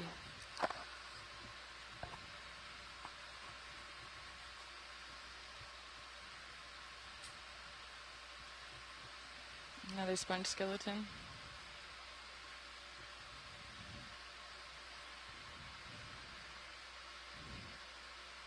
That's a good visual for how you get sponge spicules in the fossil record. They die like that and then fall apart, end up in the sand. Yeah, sometimes they actually don't even, sometimes they'll actually hold together to long enough that they'll start turning black and getting manganese crusted. That's so cool. Some of the Phoreas I've definitely rotate seen that over, Levi? blackened up. Oh, we want to see. 4. Thinking Just about rotate it to the light. potential ways to look at them for Yeah. deep Hold sea that. paleontology and what could you actually learn from what's recorded in those It's very starting to old settle now. sponge skeletons See the we filter? see sitting You got around. plenty in there. Yeah. I mean, if there's a high enough sample size, Thank maybe you. we'd be able to get at something like what was the survey distribution starboard or side variation here. in a specific species, but it's always tricky. You use what you can get from fossils, and we use that to Get a piece together nice the history of life. Characterization of the slope here. It was cool seeing the sea pen, because that reminded me of some of the Ediacaran fossils that I had to study in college. No, wait till you see a stalked garnoid. Oh, I can't wait. I'm so excited. Confirmed, we're still on a seamount. We'll keep ascending. Is this manganese? Or is this just lava? It should be it should be both. Yeah, it looks like it's Okay. manganese encrusted basalt. You think there's manganese on this? Yeah, the Yeah. bumpy, like, the bumpy black stuff on the outside of the rocks, I think that's manganese encrusted, and then it's encrusting on top of the lava flow from this ancient seamount. And the manganese growth rate is largely unknown. It's I don't know if we there's a have good handle. range. Yeah. I think it's 1 millimeter per 1,000 years, I believe. Yeah. Is roughly the order of magnitude. At different parts of the ocean, it's different, but it's exceedingly slow. 1,000 years, I think million years actually. I think I got that wrong. Yeah. It's extremely slow. I'll get another John if they don't want. Yep, so when we see they don't want to manganese look at this, we'll call encrusting another. Yeah, I agree. Thank you. like a body fossil, then we can see There's a it's handful pretty there cool that you're going to come up on. specimen, right? 5 or 6. Roger that. It's another one of the peninsulids that we Oh, cool. collected. Any interest in staying here, watch lead, or can we get no, another move in? Dad, can we do a couple quick snap zooms, but Sure. not don't need to land or anything? Copy that. Yeah, come on in when ready, video. Okay, coming in. Let's start with the guy on the right here. It's a pretty color. Yeah, so another one of the peninsulids. We got a Victigorgia here, a couple no, can't. Come on, words. Come find me. Latin words. Are we going to look Paragorgians. at the purple or the red? Which one are we looking at? Feel free to call one out. This is good. We're just we can just fly on. Okay. That's all we need right here. Thanks. Just a drive-by. A drive-by. Video capture here.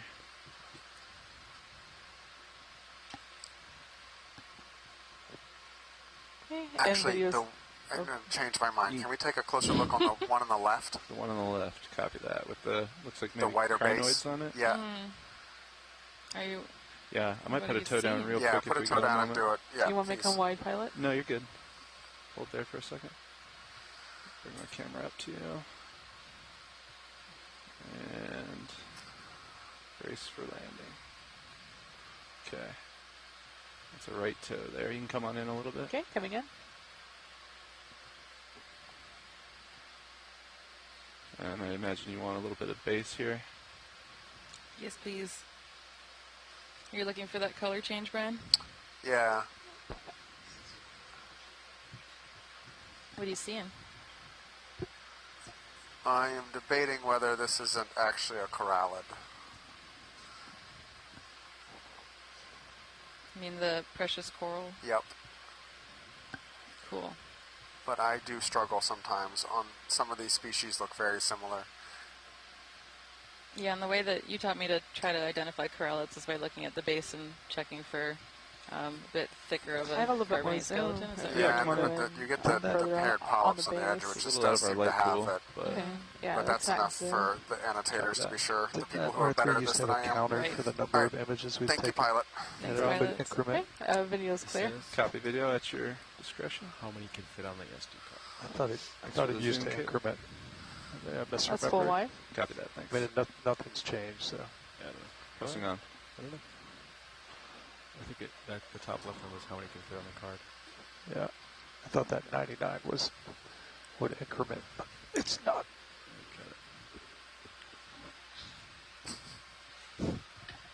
We're pretty much steadied up here. You clear? You ready for? I think Cirrus is no longer moving. Yep. I think Let's I do could it. turn a little starboard. Let's do a move to whatever I'm going to go starboard a little bit. bearing you think is best, yeah. Just keeping it on the toes. We're zigzagging, doing switchbacks here. 080. Copy. That's the Levi number. Bridge RV now. Hey, Bridge. I'd like to request another move, please. Range 20 meters, bearing 080 degrees, speed 0.2 knots. Good copy. Thank you, Bridge. So we're continuing our transit up this unnamed seamount south of the Murray Fracture Zone. Take a peek we're to the in left and the then I'll northern press part up. of Papahānaumokuākea, diving on a site that we haven't gone to before. I like the geologic formations. Awesome geologic I like formations here. seeing the Cirrus view because I'm imagining all of the white sediment that's filled in there as like hot red lava in its former life, you know? The veins. This is so cool. Do you think anyone's ever done RV dives on lava coming out of the bottom of an ocean? Oh yeah, for sure. Or do you think that it would produce so much turbidity in the water that it would be impossible, you know? I feel like I've seen it somewhere. Maybe only in my mind. Because the water's got to cool it pretty rapidly, right? It does, yeah. So it's going to, as soon as it comes out red, it's going to solidify. Like all the steam that's created. Doesn't it Seeing create more a special coral gas in the communities. ocean? A it's all sponge sulfur. skeleton. Is it just sulfur gas that comes out? And what was that? Is that a shrimp? I think it's like some sort of gas. Sulfuric acid? I don't know.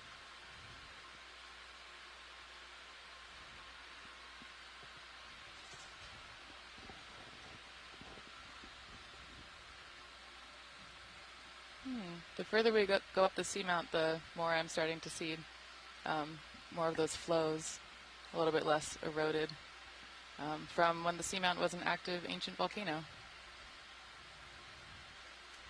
And it's pretty cool to get to see this and compare it to the volcanoes and, volcanic formations that we have on land.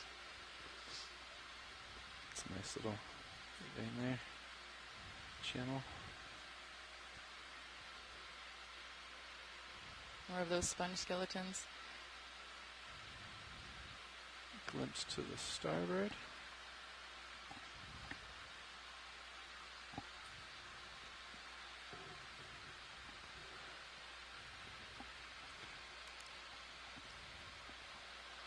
Looks like upslope there might be another coral community popping up. These whip corals.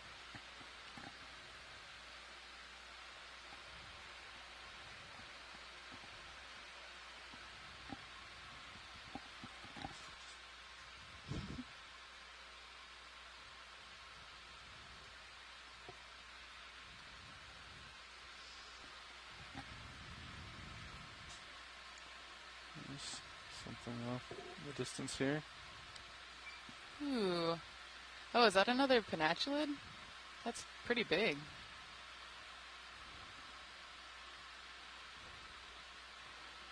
It's like there's little groupings of corals. Communities. Yeah. It's a little off to the right of our track over there. I don't know if you guys have any particular interest. Watch one is that, but I think maybe if we could just do a quick snap zoom on that. Okay. For the annotators and then At keep your going. leisure video. Okay, snapping. Yeah, just get a little closer look. Which one are we snapping on? Just on that whole community there. Oh, okay. Let's come on in and see what we see. I'm gonna aim for that interesting colored one center. Yeah, that's a Victigorgia with its polyps in. Oh, cool. There's an interesting and another urchin on the metallic left-hand gorgia to the side. right. Roger that. To the right, yeah, Metallogorgia, We got Bracingid. just another minute here. Bracingid. The penatulid. Yep. And some kind of shrimp? Shrimps. A shrimp. There's something with long Yes, a good legs. shrimp. Paramaricid over there, too. In the center. What's this goopy? Center. Not sure. There's some About goop to in the put middle a of the toe screen. down That's here. cool. Okay. I just want Thanks, to pilots. quick snap to see what that is in the middle. Okay, go for it. Is that what you're looking at? Oh my gosh, yeah. yes. Oh yeah, it looks like a Snot Castle. It's a snot castle. Yeah, I don't know what that is, it's but like it's a cool. star on the right hand side with just 2 arms. Thank you. Oh, it looked like there's multiple actually. What could make that, Brian? What?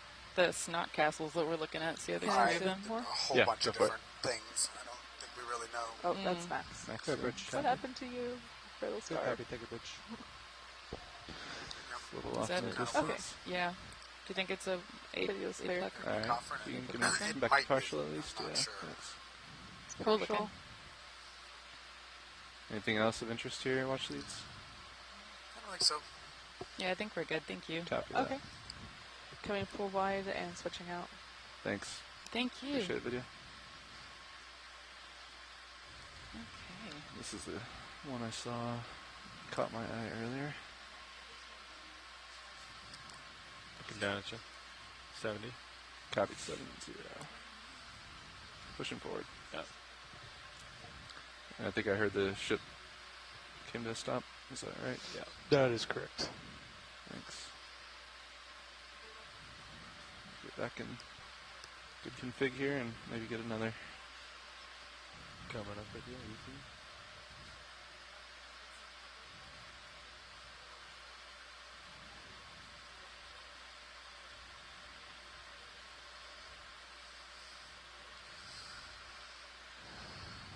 Looks like another Trisopathes. A couple more Paramaricids. Still looking down at you. Copy. I'll push ahead. Can we look at the orange, red, Yeah. bottom right? Bottom please? right. We got a minute? You got a second, yeah. Okay, we got a second here. Watch Yeah, it can lead. just be a snap zoom. Okay, that guy right there? Yep. Come on in, video. Not Alright. the coral, but the thing on the right. On the right? Red poof on the right. Got it. Ooh. We got just a second Right, here. that's all we needed. Thank you. Yep. Partial. So that's Anthomastus, or Pseudoanthomastus. I struggled to tell them apart. Okay. Mushroom coral. All right, we got to move. Mushroom coral. I see why Come it's on called out, that. Yeah, why don't you look right up here? You really see it once you see all the polyps retracted. Looks just like Super Mario. No Mushroom. way. Oh, that's so cool. Wow, look at this.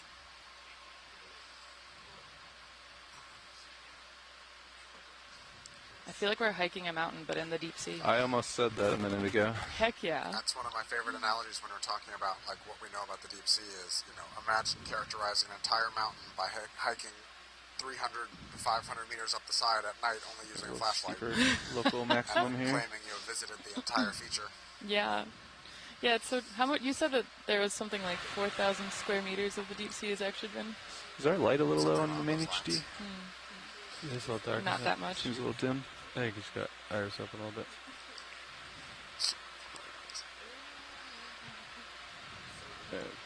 Thank you, that looks great. Right, so can we look at the whip thing? That's new. Oh, wow. Think we're settled up here, Copilot? Yeah, I think so. Mostly. I'll watch the sun now. Okay. See you looking down 70 degrees. If you want to come in partial as I get close to this, feel free, video. Any particular part of the Somewhere where it branches. branches? So maybe it's dead center there? Yep.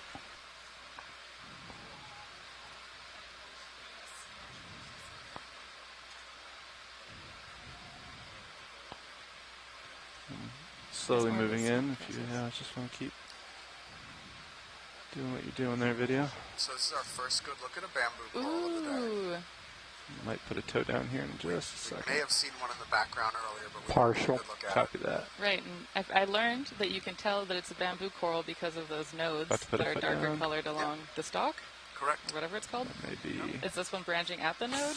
So I'm a little confused. Yeah. Turn just a little bit. I was fixing to say no, but there appears to be a node just down that branch. Yeah, like right where it comes off of the other stalk. It's a little too I close to totally the would have drawer. said this is an internodal or intranodal, but now it's a little bit of a hard call on this one. See if I can get my toe Beautiful. right on that rock there. All right, that's probably good. Is that good, Washley? Yep. Okay. Yeah, you can take a little more there, Owen, before we pick up.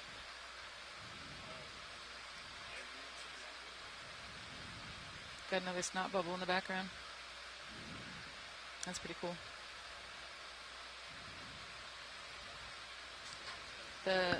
Maybe I'm seeing things, but I feel like the manganese layer on these just a rocks little might bit. be.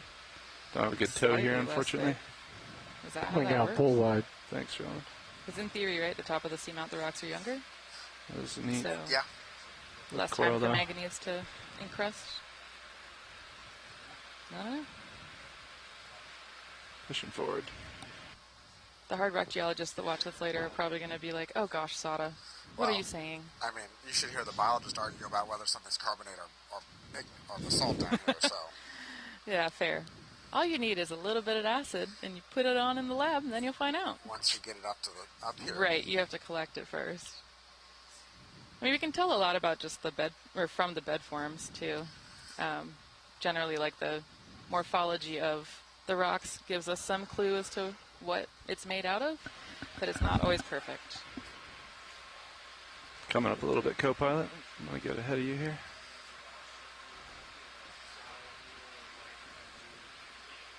That's cool. Just looking at areas where the basalt has broken a little bit on the left.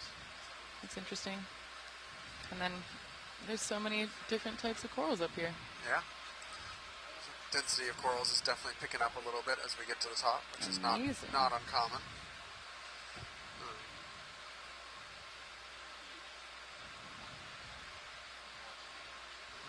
Another Victigorgia, a couple more. Lots to see here.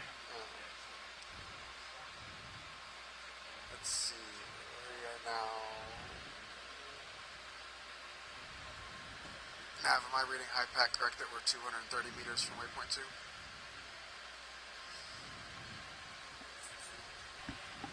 Yeah, that's what HiPAC says. Yeah. ROV distance is 224 from the... Thank you. There's another of those sponges that we took a good image of earlier. Yep.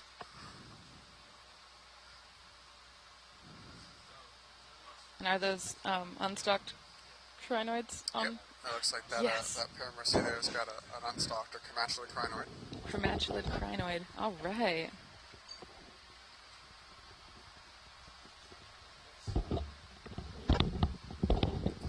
Still got some of these Anthopterian whips too. So for the most part, other than the addition of the... We got 1 hour left, Chris, on this one. A pretty homogenous community We got all the way up. 200 meters till we run out of ground to play with, right? Or does that get us to the top center? That gets us to the top center. Kind of fascinating. Is that because we're at a relatively limited depth range, or? I mean, the I want to conditions sample we've seen any here of have been pretty consistent the whole You guys dive so find far, heavy more or less. neutral? Pretty neutral. Crusted basalt, some have been A little bit of right to left current. a little more sediment So I there, thought, a little more pebbly versus a little more pavementy. But for the most part, we haven't Copy. seen any really stark I don't think I'm terrain actually listening to you, changes. John. Yeah. Oh wow. Check, Look at that check. sponge skeleton. Co-pilot, check. That sponge doesn't look so healthy. No, it looks pretty sad. As we're getting closer to the summit of the seamount, you can see more of that shielding or the dome feature.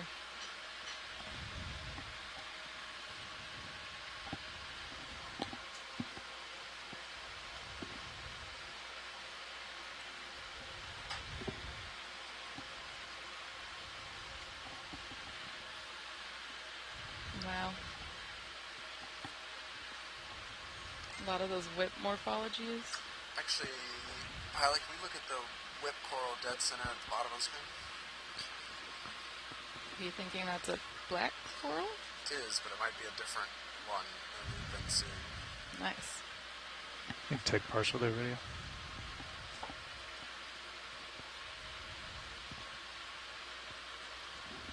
Is it the whip or the Potentially a small bottle gumbo brush coral on in the the left? The one at the top left. Top left, copy. Maybe, maybe not. How do you tell black corals apart? Stand by one row. You just vibes? Yeah, pretty much. Vibes. No, I mean, there are some real black coral experts watching on shore. That will Okay, help us you with can take the one. IDs. I'm looking for changes in coloration, change in growth form, Mm-hmm. things like that to make sure we document the new and different as we move along, and then we'll work with a team of experts on shore to Whoa! this is a fun find.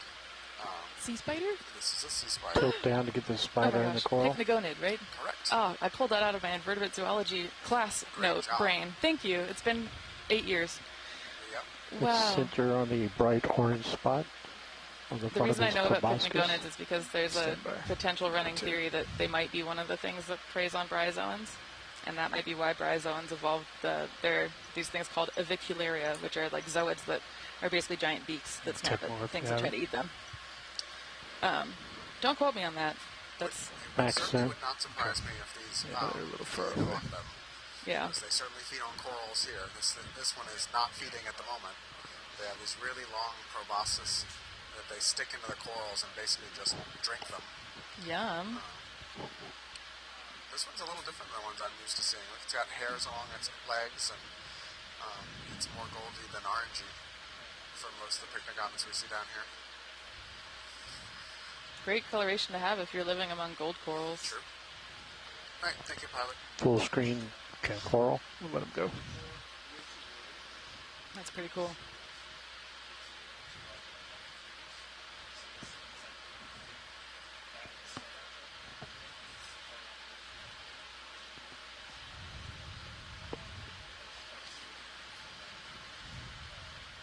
Thank you, Full video. wide. Yep.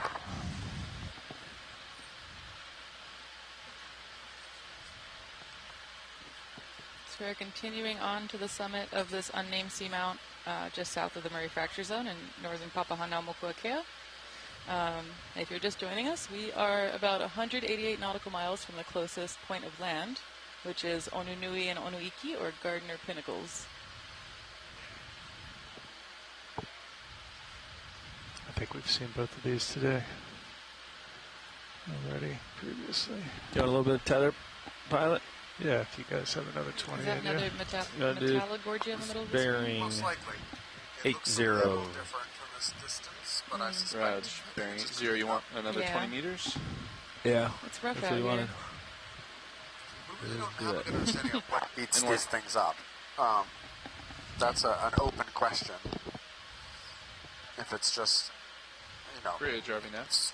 big fish bumping Yes, into we'd them, like to request a or shipment, if please. there's You can just take partial there, roll Same if as you the want. last eating range it? of Or 20 something meters, eating them. bearing 080 degrees at decimal 2 knots. Bright white barnacles. Thanks, Rich. Doubt the barnacles are eating it, but yes, there are barnacles there, so you can see that this Oh one my has been goodness. damaged and has lost a lot of tissue and has some bare skeleton that those barnacles are growing on. That's a Continue to great place rotate. for a barnacle to Pirouette live. right. It's like an undersea high Yeah, rise. just floating here. A lot of those brittle stars. Yep, so those are Ophiocanthed brittle stars. It's got a little shrimp dead center there that just came into focus too. Mm-hmm.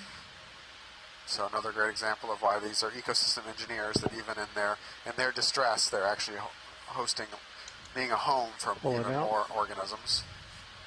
Following you. Copy. That's beautiful. Pushing focus back. Yeah, we'll come up over the top of it and let it go.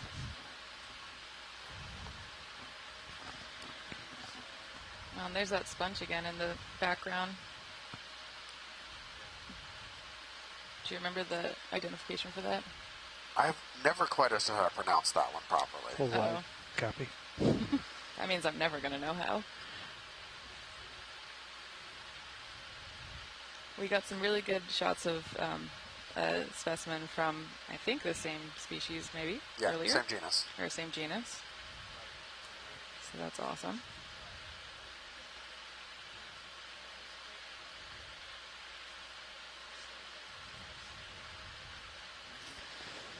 Nice purple color. Getting a nice look at this lava field, or what was once a lava field being colonized by coral. It's kind of cool to think about it in comparison to the lava fields in Hawaii, couldn't get it, where John. It was the like that lehua the whole tree time I was is the sitting first there. thing to colonize some Thanks. ferns. I got it to lower, Yeah, but okay. Drawing connections, yeah, looks like the watching field communities end come kept in and falling off. Yeah. reshape the environment.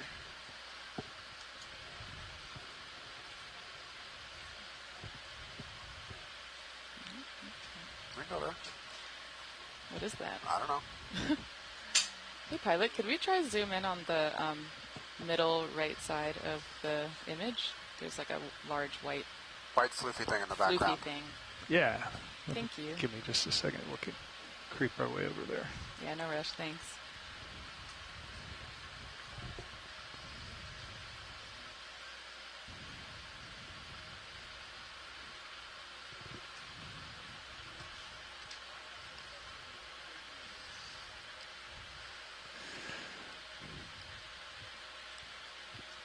So rolling, they're looking for the gnocchi looking bio here as I get closer. That does look like a piece of gnocchi. Or like when I try to bake bread, that's what it looks like when I let my dough rise, because Follow I you don't do in. it very well. Yeah. Know when you want me to start. Quite the little pile of talus here. I just don't know if I'm Yeah, gonna that's Different than cool. what we're used to seeing. put a toe down with Maybe so it's because much we're getting to bio. a steeper I think you slope. take partial there. Copy. Tilt Mhm. down. Yep. Is that a sponge? I believe so. Cool. It's a Partial. really wild sponge morphology. That Might cool actually be a sea demo star sponge. below What it. is a demo sponge? So there's two main groups of sponge. There's Demospongia Uh-huh. and Hexactinellid. Hexactinellidae. Yeah. So there are some hexactinellids that have growth forms like this, but Are demo sponges generally more like closer to and more blobby. the sediment and more blobby? That's a really good diagnostic characteristic. Real blobby. Let's But look at actually, is it the stalked? Oh yeah, look at that. If it's stalked, it's actually a glass sponge. look at the lower left. Can we kick on the Yeah, I don't know, fog but that'll lights be a to good 100%? visual for the sponge I'm people. a little far away, Roll. I'm floating here, so if we want to set up for something nice, I can get closer.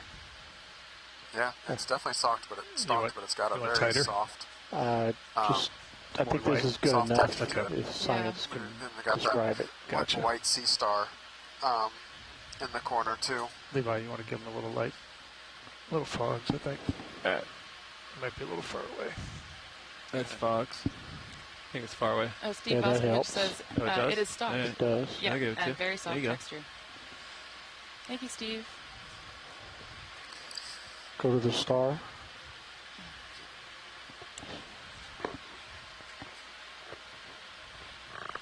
And video's clear. All right, can we trip a Niskin here, please? Roger. Yeehaw. Survey 2. Are you ready for a Niskin?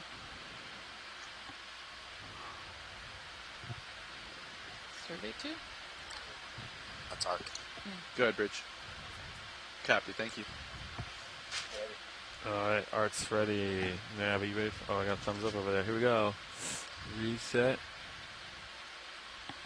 And fire. Number 2 is closed. That's a Niskin. Number 2, bottle 2, 2343. UTC. Thank you. Alright. Sample 6. Yep. Alright, so that was, sample 6, water sample in Niskin bottle 2.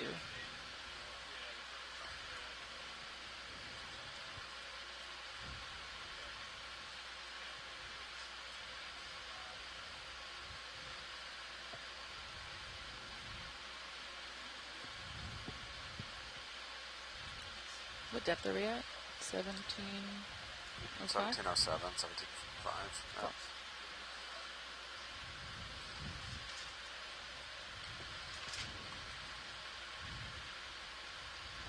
Okay, sample logged.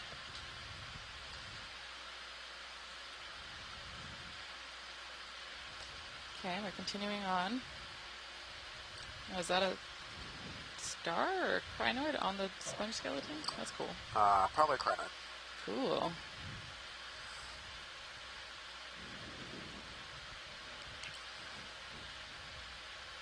Looks like the current's changing here. See the particulate matter starting to flow in a way we haven't seen You can take partial earlier roll. this dive. What is orange? Yeah, bottom left. Ooh, and that ball is stiff. So many things. I think they went bottom left. Oh, that's a retracted anthomastus. So that's a mushroom coral. Oh, cool. Wow. I see why. It's called a mushroom. A little white puffy coral at the bottom of that sponge. All right. You want to take that partial? I'm not sure. You want the puffy ball or just keep moving? Yeah, the puffy white thing that just went out of zoom on the right, or the next target. Understood. Roll anyway. Let that go. Get the brittle star off. Wow, they really yeet themselves off with those corals. You know, come back just a little bit, roll, and I'll get closer here. Is that a baby Metallogorgia in the background? It's a baby chrysogorgid. Oh. at that age, I am not going to even try baby it. chrysogorgid. Great. I should stop trying the genera. Just leave it as it is. Got the chrysogorgid though. Thank you. It's the excellent instruction I've been getting from you. What is this mucousy blobby thing? Is that a sponge like a skeleton? Sponge, actually. Yeah, I could see some spicules in it. And probably some type of rosalid. It doesn't look very happy. It doesn't. No, not really. Oh. Little tilt up. Just these traces on the rock. No idea what that is. It's probably a feeding trace from like a gastropod or something. So cool. Oh yeah. Where it cleaned off the. I believe it. Eating the algae that's on top. Yep. Well, no algae, or but whatever is on top. The marine snow layer, yeah. What are we shooting for here? Looks like something's eaten the flesh off a part of the stalk. Yep. Looks like it's partially damaged. I agree. Pulling out. Science is happy here. Okay.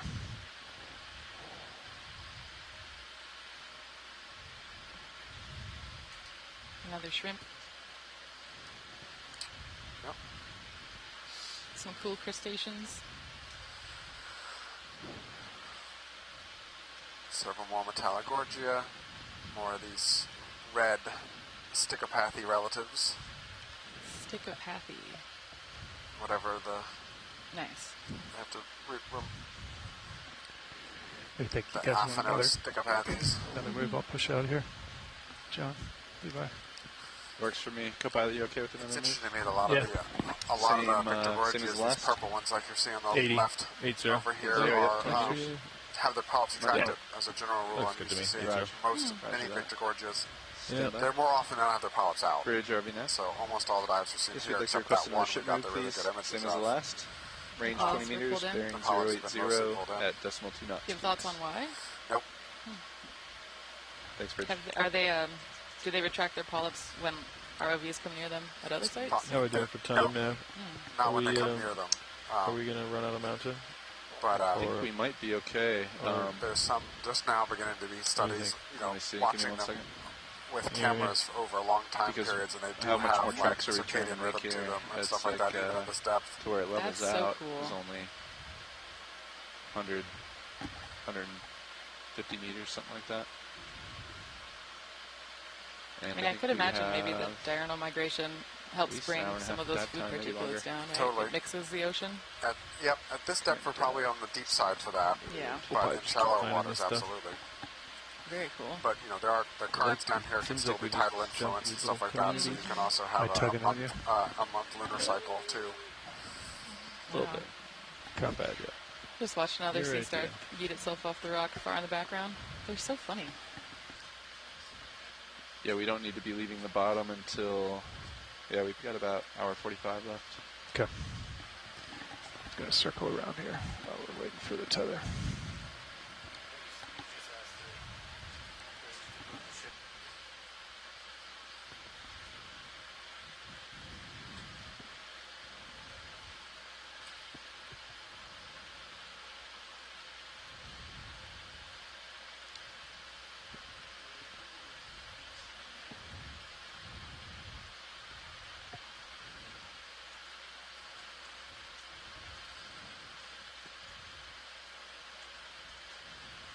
Okay, your fog. Sorry, I left them Yeah, I on. was going to say it's a little hot. Yeah. Thank you. Did you copy that, co-pilot? We have about an hour and 45 minutes left. Roger, Time now on bottom 45. here. Should be perfect then, right? I think we'll be right on time. All right, great. If we keep up the pace. Yeah, we'll get flat, so we can go faster if we need to, but I think our current speed is perfect. Yeah, definitely getting tight on you. Oh. We can take partial here, roll while I'm waiting, if you want.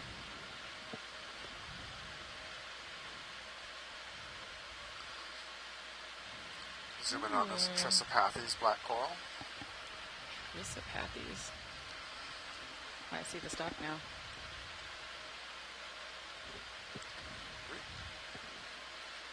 I know you're tether limited, but can we take a good look at the brittle star on the bottom left? Absolutely.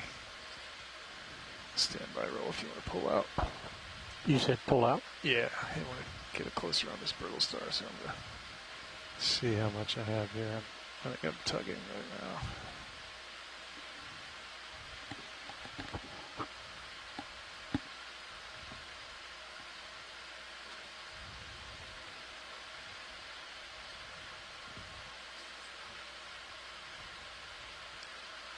Thank you, Levi.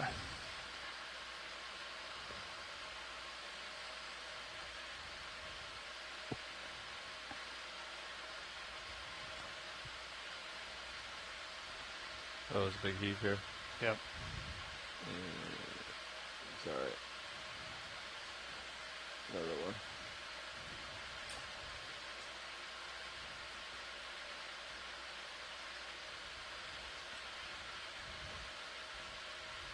How far away are we from the summit, more or less? I think we can take that. Change the target. Target barrier. No, it's target barrier distance. Yeah. Two in them. So. Chris Ma, are you still watching at home? Oh, that's cute. Wait. Max zoom. Copy. I don't think Chris Ma's on, but I'm sure he'll love to look at this later. Yeah. And Chris is the echinoderm curator at the Smithsonian, is that right? I don't know if he is the curator at the Smithsonian, but yes, he is at the Smithsonian with a specialty in echinoderms. Awesome. This one's beautiful. It has like flower-shaped body. All right, we're good here. Thank you. Video's clear. Okay. You on the move there, Levi? I don't feel it yet, to be honest. Okay. Maybe just now. Not many fish. No. We're still on the deep side. I mean, fish go all the way down to 8,000 plus meters, but generally the deeper you get, the less common they are. But I would have expected more even for this depth. But I say that, and there's a fish right there. Yeah, take them, bro.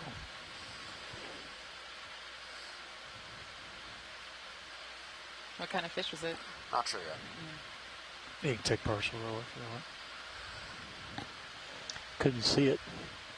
No, I thought that was it. That is a coral in the wind. Not a fish. Nope. Coral in the wind. Looks like That's another what I was fish looking mouth for. is- I was like, where's the fish? Yeah. Go bridge. Copy, thanks. Brain tricks you into seeing things. You say fish, and then first wiggly, shiny thing you see, maybe it's fish. It's so true. Whenever I'm teaching my students how to identify things, I usually try not to tell them the species names at first. I have them group them into categories just based on what they look like. Because once you learn a species name, you want to apply it to everything. So I like to try to slide by the seat of my pants for a bit and then learn the proper names. It's a little hot.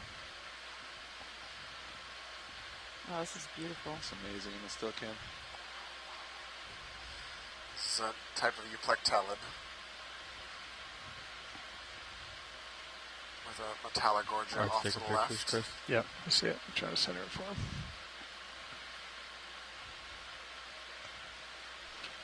What was that comment?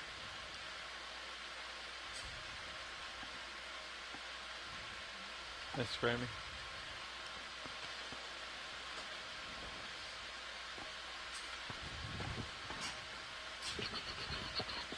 Another move, Chris. Yeah, I think so. Okay. Please. Thanks. Same as last? Yeah. 80 looks fine. Yeah. Bridge RV now. Actually, hold up. There's something on my starboard. Unless it's just my heat. Stand by one. Are you okay with that move? Let's do 85. 85, copy. Yeah. Probably are we doing All right, something with bridge. this Yeah, I'm sponge? sorry about that. No, I think we're just letting We'd like another shipment, Art please. get some Let's stills do of it. a range of 20 So let's meters, frame it bearing for him. 0.85 degrees. Oh, it looks like and there's a decimal tiny knots. baby coral growing off the stalk. Yep. Is that? Oh wait. You can take Is partial it of a the base if you want. Rolling You while got we're it, waiting. thank you. No. Gorgia. Paragorgia. Yes. Is it a paragorgia? Probably. Yes. Fantastic. The other folks in the room are laughing at me because I'm so excited when I maybe get something right with an ID. Ooh, heavy. Oh, Sorry. there's baby brittle stars on that too. That's cool. Gotta start them young. You do. Wow. I just love thinking about how, like, within a single species or whatever, the size distributions can be so large from the juveniles to the adults, and even within the adult forms. Let's get lasers across this as I'm we pull fascinated out. by biomass and how it is shaped by the environment. Lasers on.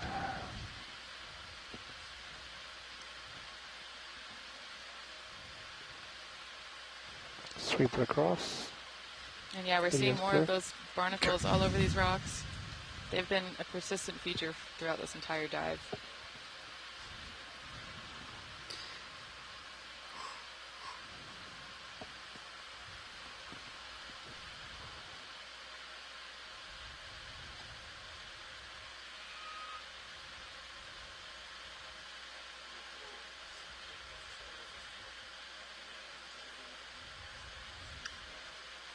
Nice flat over shot, Chris. Pillows look much bigger. You want that, Art?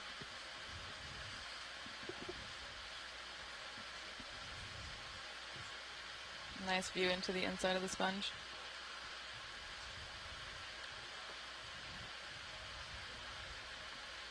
What's the biggest sponge you've ever seen in the deep sea, Brian?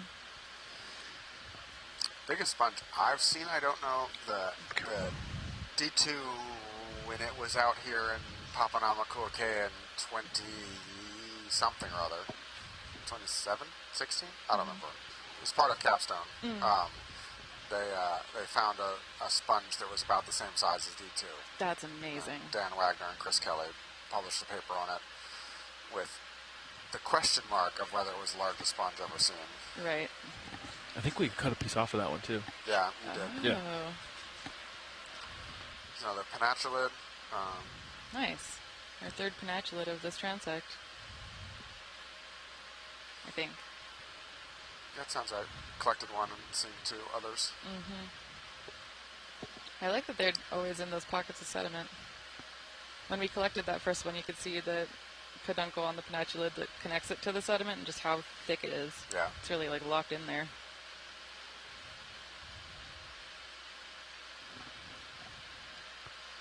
All right, Levi, just pushing out.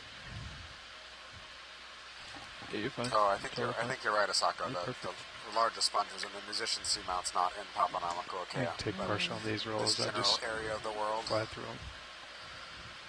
Copy, following you. Okay. It's another pteromericid. Oh my gosh. Shrimp. It's like probably a pneumatocarcinus shrimp. And a little something in the sediment there to the right. Mm-hmm. Assume lower center. Yeah, stand by. Sediment.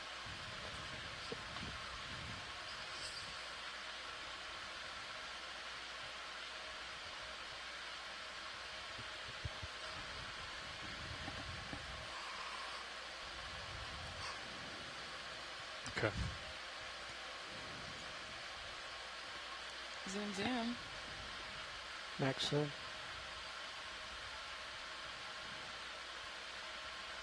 Can I take actually, I don't know what this is. I don't even want to take a guess. Is it a cup coral?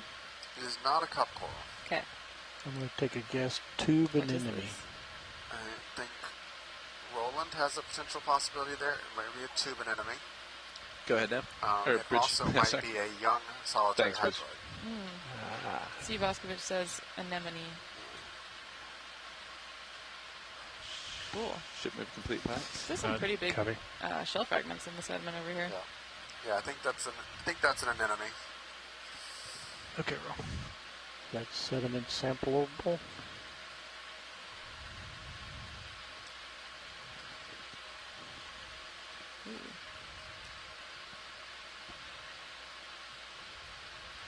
Oh my goodness.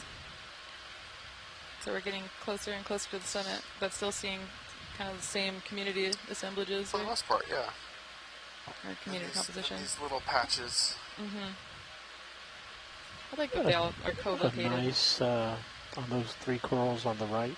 It really close makes to me them, wonder so as someone just who doesn't study corals pan whether or across not them. when one gets recruited nice. there, the other ones follow closely behind. This is Jacopad speaking. Is my camera full wide? What was that Yes, thing you it said the is. other day? Enigmatic recruitment or whatever? Yeah. I don't know. Vagaries of recruitment. The vagaries of recruitment. I love that phrase. Like, So Steve said that they got an anemone like that in Johnston in 2015. That was an Edwards. We do a zoom and let it continue to Edwards slide. Yeah. Edwards a day. And Edwards just a day. tilt down. Just keep going around. Yep. Perfect. Wow. Yeah, do you have waypoint 2 selected? Let's take a look. I do not. What are these 2 corals? Looks like But I can get it selected for you. There you have it. Slide bearing. Paragorgia is the pink one, and the Paramers And is again, the that's golden colored just one. a kind of random Okay. point, but yeah. Just getting all flat here. It's hard for me to see. Find a good bearing for the next move. Yeah. Wow, that is a thick stalk on that Paragorgia.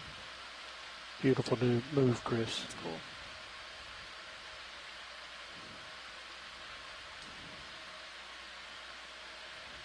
And as you move on past it, forward, I'll zoom back out. Copy. Huh. Get the stalk with all the brittles in it.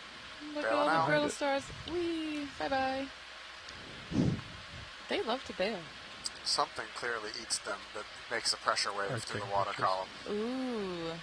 Hey, sorry, Art. Well, today's not their day to be eaten. Do you want the red one? Okay. At least not right now.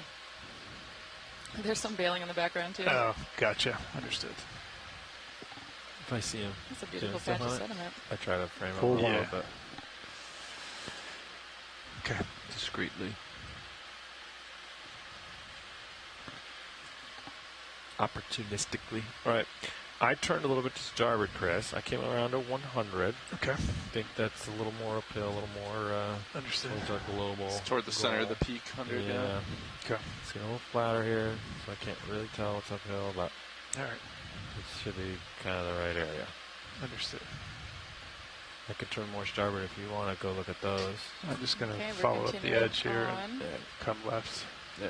Just follow whatever the local More is. Paramercids? Come up with And me. Metallogorgia? Yep. Feels Let's like you're go. super close to And me. It does, but I'm what is 15 that? delta. Anemone? No. That's an anemone. Oh, nice. Anemone. Maybe the, I'm looking at the Paros, I guess. Yeah. What's the CTD read? Is there any discrepancies between CTDs and Paros today? What's the oxygen CTDs, right we've now? got 1698. Was that 17? Yeah, 15 delta. Can we look Red at red, crinoid? 15 delta. Red crinoid, please? Yeah, absolutely. Watch lead.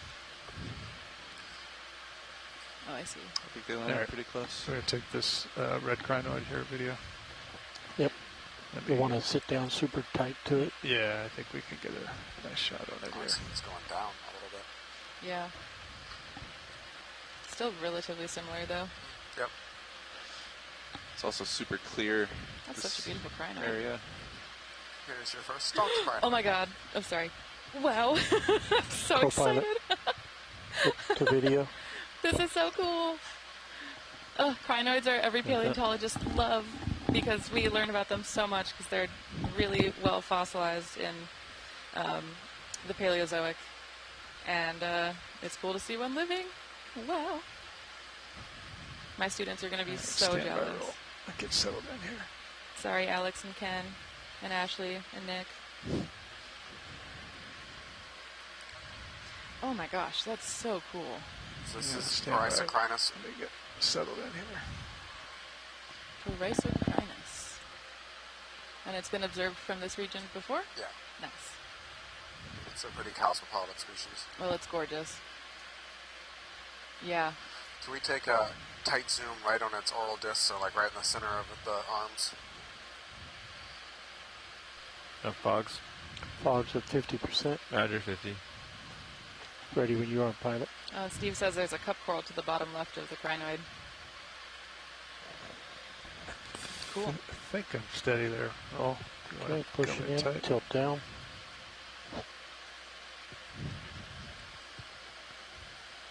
Oh my gosh. I'll try to rotate over here. When you look at Center them it as up. fossils, you don't Stand imagine by. them in color.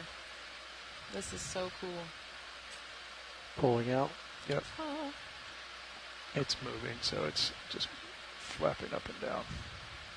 Oh, that's so cool. Partial.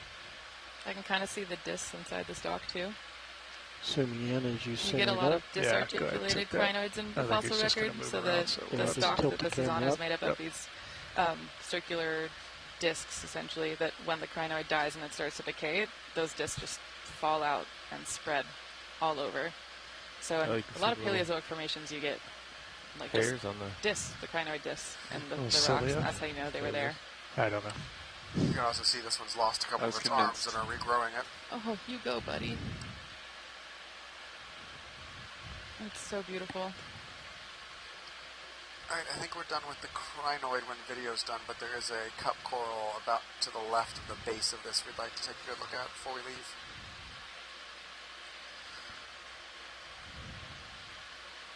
One more, let it blow by one more time. If it cooperates. It's doing good.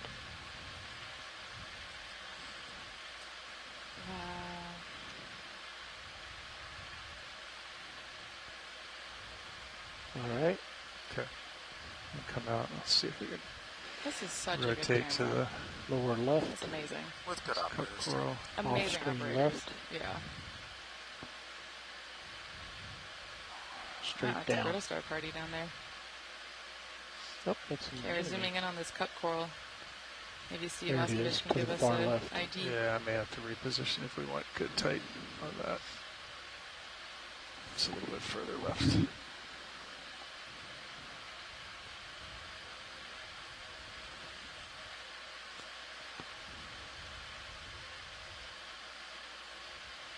Wow.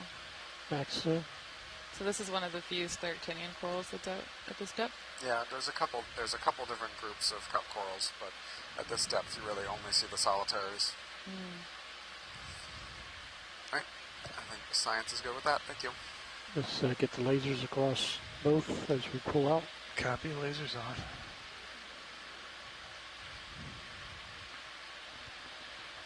Wow. What a special day. Sweep it Baby's across first the brinoid. base. So happy.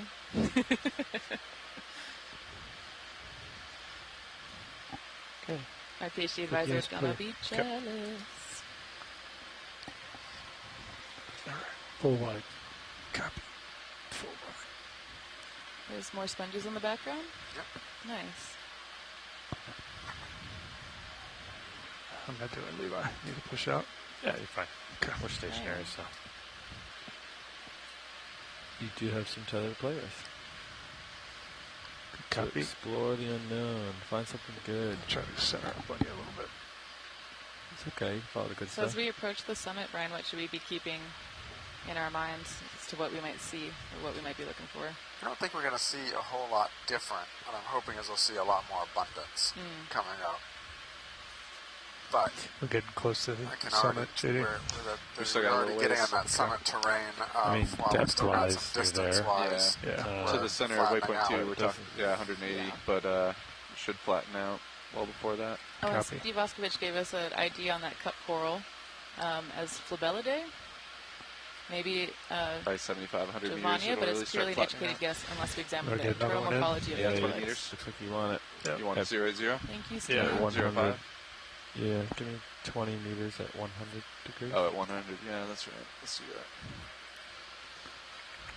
Bridge, RBNF. We're ready for another ship move, please. Oh, there's another range 20 meters. Nice. Bearing 100 degrees at decimal 2 knots. Ooh, another Retigorgia. And Can we look at the sponge bottom right? Oh, Let's get sponge copy. fish Thanks. first. fish. Take it, roll. Lasers. Lasers on. Wow. Boom, boom, boom, boom, boom, boom, boom, boom. Is this an...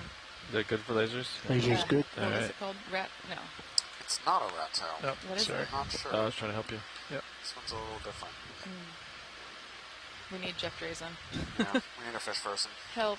We are I not don't know fish how people. much we want to chase this. I really like its little barbs, though. Oh, and look at that.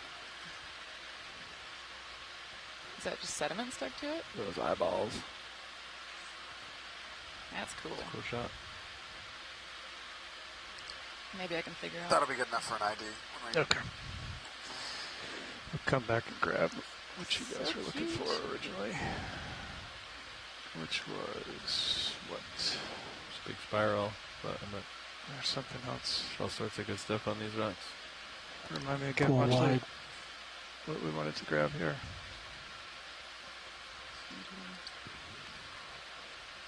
Yeah, we can just go straight for the Retigorgia. Okay. I was looking at the sponge that was back, but it's back a little ways now. Copy. It's another beautiful Just Retigorgia. pirouette around it. Keep going. Yeah, I don't want to go left because there's a rock over there, so I'll come to the right. Wow.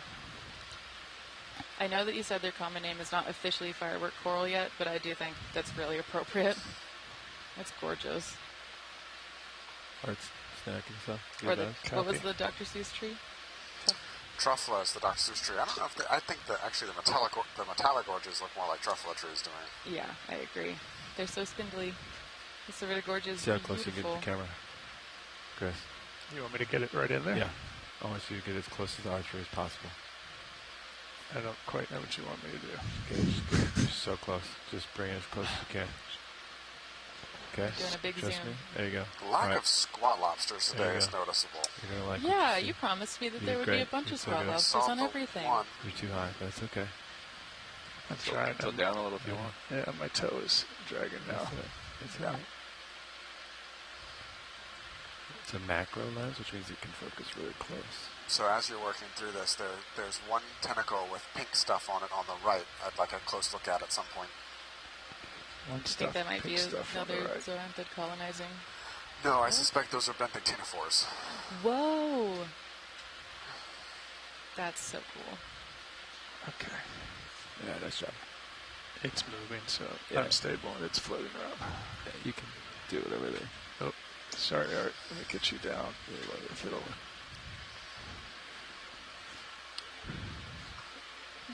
Okay. On the bottom right, is that a stock of a former A base, coral? yep, yep. A base. That coral is no longer with us. That's good, Chris.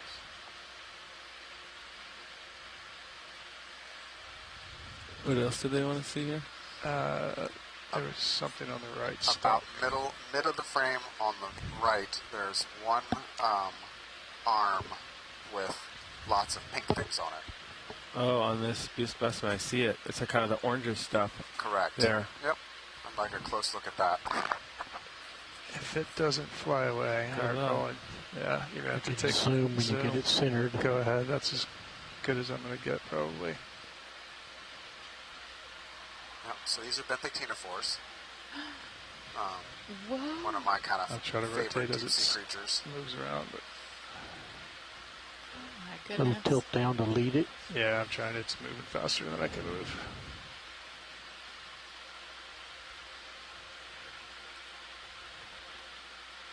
I was rotating and panning down, tilting down at the same time. So would their common name be comb jelly? Yeah, it's moving Correct. around, isn't it? Comb Yeah. jelly? Benthic Makes it comb jelly, difficult.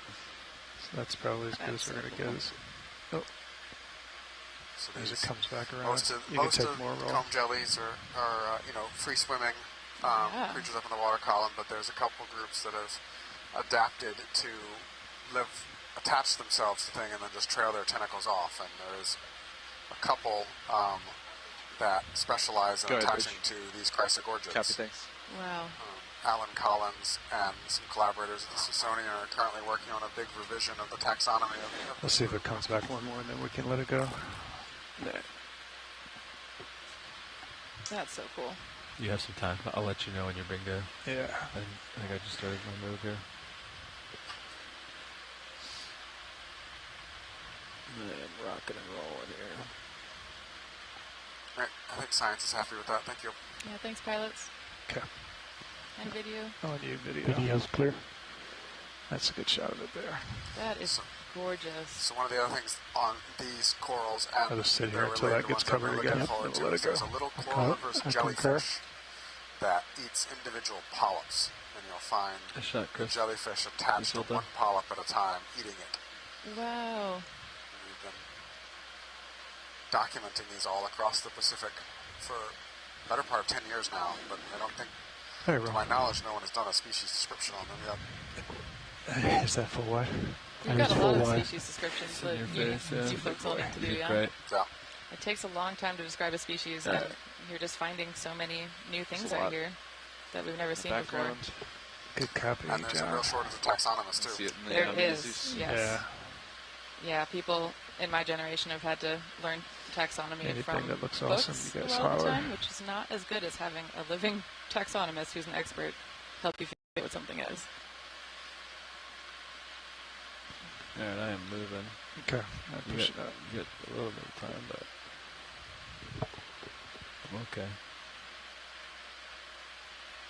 Here we go, getting into the higher density kind of. Oh my goodness, this is beautiful.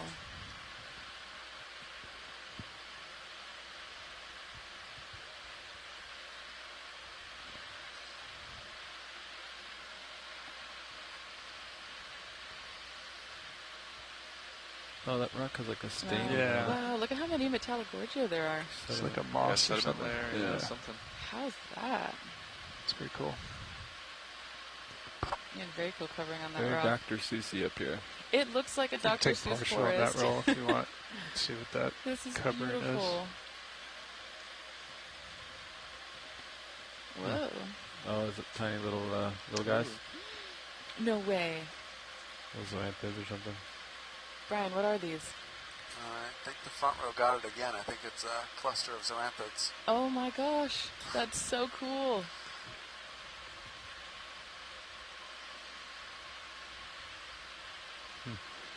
You can come back and Wow, get it's a like a little bit zoanthid mat almost. better shot if you'd like to settle on it. I think that's good enough. And then Okay. science once more. Wow. let it go. I'm going to guess the answer is we don't know, but do we know why the zoanthids would preferentially settle in that spot? Nope. You're correct. Do not know why that one rock over all the other rocks. Yeah. Did one land and Hey, it's that's been a just budding nice for rock. 1,000 years and just spreading, or if that rock is particularly interesting? Nope. But I do want to look at the fuzzy coral that's on that same rock in the kind of hollow there. Bottom right. Bottom right. Fuzzy coral bottom right. Hey, bottom center. Yeah, Yeah. copy. Yeah. There's also something, a basket star or something on the stalk above that. No. Not sure. No, I think it's one of those balls. It's one of those urchin ball things. Those are going to be hard to reach down into those holes. Yep. Urchin. Stock. All right, where do we want to start here? It looks like there's larger things Coral was inside. what he was asking Yep. for. Coral. Okay, I don't so know let's what do that is. coral first. Yeah, so this is a Chrysogorgia, Chrysogorgia. which is the first member of this genus we've seen so far today. And I suspect there's going to be a Urotychus squat lobster hiding in that bunch of tight polyps. Oh, yep. Stand by On one the roll. ringer. Chrysogorgia, they always have one of these. That looks I like a think I comfy saw a place to sea live. star at the base of it. And there might be a couple small Okay. anemones curled up in there as well. Where do you want to start? Oh, yeah, I see those. Just the tilt bulbs, slowly that are, down like, towards basically the the same base. color as the Okay. skeleton. Cool. There's little mice and shrimp in there too. So Wow. there's some balls bigger there on the shrimp. right. Go towards that. Yeah, talk about Copy. ecosystem engineers. There's so many different That ball organisms right that there live on in the these center? individual corals. The It's notable amazing. ones to the right of Copy. center. The ones to There's the the right. star. Oh, and there's a sea star. It's coming over Which easy. might be eating the coral. You want Ooh, that little yummy. guy first? Yeah, Steve Oskovich says it's a Okay. I'll keep coming goniasterid over. star predator eating near the base of the coral. Thank you. Ooh, and a nice view of those zoanthids, too. This is so cool. It's one of Christmas sea stars eating the corals again. Yum, yum. Yeah, you can see how it's cleaned the tissue off. Right to the right of the star, that shiny gold section is the actual gold skeleton of the coral, and that kind of muted area around it is the tissue. And so it's Is that just full? working That its is way max up zoom. the Copy. up the coral, Down eating as in it a little goes. depression. Yep. Let's look up at the Wow. ball on the upper left. Okay. I think, yeah. That guy center. Yep. Wild. Yeah, do we have any idea what those? This is a gull, and so it's something that has probably laid its eggs in the coral, and then the coral has overgrown it. And on land, there's a whole bunch of different wasp species and stuff like that have this interesting parasitic relationship where they trick trees and plants into growing over them and protecting their eggs. We don't really know. I don't really know what in the deep sea does that, but we do see these on these type of corals occasionally, where something has probably laid its eggs and the coral skeleton has grown over it, or something along those lines, or something is living in there. Very Wow, I cool. had no idea that corals could have galls on them. I've only been taught about galls being on trees. That's so cool. Ooh, beautiful urchin. Got some hydrozoan on there too. Just Oh, yeah. hydroid.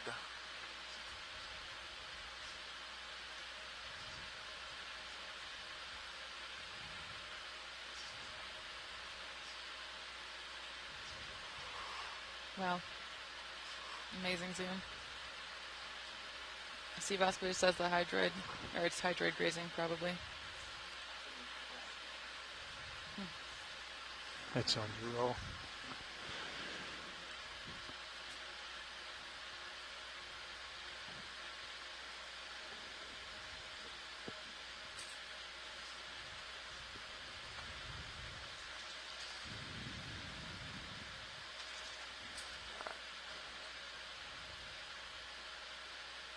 Wow, Metallogorgia, so pretty. Alright, let's go and take a look at the two corals kind of silhouetted in the black in the top left on the next rock over, if you would please. Good copy. All right, roll it. You full wide. We are full wide. See if I can work my way around to these guys.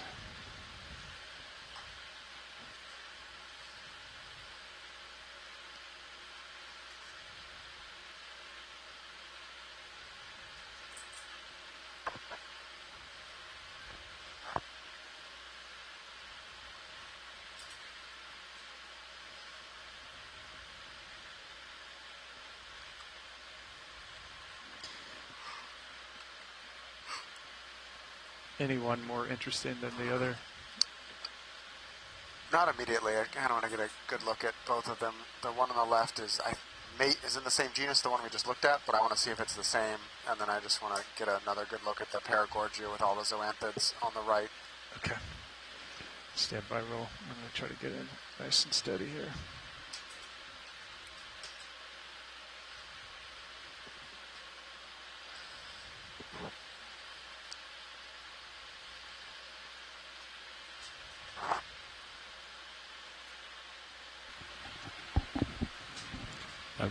I'll stop right here, so you got all the time you need here, Chris. Okay.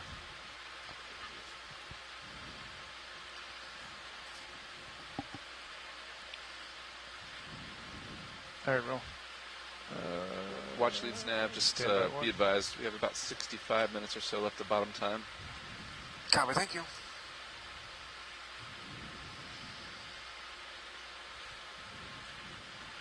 Cool jellyfish going by Sirius right now. Hello. All right, we'll start with this one in the center roll. So shoreside, we've got just a smidge over an hour remaining in the dive, and we're still got a good little ways to our official center of the seamount, but we're getting pretty much onto the top here already. So this is a member of the same genus we were just looking at, Chrysogorgia. Also with the squat lobster in Also with a squat lobster with it, which is pretty common. Cute. If we could get a good look at the head on the squat lobster would be ideal. Stand by one. Are the squat lobsters specific? Still fog lights on. Do they pick a You still specific want them on, species to or live we in? kill 'em? That is something that Looks is in good right question. now. Nice. I feel like that's the answer to most things about the deep sea. Yes, there's some indication that there might be hyperspecificity between certain squat lobsters and certain corals. Hang on, I'm getting a little cavitation here. Very 'cause cool. I pull back. I'm not in a great spot. Stand by. The current's whipping pretty good up here. Roger. I see your tether. Yeah. Try this again.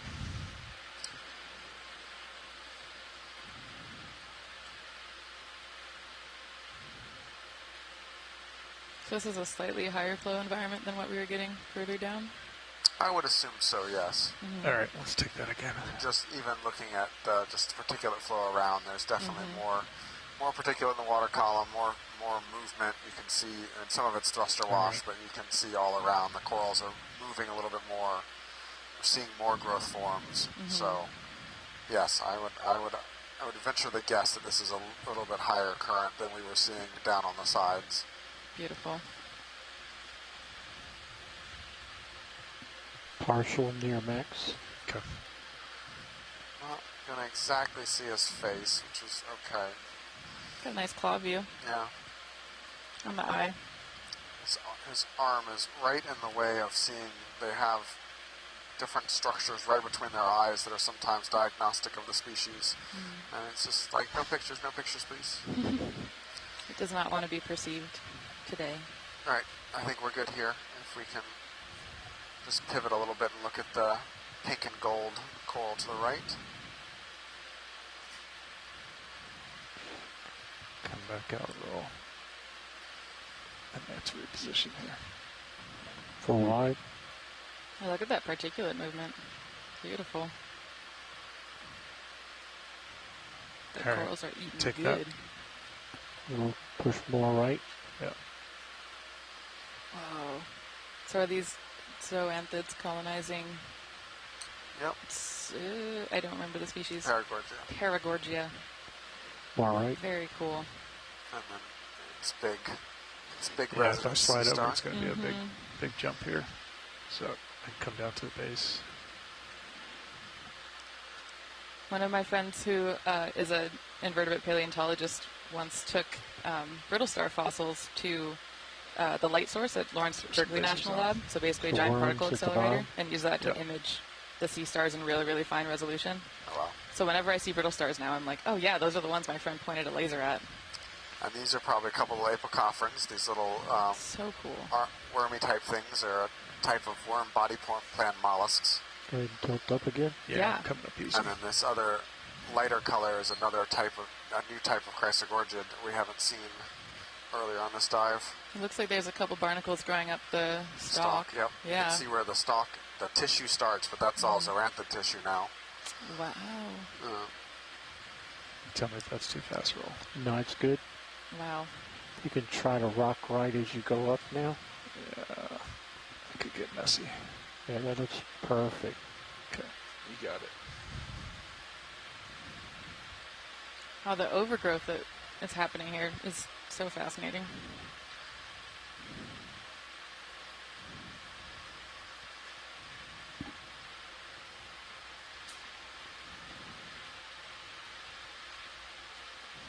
This is beautiful.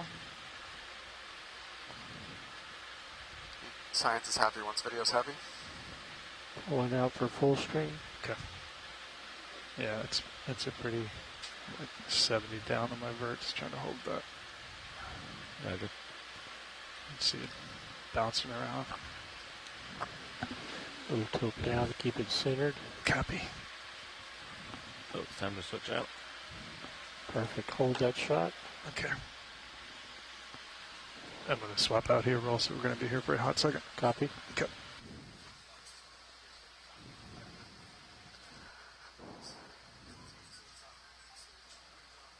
When they're done.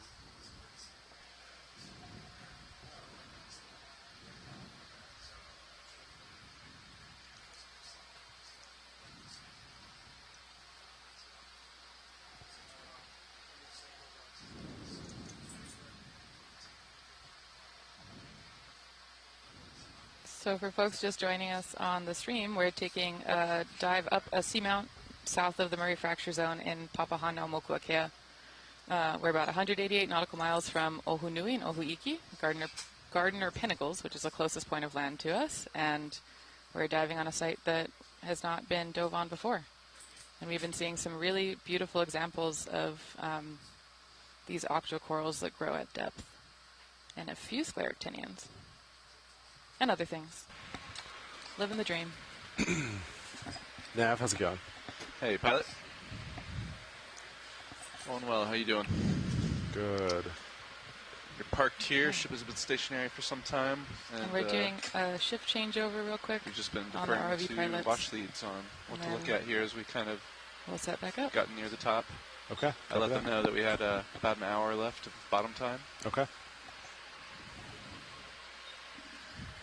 Sure.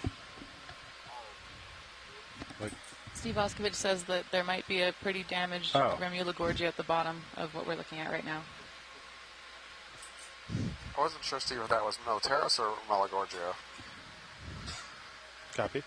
Hey, watch leads. Are we all set here to keep moving? Is there anything else? No, okay. we are Sounds good here. We can continue nominally uphill, but more or less just the east. And if you all want to introduce yourselves, this would be a good time to do so. Sure. Cameras in the front on stream 3. Copy that. We just did a shift change in the front row. We were all from GFOE, the Global Foundation for Ocean Exploration. Sitting pilot right now is Sean Kennison, and to my left, sitting navigator, Jonathan Mefford. And to my right, sitting co-pilot. In co-pilot, we have Bobby Moore. And on the far right, just off camera, is Roland Bryan, video. And on clipping is Art Howard. And in the back row, we have Art Howard. And we're excited to continue the dive. Thanks, Brad.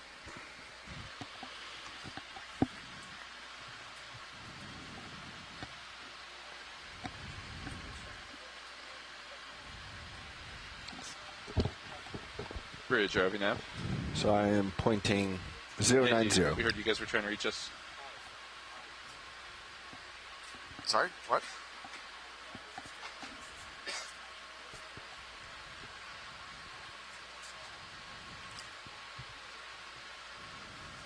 Roger that. Would you stand by? We're actually doing a shift change ourselves. I'll hand you over to Fernando, and you can give it to him. All right. I'll call it to you. Thanks. Okay.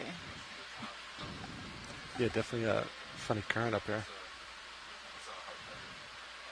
Couple of Anthomastus there beneath that metallic Gorgia. So weird, yeah.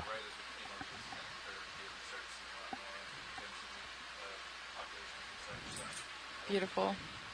So we're moving towards the summit, but it looks like the overall elevation might not change too much at this point. Yeah, we're definitely approaching the kind of flat at the top. Awesome. Wow.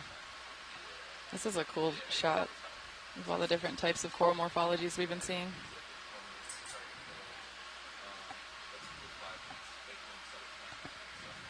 Is that an unstalked crinoid or a star? Unstalked crinoid. Let's go.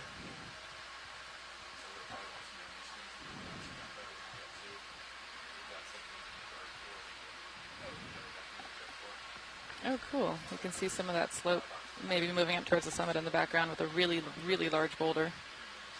Yeah, that's where we're heading. Yeehaw. Yeah, some good stuff between here and there, but yeah.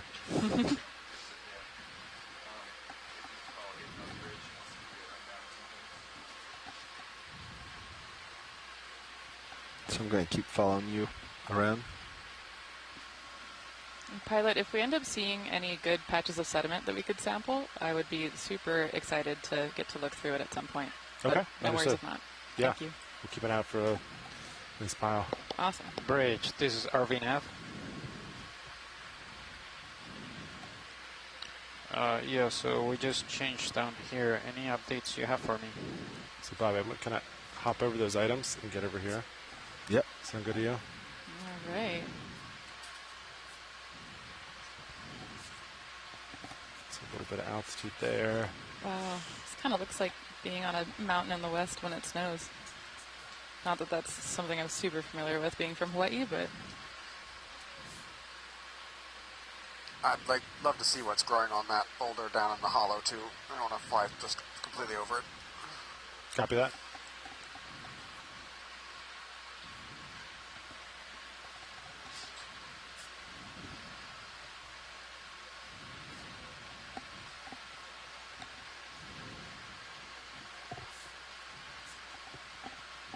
Okay, sounds good. Thank you.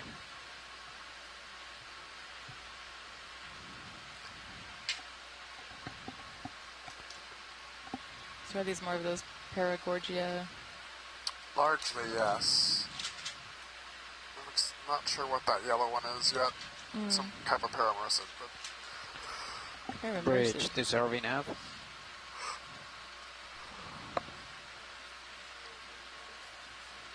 Yeah, if we get a tight zoom on the yellow one, kind of in the center. Coming center, is that right? The one that's just about dead center now, the yellow one. Copy that.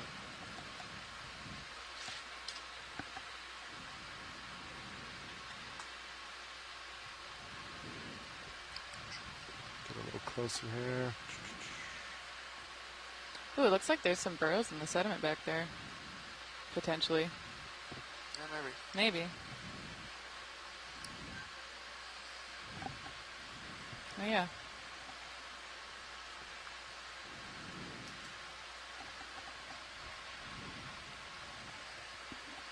Definitely at least some differentiation in the color, which maybe suggests that it's been overturned a little bit.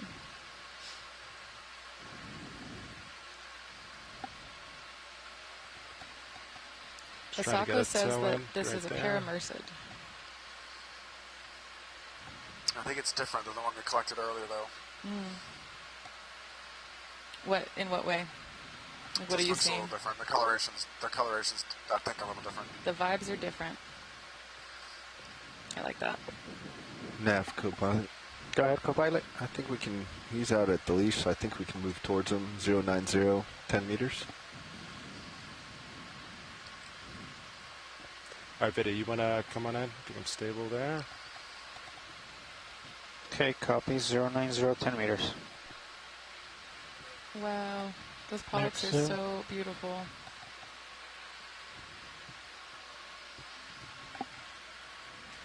Was it the paramersals Pulling that you soon told me to had the dainty top right. polyps? I generally say the Chrysler Gorges are the ones I call Right. dainty. That's the Can Dr. we get Seuss the tree fog looking lights one up that we've been seeing. to 90%? That helps. Actually, no, this might be the one we collected. Mm. All right. Thanks, Sean. We're good here. Copy that. I For full screen. think if we can move down off into that sediment pool behind the rock and think about slurping some sediment. Behind the rock, you got it. Can do that next. We're Thank not going you. to have the reach to get there quite yet. I'm coming that way. Yeah, so let's see. Do you want to line up a little with that, and we'll do a move there? I did. We have a move in. Oh, copy that. Great. Got a Medusa. And going to lose you for a second. Yeah. And no scientific preference on wherever you think is the deepest sediment pool that's easiest for you to access works. Yep. Copy that. Yeah, coming back up. Yeah, it looks like a good spot just ahead. We've got a ship move in, and we should be there momentarily. Woohoo. Sand. That's awesome. I brought my microscope on board so we can look in the sediment and see if we're getting things that we think we might see out here. Yeah. Also, that way we know whether we've targeted the right So I wouldn't go types too of much environments. further that things way. like I'm that. up on a hill. You're downhill with me. Yeah, copy that. So I can't come down any further. Present the back of D2 to you there. Give you some tether. You can see how your footballs are pulling tight with my heaves. Yeah, copy that.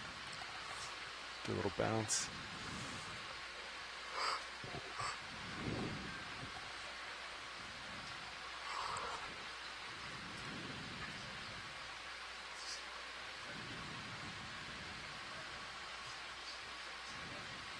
So I guess just to fill folks in case they haven't been on the call, part of the reason we're collecting sediment is to look at the microfauna that lives in the sediment as well as any microfossils that are preserved. Right below you. So we're interested in seeing what kind of a snapshot of the community that we can get from a sediment pool that has collected over a longer period of time than what we're able to observe with the ROV. So The ship just we might get stopped, things co-pilot. like foraminifera, which are Roger. unicellular protists, or sponge spicules, or fish teeth, diatoms, or maybe we won't get very much at all.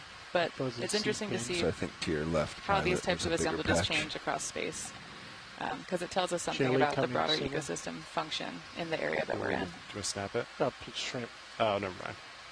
Disregard. Oh, a shrimp. There's the jelly. Cool shrimp. Shrimp Yeah, wants to he's already scrap. gone.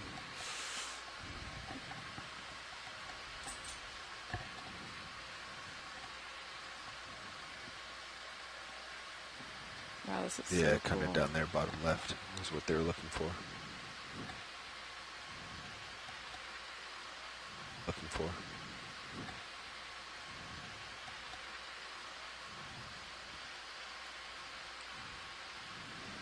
Nav, I think let's do another 10-meter move. Copy in your direction or again Same, in 090. Copy.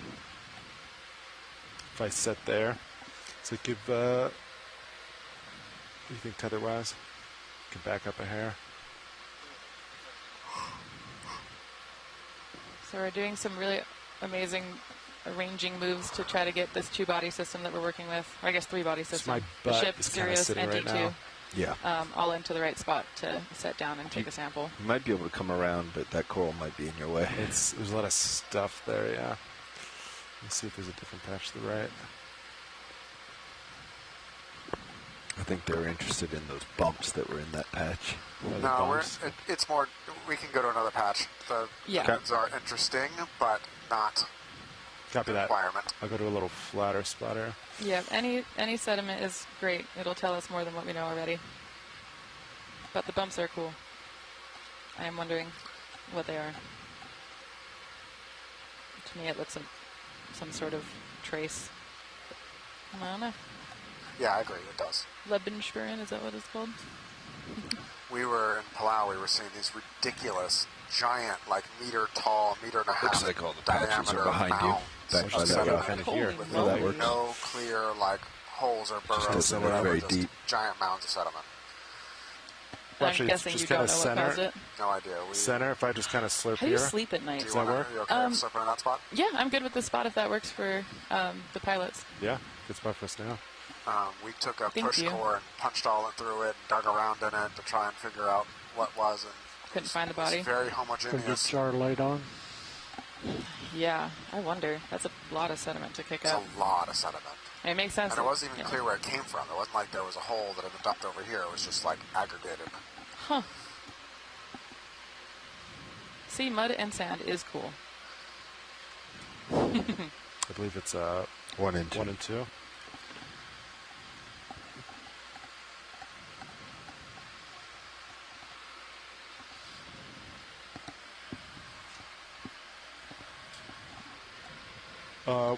What jars are full right now? 4 has stuff in it. You're correct. on 1. So we're on 1. Okay. Yeah, Great. which confirmation it's a fine filter right there. So Right. heading back to 1. Copy that. Let's see. Do I have hydraulics? Coming up. Thank you, sir. Hydraulics are up.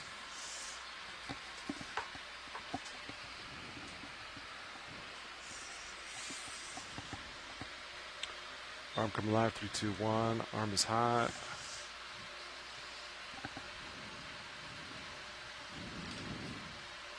We're cheating off of art screens.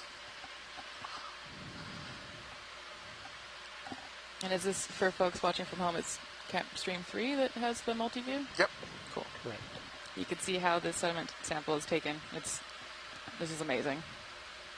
I'm used to the crude geology way of sampling sediment, which is just taking a pipe and throwing it in the ground. Out of danger of derailing us, can we look at whatever is swimming in the water just to the right of the arm in the background before? Yeah, in the back. Yep. The worm to the immediate right of the arm. All we can do is zoom. Looks like it's coming from a tentacle. Do you want me to get closer to it, watch it? No, let's just, we can just, if you can just pivot a little bit and zoom in, and we'll figure out what to do next. I'm not even sure what we're looking at yet.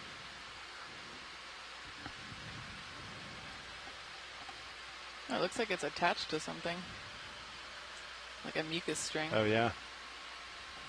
Oh, so it's attached over here somewhere.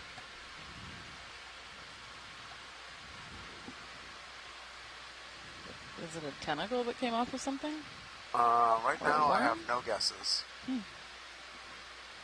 Tilt straight down. Yeah, came close to me. So max out of my tilt there. Stand Nice by. brittle star.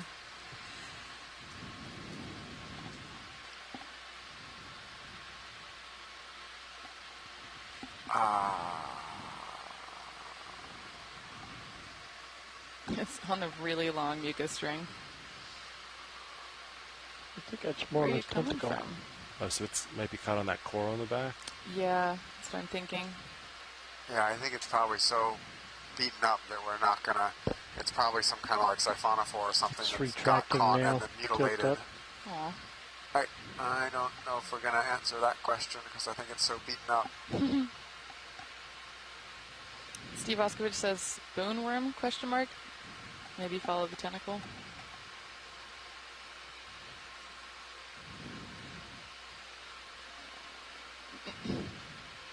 Nice. Now it's Trust now. on D2.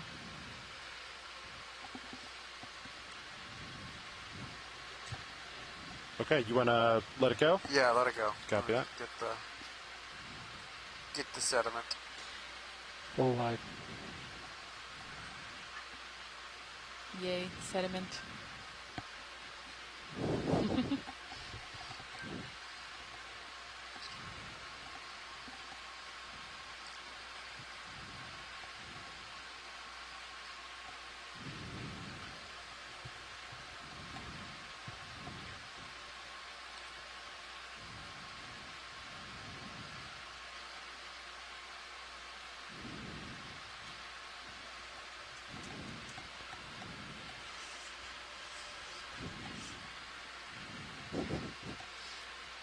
It looks like my husband is watching along and says, that's a weird wormy thing. I agree. Sorry, I'm not a biologist, so I don't know how to identify it.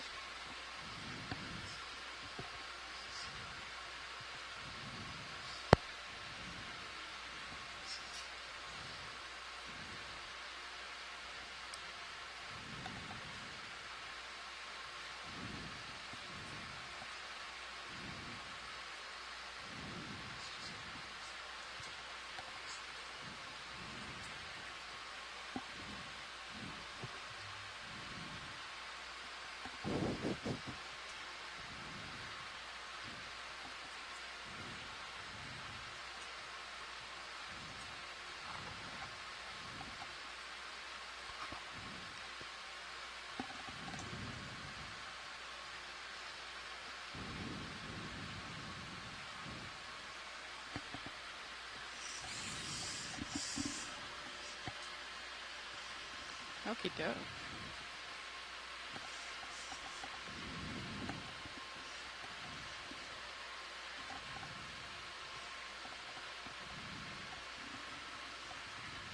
So we're doing some maneuvers to. All right, Bobby, try to are you going to sample put the Minnesota? sediment. Yep. Aim it down. Quick force 5. Copy that.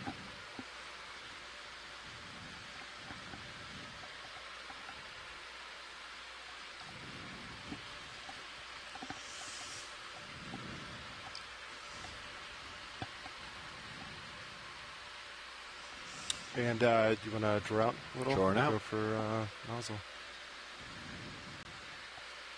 All right, so if you're watching on stream free, I think. That's good. You can see the multi-view of the different angles that we're using to track how we are sampling. And I'm still blown away with how the pilots do this. It's amazing.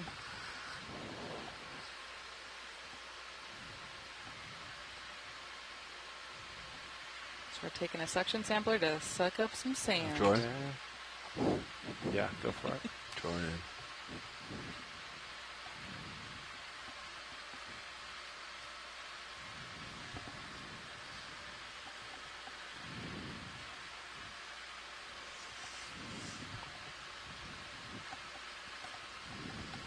See how she goes. Okay. If you want to start suctioning. Inhaling.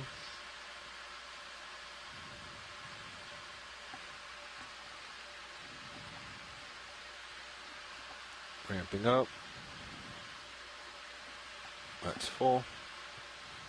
All right. Okay, We can they're see the stuffing. sediment getting into that collection chamber. And canister one already. Copy that. Is that about how much you want wash aids, or should I keep going? Pilot, looks like a bunch of it flew out. Do you think maybe you could try to get a little bit more and stop suction a little Can I earlier? get a big scoop? Thank I you. get a big scoop. On your call. Nulling.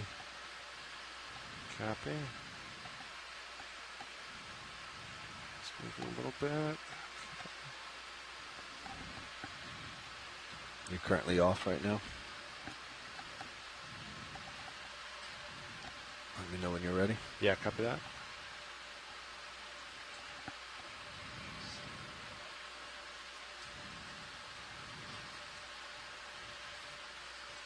This might be the most sophisticated way I've ever gotten sediment samples. All right, go for it. Okay, inhale. And stop. No.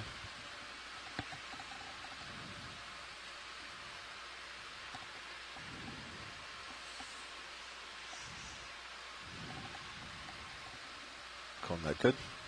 Pilot, looks like we got some sediment in that jar, so I'm happy. Okay. All right, going, Thank going you. to 6.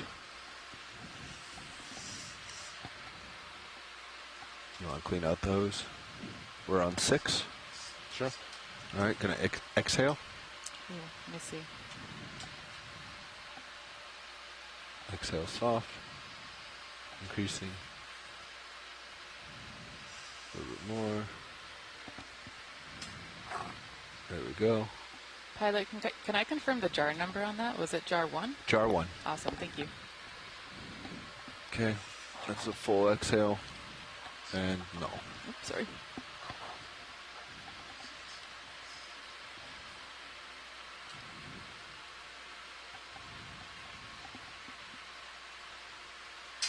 Copy that. All right, Bobby. Ready for Joy? Yeah, let's do it. Extending.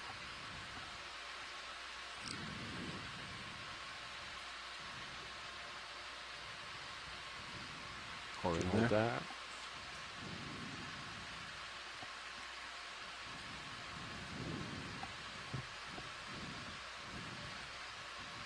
Closing drawer. If you rotate your claw, it'll come off of the claw. Tilting and tilt.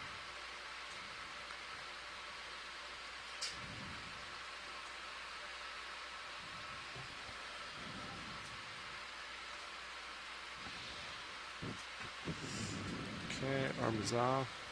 And bringing Vinicius back.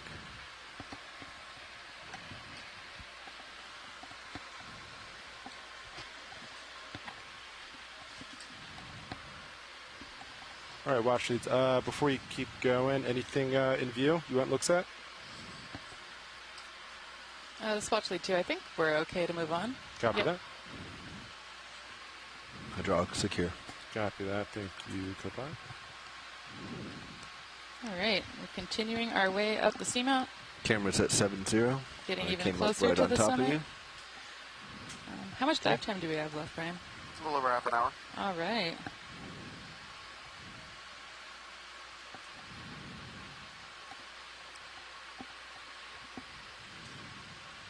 So as we keep on going over here, we're probably going to keep seeing that same assemblage of corals that we have been, yeah? That would be my guess. I see some more whips out in the dark, so we might pick up some more bamboos here. But Kind of dead ahead on center, right? Yeah. We should be more or less in the top kind of community now. Beautiful. Might get a preemptive move, 10 meters at this heading. You okay with that? Yeah. 10 meters bearing 115. Yes, Copy. please. That'll get you to that ridge line at least. Can we look at sponge dead center? Sure.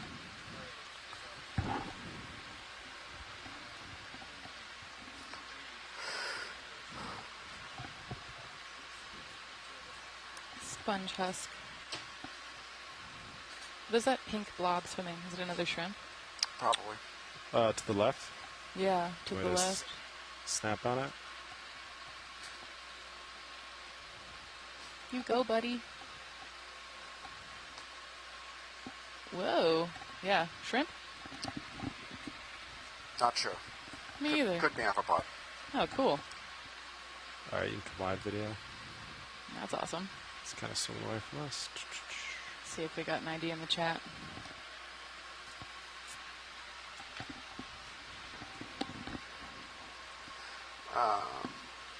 Yeah, let's look at sponge in the bottom center and then white whips on the right after that.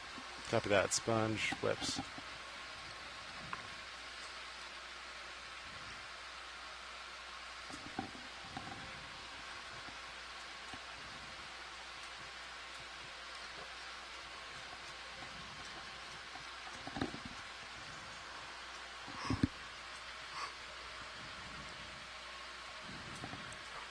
Wow. This sponge is a husk of its former self. Nice. These are lasers. Video, you want to snap it? About 10 centimeters wide. Oh my gosh, look at those little brittle stars. They're so cute. What kind of brittle star is that? I think there's some type of ophiucampid. Ophiucampid. You can tell that from their body shape, right? That it's The spiky arms. and the spiky arms. That one's been pretty much eaten. Ooh. Yummy. Tilt up Oh, cool. center. I like the view of the spicules on this sponge. Those are pretty massive. Just in focus. That's the silica structure that makes up sponge skeletons.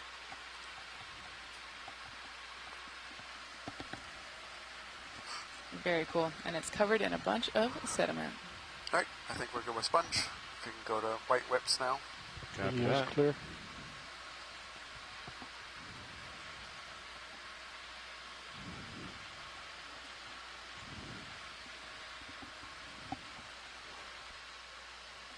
This is one last time, and we're moving.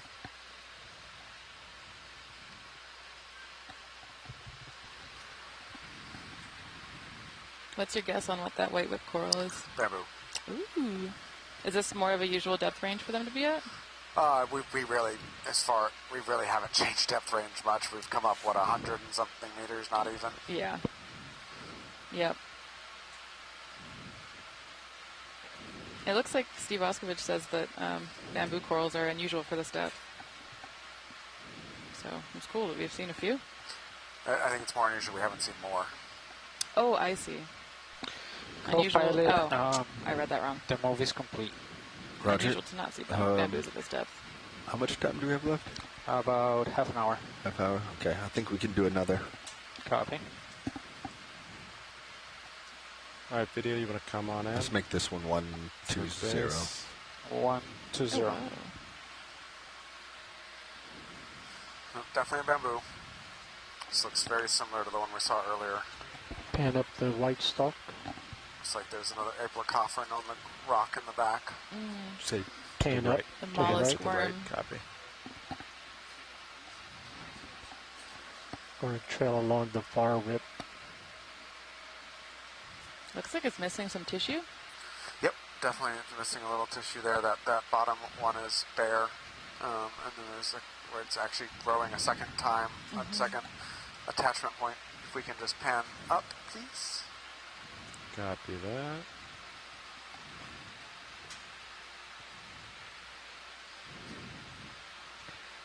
Oh, actually, this is Nav. Go ahead. I just wanted to let you know that we have 30 minutes left on the dive. Copy 30, thank you. Keep going to the right, looking for the next branch. Wow. It's cool seeing those nodes. There's a branch at the node. Alright, so this looks like a nodal brancher. See Hold how there. the black stripes are right at the joints. And go ahead and tilt up those two stalks. Copy that. Actually drifting back a little bit. Alright, I think we're good with the bamboo. Video's clear. Do any of these rocks seem loose enough that might want to come home with us? Yeah. I think I saw one earlier. We'll zoom out and take a peek. Looks like the one directly below that right stalk is loose. Actually, it looks like everything is. I was going to say, let's get lasers on.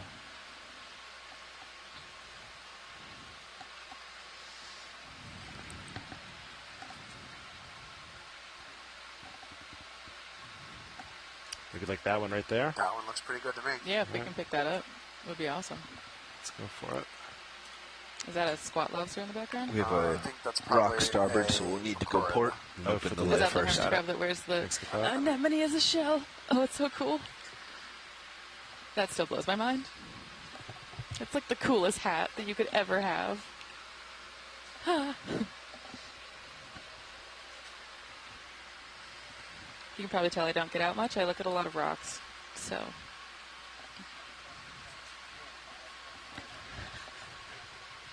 What was that? He was talking to me, I think. Move just completed. Co-pilot. Roger. I'm excited about this rock. So these rocks are probably going to be used to help us understand the age of the Seamount feature, right? Primarily. We'll also be able to potentially what type of analysis get done downstream, but we can look at the manganese crust and stuff like that as well and learn more about the oceanography and the crust compositions. Yep. You can solve a lot of mysteries with rocks. It's pretty great. And I know we haven't even mentioned this yet, but sometimes one of the diagnostic characteristics that we use in geology to tell what a rock is tasting it.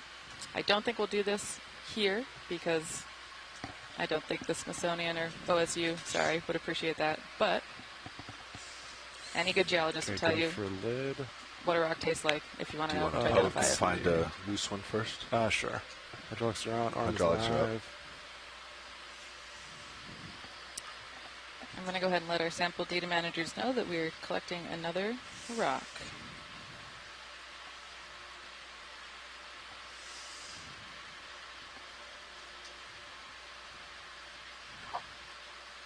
Yep. Yep. All right. Ready to bring bucks in? Yeah, go for it.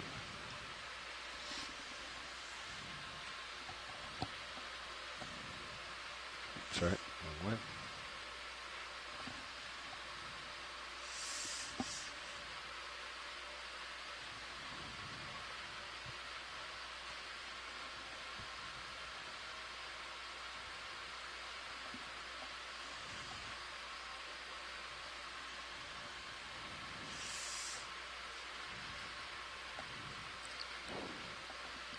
Magic.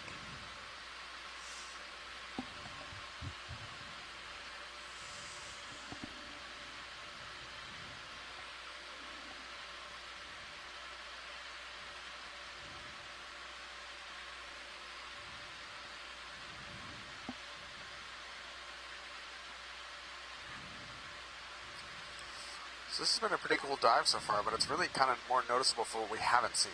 The shortage of bamboos, the lack of Do a rotation in front of the camera. is kind of unusual for these depths in this part of the world.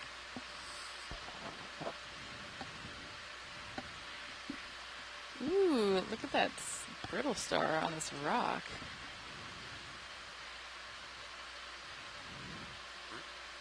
Looks like a good rock. It's a great rock. And I'm wondering if we're going to get some awesome encrusting associates on it or not. Yay. Alright. If this rock wants to come home with us, let's put it in the box. Yeah, thank you, pilots. This is beautiful. Copy that. Video, you good with that? Yep.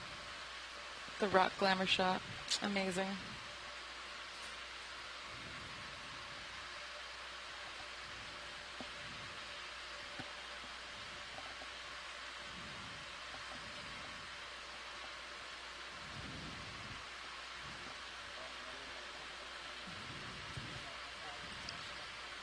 Yeah, I noticed. I'm waiting to see if it makes it all the way to the surface. It's very sticky.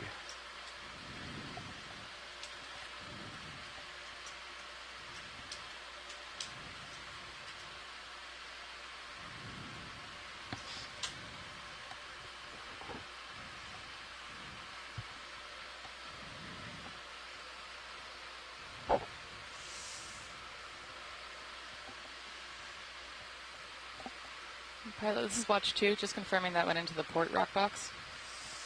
Yes. Thank you. You got it.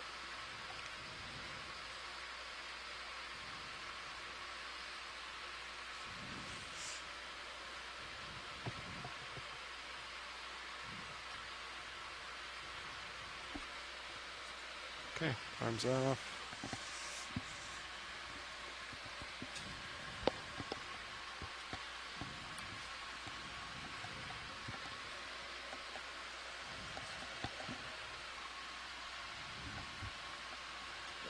Right. Got some good geology samples today that'll help us understand how the seamount was formed and what might have been living here. Looking down 7-6. Copy that, 7-6.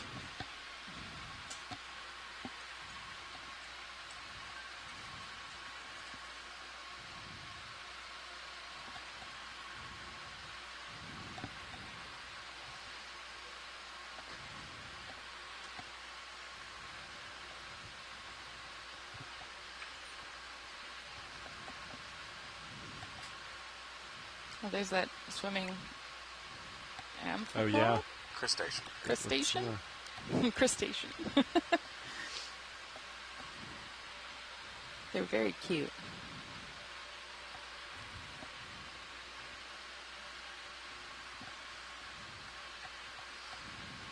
Wow, this is beautiful.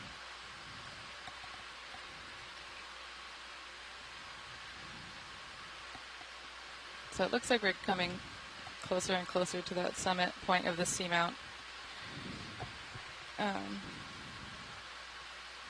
Maybe getting slightly higher flow. Yeah, that would be my expectation. But I think we've kind of been in the same flow regime for a while now. Mm-hmm. The next place I might expect to see a transition is on the other side, on the start going down slope. If the current here is like moving east to west, I don't really expect to see much of a transition until we crested the summit and started down the other side, and to see if there was like a high flow community on that side.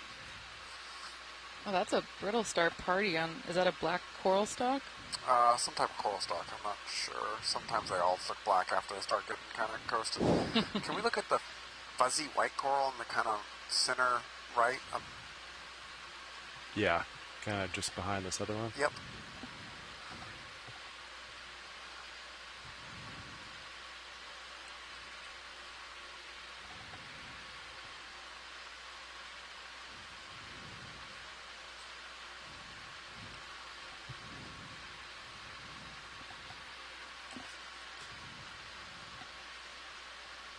Is this another Metallogorgia?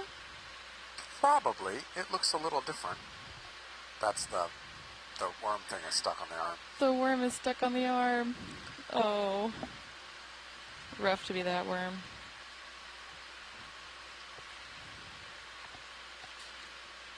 Looks like it's got a couple of associates too, maybe? Yeah. It's just kind of a weird growth form. What is weird about it? Well, it's not exactly flat. It's like kind of messed up. Yeah. Vibes are weird. That video would come in.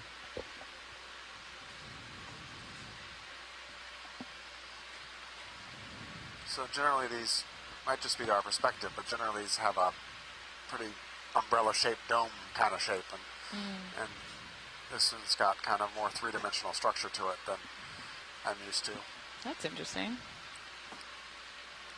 Do you think it could be it was damaged while it was growing, or? That's totally possible. Yeah. Can we come a little bit wider, pilot? Yeah. Like full frame.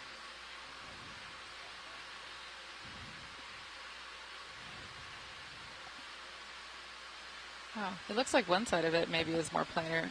Yeah. And then the other side is not. I think your idea that it may have gotten damaged and then grown on it, changed its growth habit, makes a lot of sense. There's a branch at the lower. You know what? I can't. There's too much things to pirouette here, Roland, unfortunately. That's good. I think D2's a little too big. that's good enough. Thanks. Yeah, thanks, pilots. You got it.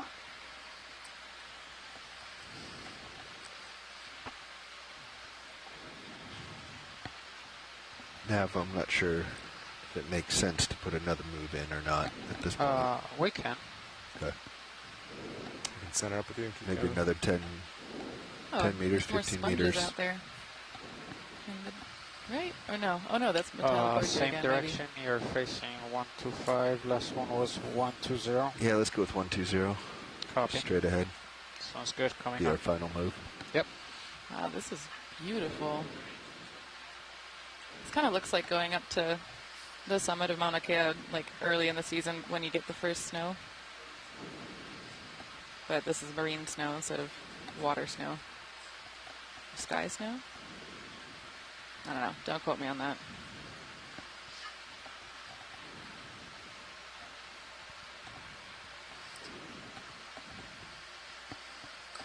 Wow.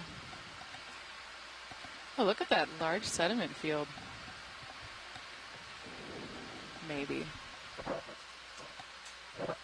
That's so cool. So we're at the part of the seamount that's relatively flat, yeah?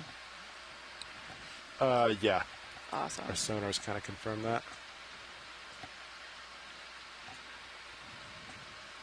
I see more of those potential burrow structures or whatever they are.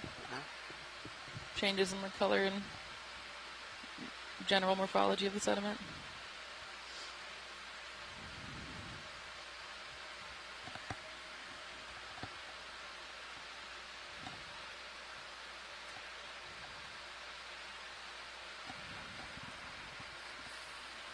Are those Paragorgia?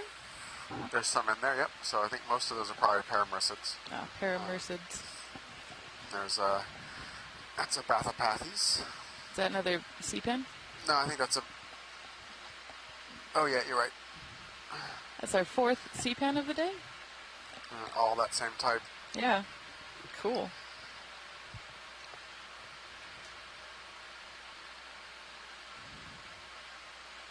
Wow. It was like being in dreamland. So cool.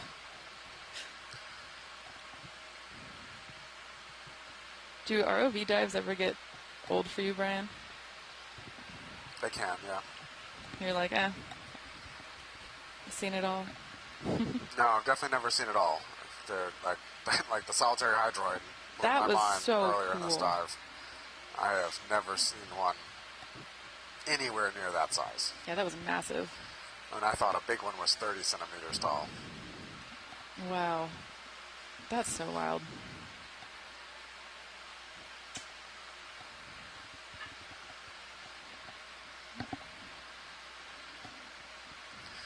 The other thing that blew my mind, my most recent cruise, I was working in the Palau National Marine Sanctuary, and we saw a giant heteropod, and that thing blew my mind too.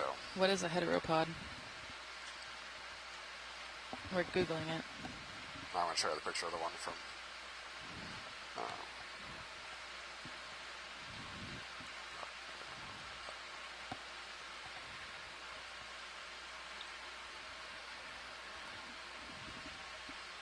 Okay, we're pulling up a picture. Oh my gosh, what is this? It's a giant heteropod. For those of us in the front row, what is that? Yeah, kinda what is a look like? heteropod? You know, I'm just going to have to show you after the dive. It looks like a goopy selfie thing. Basically defines explanation. All right. I'm going to Google this. What is a heteropod? Heteropod. Is it a type of... Oh, it's a type of pteropod? Yeah. No way! Oh, it's a type of mollusk, but it's You got a huge. Jelly in your screen. That's so cool. See it?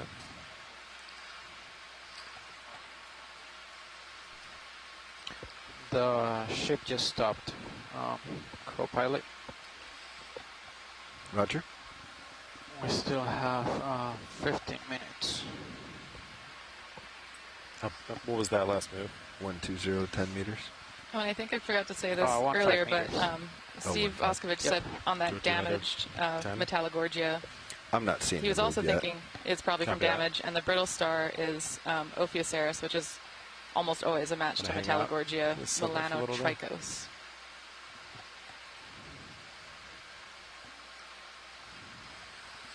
Right. I would like to get out into that sediment and look and see if those are nodules or if those are just rocks peeking through the sediment. And then probably trigger one more Niskin, and I think we will have accomplished all of the objectives of the dive. If you want to take us that way, Nav.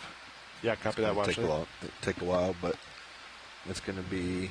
Just want to... Yeah, what is that? 090. 090. Another 080. 080. Another 15 meters. Yeah. Copy. Pilot, I've got on my sample sheet that that's going to be sample 9, Niskin number 3. Is that correct? I'll confirm with our nav in just one moment. Thank you. You got it.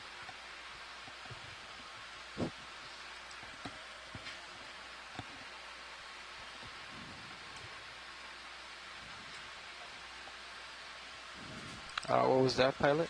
Can you confirm the next sample number? It's going to be 9. 9. Yep. Well, actually, did you hear that?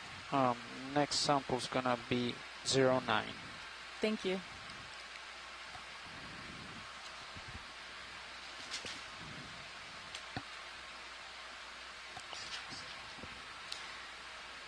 We're taking a water sample next. Yep. It should be Niskin 3. Actually, Sean, if you're waiting for Leash, we can go ahead and do the water sample now.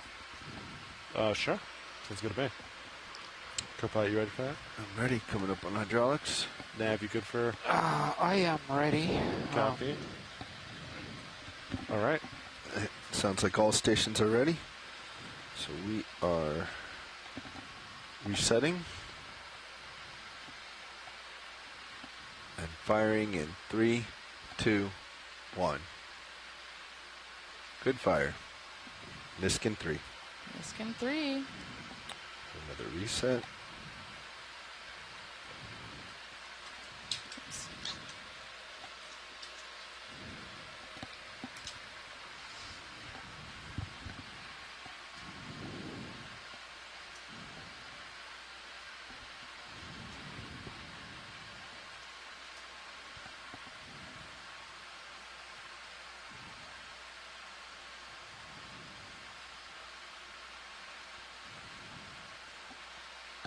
All right, Viddy, you want to snap on this? This is what you want to look at, right? Yep. Whoa.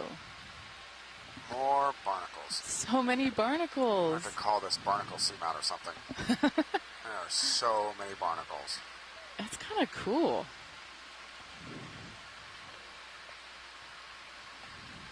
Okay. Looks like maybe it's, I don't know, manganese encrusted basalt that's covered with sediment. Yeah, I think it's just sediment that's poking through. I don't think these are Yeah, anything. that would be my guess also. All right, anything we can get to in 12 minutes? Let's look around.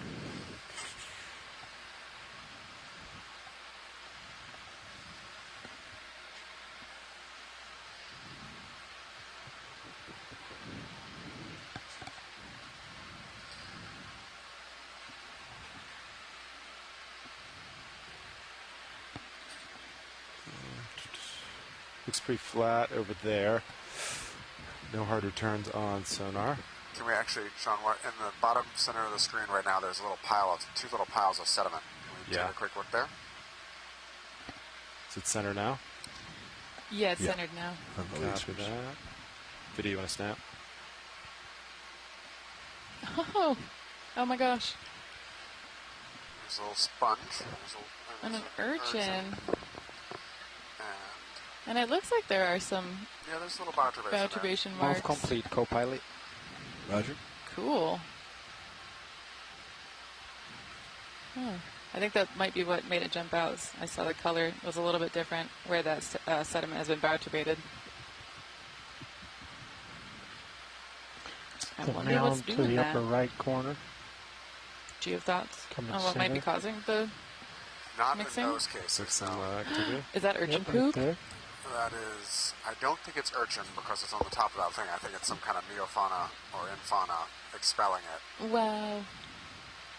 If it was urchin, I don't think it would be on top of that loosely consolidated Just sediment pan pile. up to the Right, because they urchin. usually shuttle their poop down their body, right? Correct. So weird and so cool. If you ever get a chance to look at an urchin pooping under a microscope, it's like top 10 life experience. Fascinating. Top 10. That's what I did in invertebrate zoology class. And all those barnacles are filter feeding. They look so happy. This is one of those really interesting trophic structures Video questions clear. for me here is, Come on. this area clearly is very good for barnacles, Mm-hmm. and they're filter feeding, and theoretically they're so trying are to set up corals. to do that. They could be targeting The different white grain thing size just or up to the different left particle of center. size. But you've I'm got gonna an set area up where my there's literally co-pilot. Copy. millions of mouths, very small, very close to the surface, but not seeing very high densities of corals. So the question to me, from the ecology standpoint, is there's clearly food here, or else you wouldn't have this many barnacles. But what's the conditions that make this a good environment for the barnacles and that rock we saw with the White 1,000 things zoanthids coming on in it the versus center right. for the larger macrofauna growing up taller than the water column? You want to snap them? And the fact that we're seeing those bioturbation traces makes me think that there's maybe a solid community of detritivores. Oh my gosh. So, Is that... yes. Ah!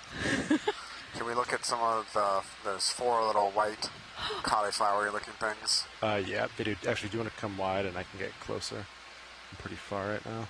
It's a xenophyophore? Yes. Oh my gosh. I'm so excited. These are unicellular organisms, so it's a single cell that's making this test, I guess you'd call it, or shell, or calcified part of its body. In 4Ms, it's a test. But, I think it's a test. yeah, right? I'm so fascinated by these. These are single cell multinucleate, massive. right? Yes, single cell multinucleate. And they're huge. Certainly bigger than most of the farms I've ever seen. And that includes stuff from the Eocene that was like almost the size of the palm of my hand. Which actually, fun fact, did you know that the pyramids in Egypt are made up of rocks that are filled with 4Ms? Did not know that. Good deal. Yep, 4Ms deal. built the pyramids. As did the people who built the pyramids, obviously. But that the limestone that they used was full of large 4Ms. Wow.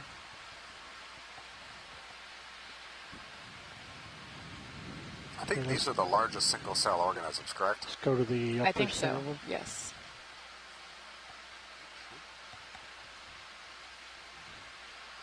Pilot, would it be possible to get a sample of this? How much time we got now? About 6 minutes. Yeah. Slurp it. Amazing. Thank you. Slurp it. Okay. Can I go for the small one for slurp? Yep. Sure. Does that work? Yep. Okay. You can fit the big one. Yeah. Frank? Yeah, I think you can get both. You get both? Are these very fragile? Do we expect them to fall apart? I've never sampled one before. I've not either.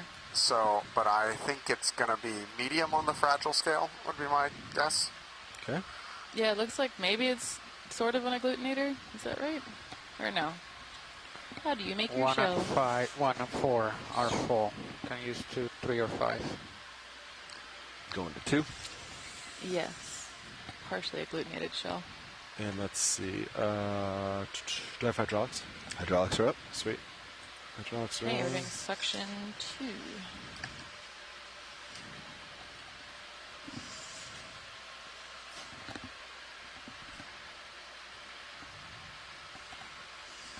Oh yeah, I pointed you back up there.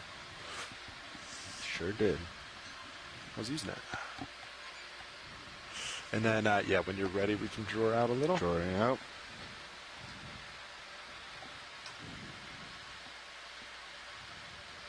That's good there.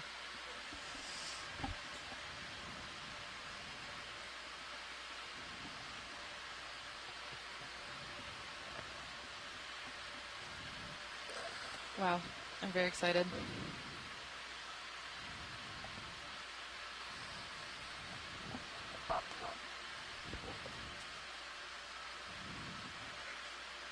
Okay, drawing in. Drawing in.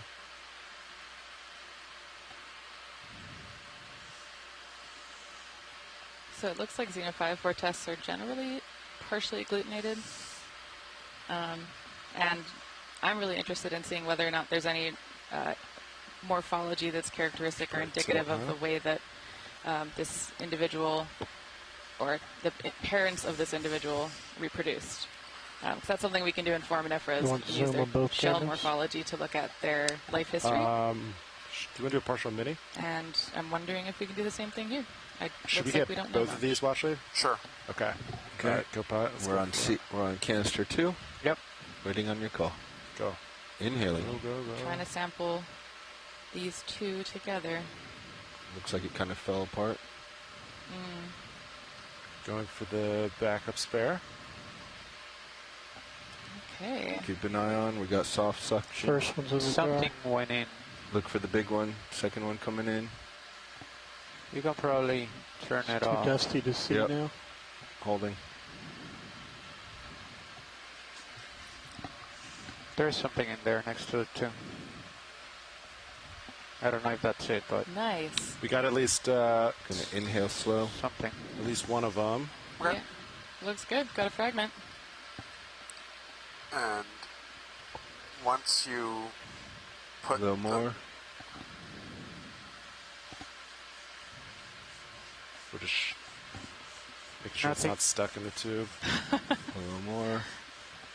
Can you see, I love Fernando? how Do we even have in 2? high-tech ROV work, really I mean, nothing works there's that as good multiple as just pieces. I don't know if shaking you're breaking a it little up bit. now or Okay, something else we'll is just coming stop. in. We'll hold. Yeah, there's multiple little pieces. Copy that. All right, Washley, we got some in there. Okay. It's unclear exactly what. Are we good with it? Yep. Okay. Yep, thank you. And then before you fly away, Yep. in the same field, you put the slurp away. There is a little C-pin, more or less underneath where the slurp nozzle is right now. I'd like to take a quick look at it, and then we can go Copy on a that. dive. Do we want to switch canisters and try sucking in more? Any interest in that? Sure. Sure. C3 should be open. That is correct. Okay. Just confirm. We can get a second one in without destroying. There's definitely a bunch of stuff in too. All right. Can't really tell what it is. Gonna inhale a lot more. We're going On to call 3. this still 10. Yeah. We're going to spread sample 10 across 2 canisters? Yeah. Okay. Is this considered Would bio you look or at that? Yep, nothing's coming in. Okay. watch Alright, lead? tracking This drawer. is nav. Go ahead. Yes.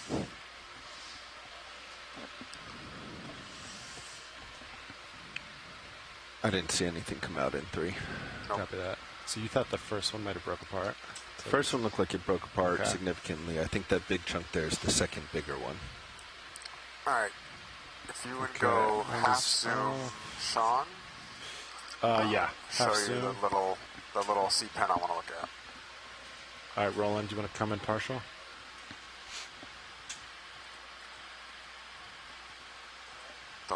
See the little red stick in the kind of bottom right? Bottom right? Yep. Just above the rock. Now center. The smallest item on screen? Yep. He's got another little Oh my awards gosh. yellow and then Ivo. Yeah. Thank you, pilots, navigators, video, everybody. Yeah, thank you. That was Okay. great. That was awesome. That's the end of the dive. If you guys wanna get information to come up. No, Yeah, we got it just a minute ago. All right, let's see, Bobby. So I need to do... You're pretty much lined up. So I need to do a half turn. I might just do it here. Do you want to finish that? We got views on it? You can go. You sure? I feel good about this. Right. Well, Shoreside, thank you so much for exploring with us today.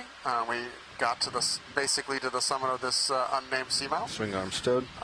Tomorrow we are headed towards the Murray Fracture Zone, and we're going to do a really deep dive, almost 5,000 meters, or about 5,000 meters of water depth, to investigate the geology of this transformed fracture zone.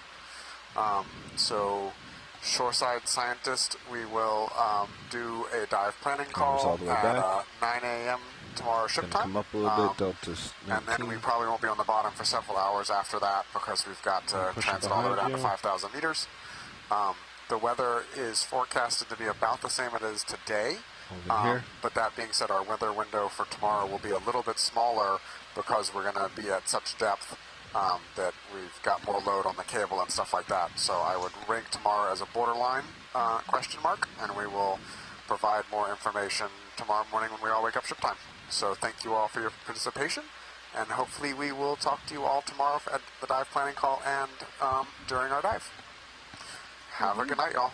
Aloha.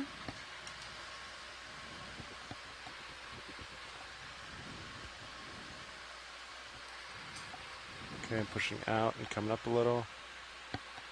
Auto heading still in.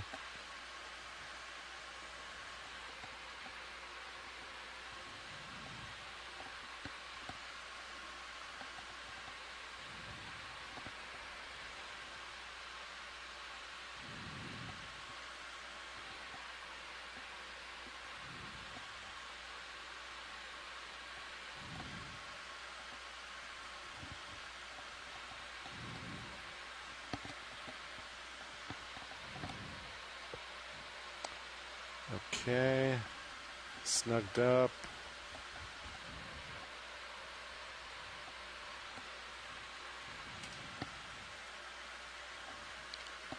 Let's see, I need to get my Z-bias. Right now it's pushing down, so I need to go the opposite way. Ready for my auto head out? You're tugging on it pretty yeah, decently. sorry, that sounds good. Yeah, auto head out. I'm going to put some positive Z-bias in.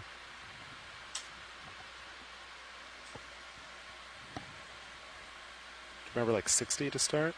Do you remember from... I'm not sure, yeah. Yeah, sounds good. Ready for me to come up? Yes. Starting up slow. Starting up slow. Hauling in. Auto depth's out. Z-bias is in. I'm coming up. I'm pushing Increasing forward. speed. I'm at minus 10.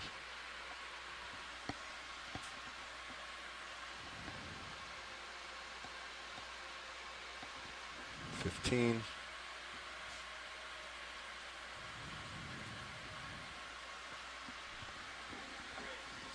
Increasing more. 20.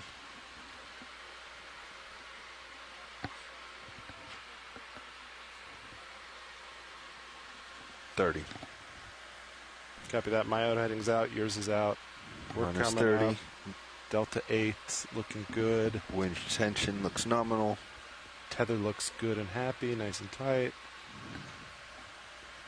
I'm doing 60 up at the moment. Winches at 30. Copy that. Upper stowed, lower stowed, drawer retracted. Looks like our arm is in position for hanger. Oh yeah, shoeing. Shoeing looks good. I think we're set.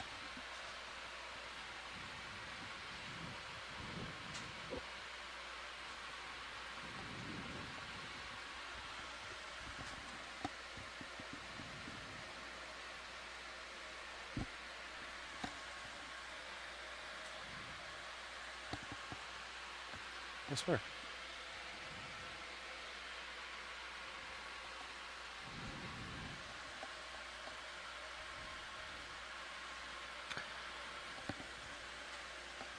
How's streaming? Looks good. It does. Looks All real right. good. Do we wanna hold here until they come down to let us know what's planned? It's fine for me. Yeah, just hold here. All right. Streaming looks fine. If it gets funny, we can, if the ships are coming ahead. Copy.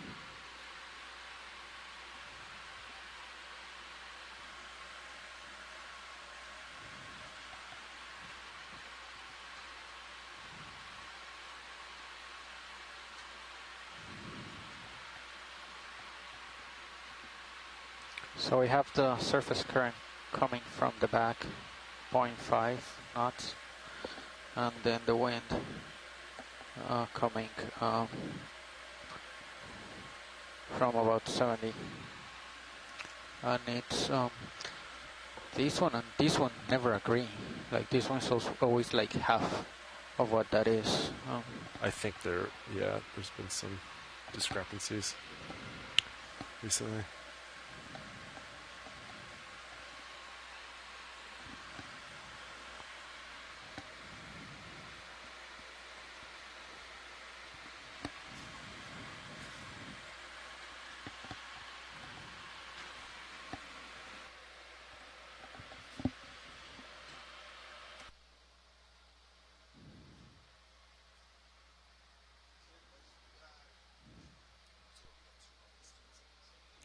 Yes, that was the third one, I believe.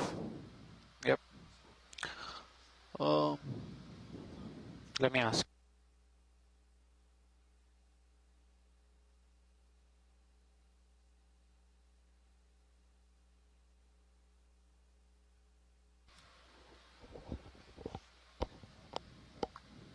Excellent flying, pilot.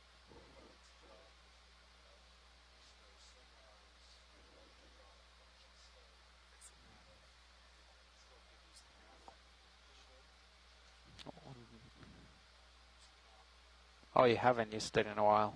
Yeah.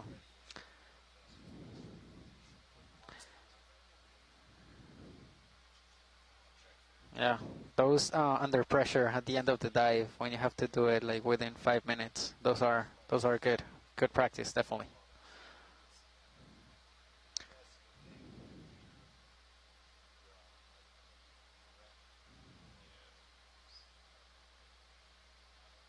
Yeah, this morning.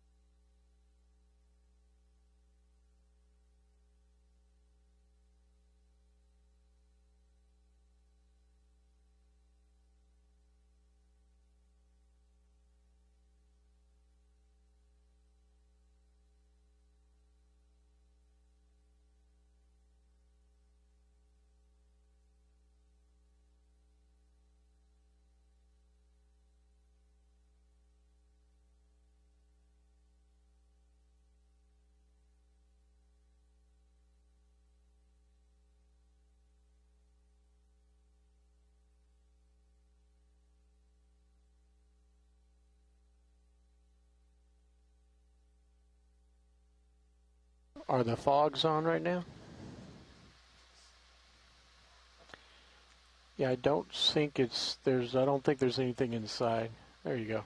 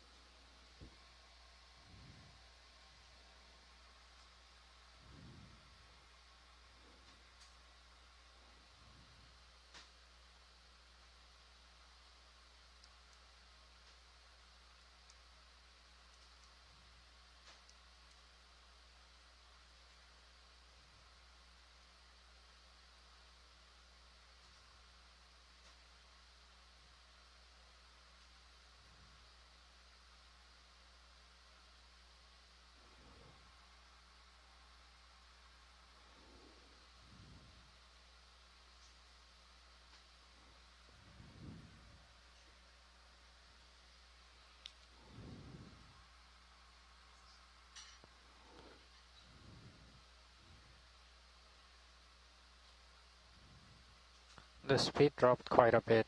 Um,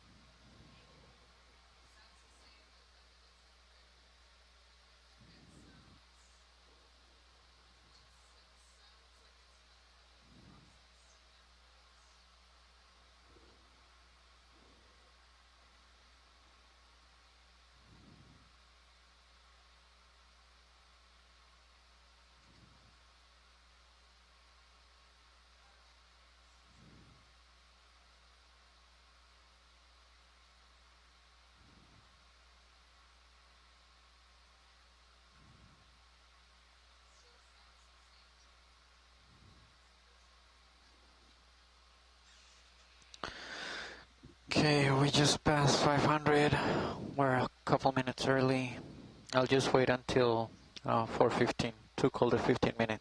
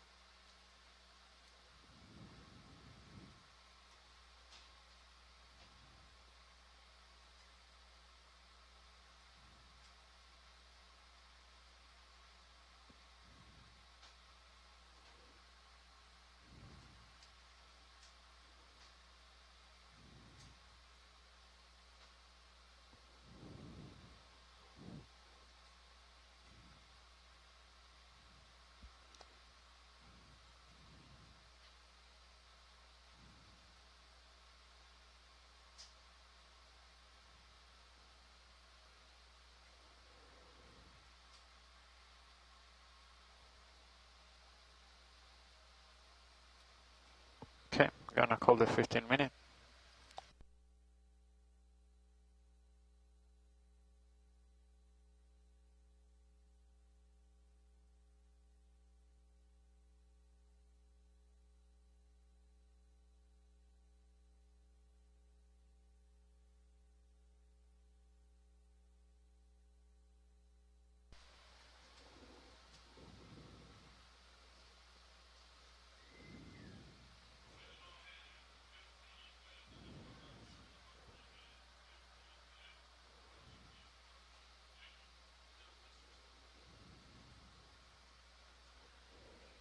Um,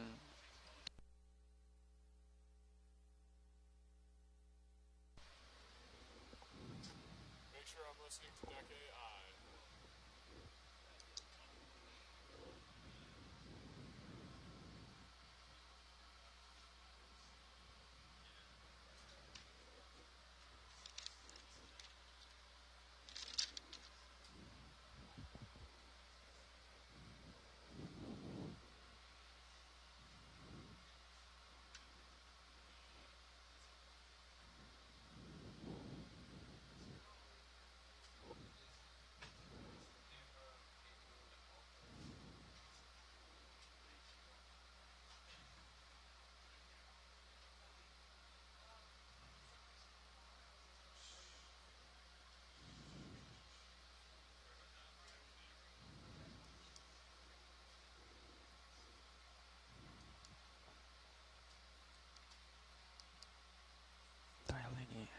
Dialing in.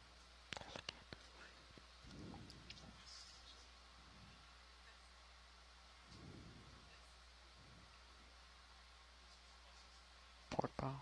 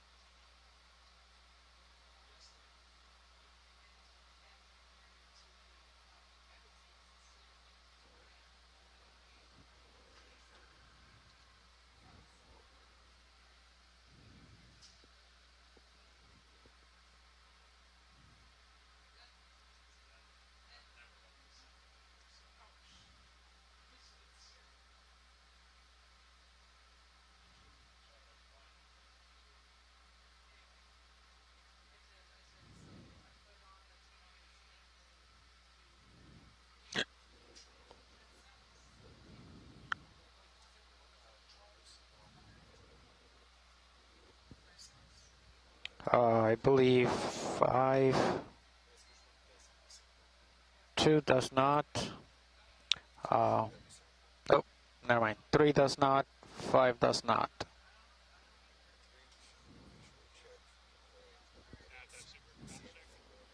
Loud and clear, dive soup.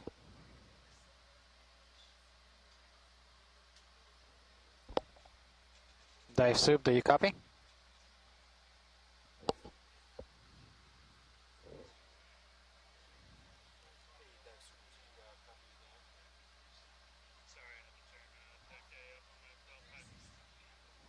Oh.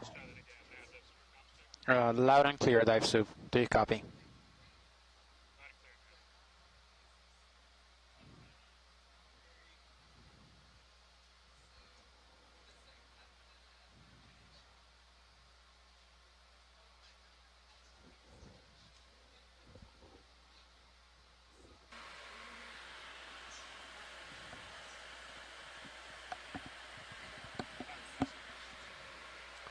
Pilot has dive super, loud and clear.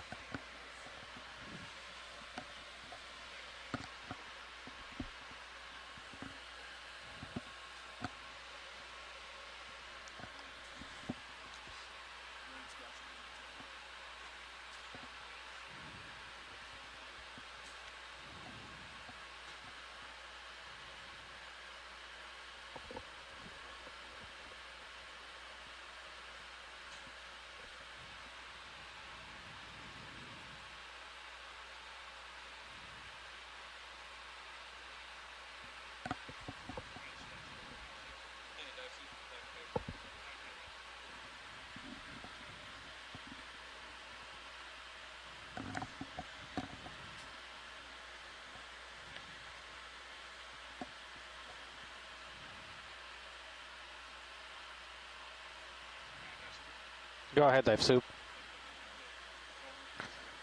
Vehicles are currently passing 250.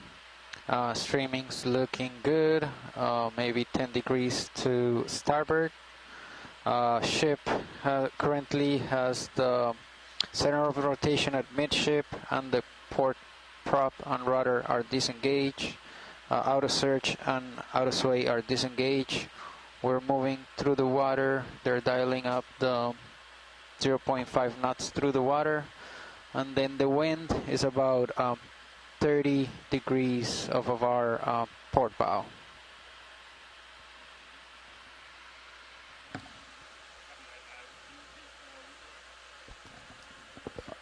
I believe it's about 30 degrees off of our port bow. think we're...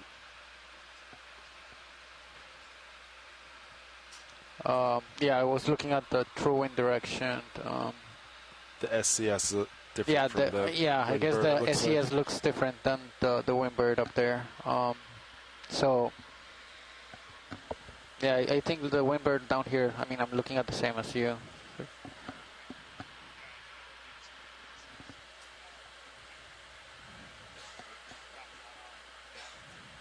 Dive Soup has comms.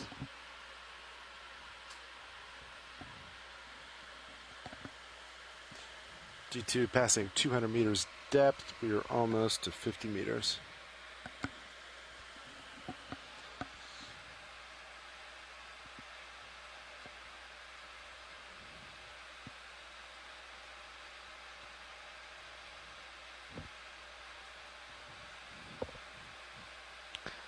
Like, none of these match anything else.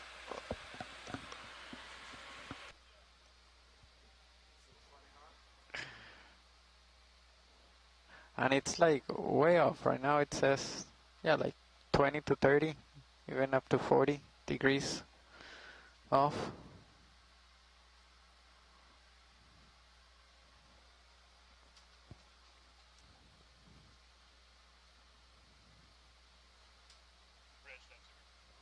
Go Bridge. Anything to add to Matt's assessment from your perspective? Negative, yeah, the wind direction is definitely just out ahead. Our secondary long period swell off the port has died down. We're dealing with a more of a constant swell directly ahead of us at about 3-4 feet in height.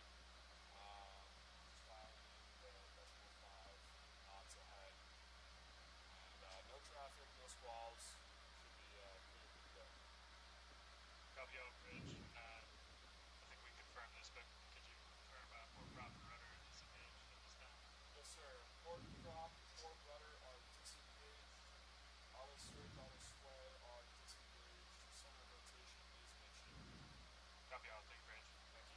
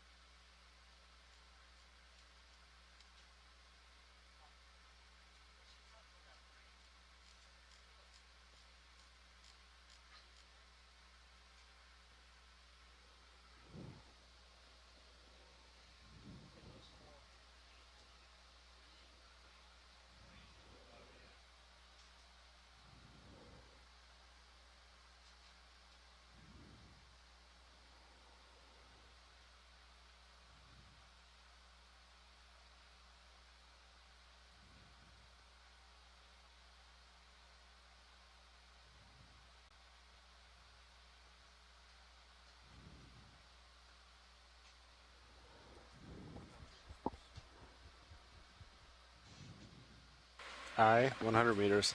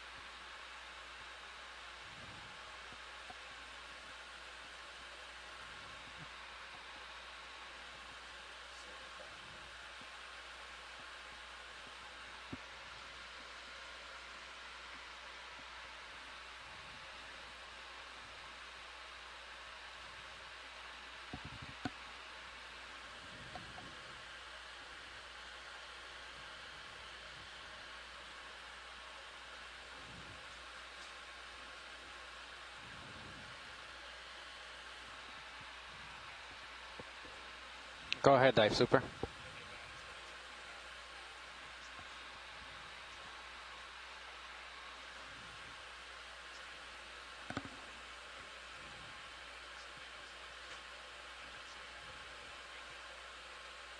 Copy all. Streaming still looks good.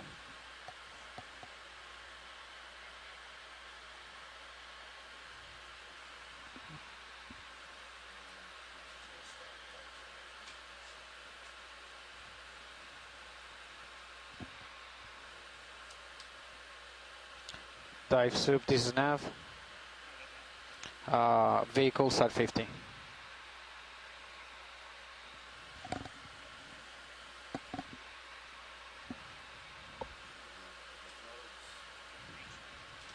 Copy that.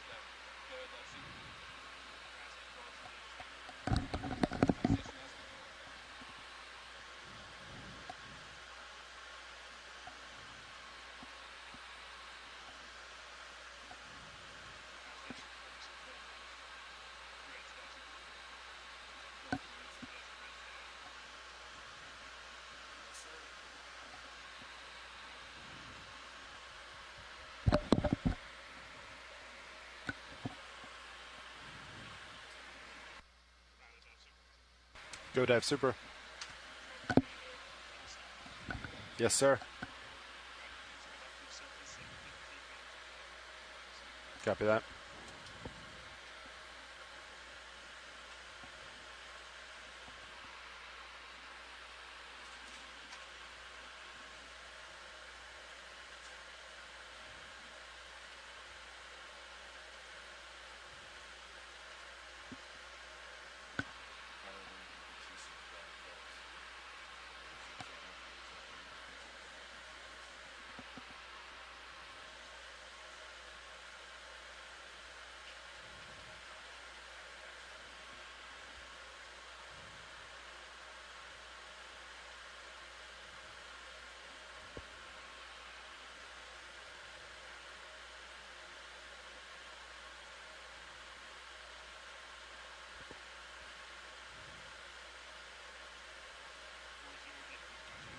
D2, 4-5 meters.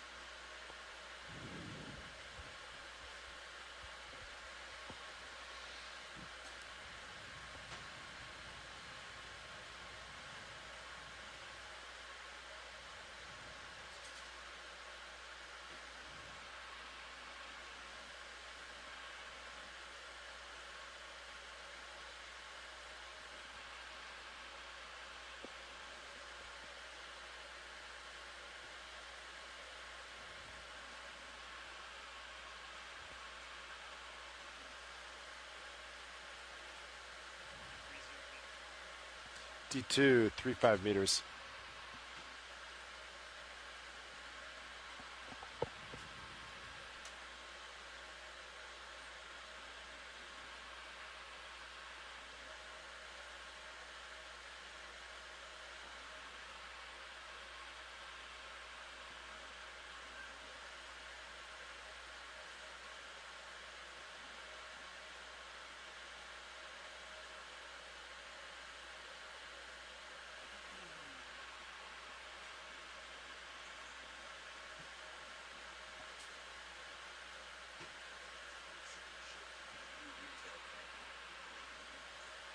D2, 2-5 meters.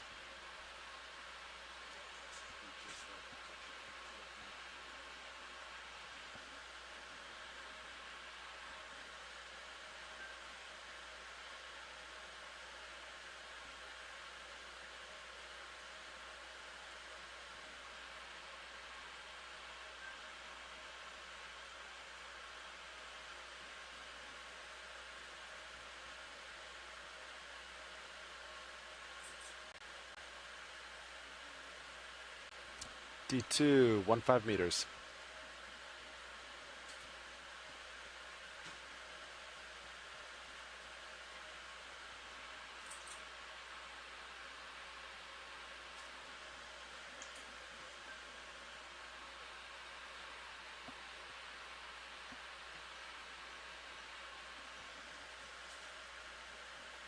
Copy that.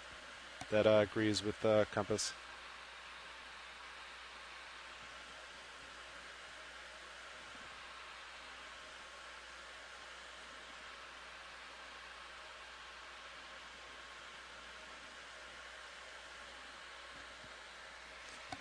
Video, can we get a camera change? Copy that. I see myself right there. Auto heading locked in, reverse of ship.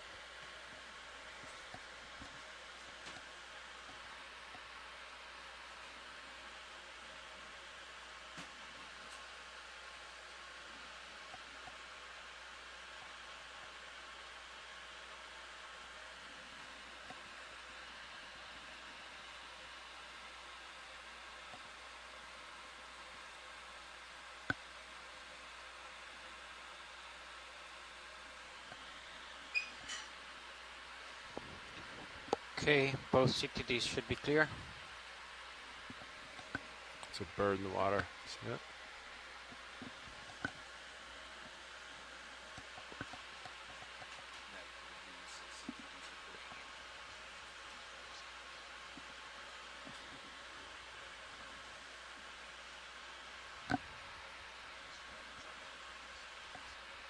Copy that.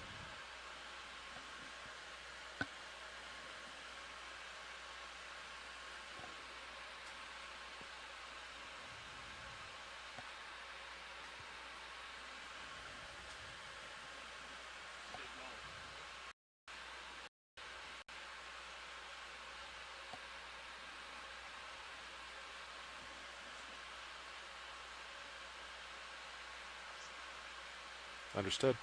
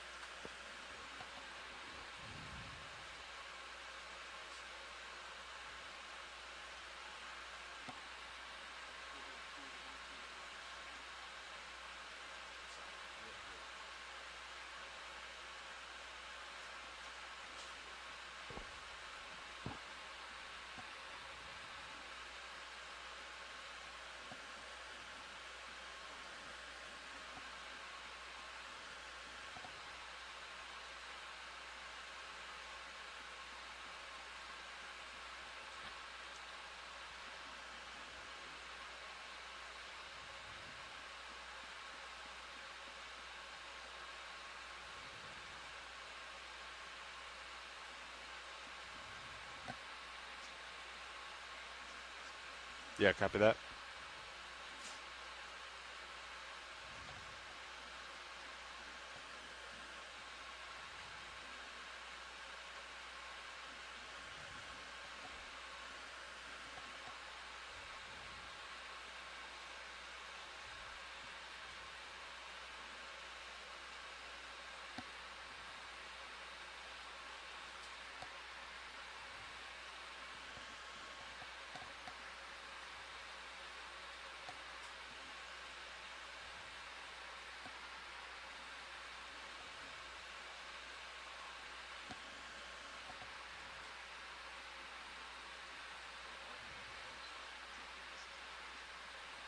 Good copy.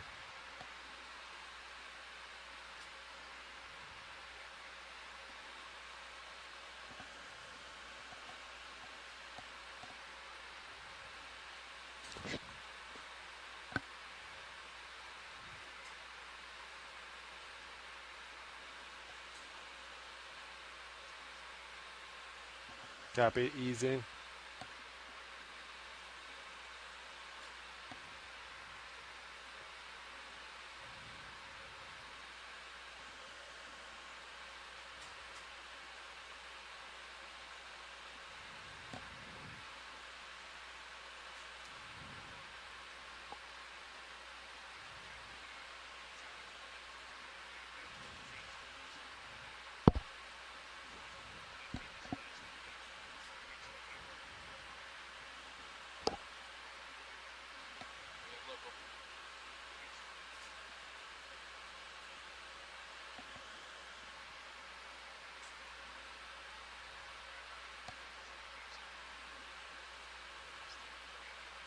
Copy that. Off stick, auto heading still engaged.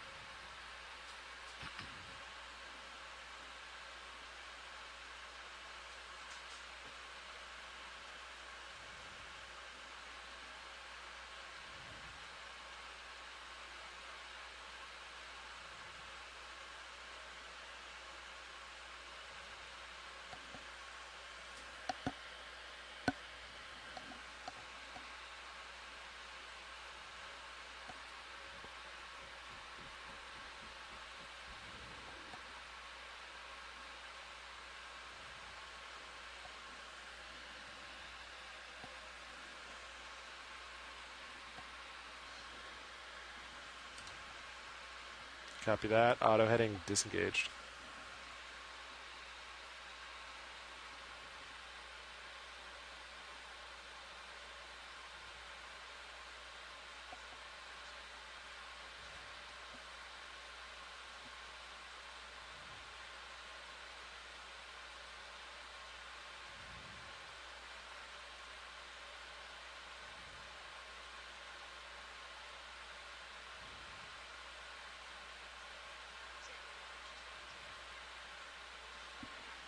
Copy that.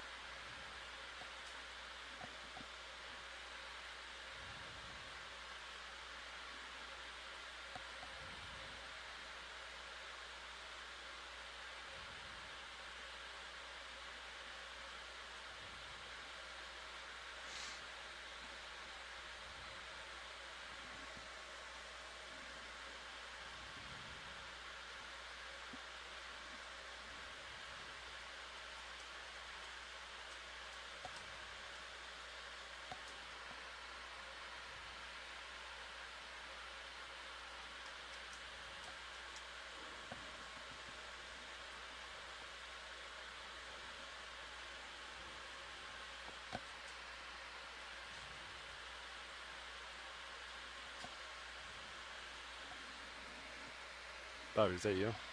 Okay.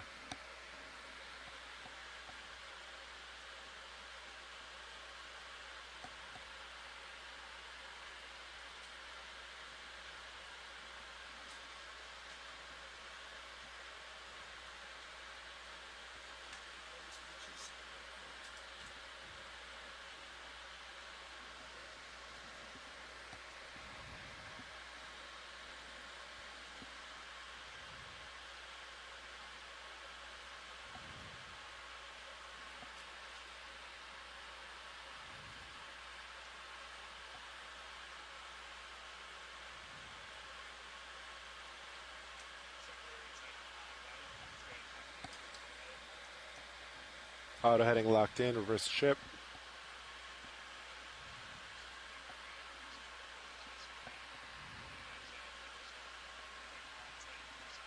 Yeah, copy that.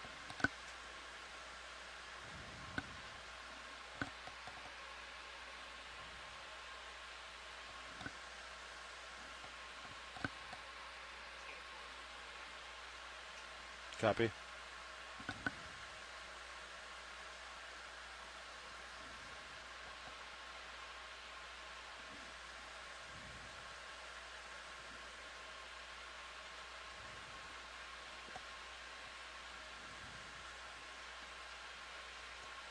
Maintaining.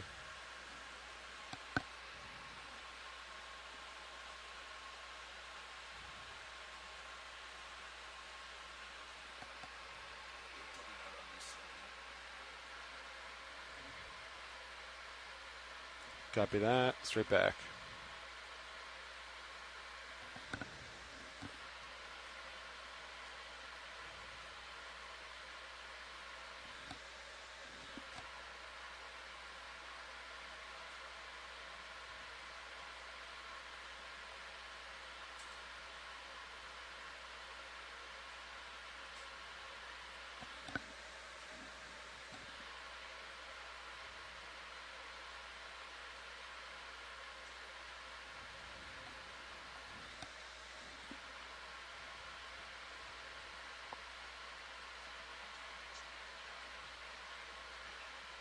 Understood.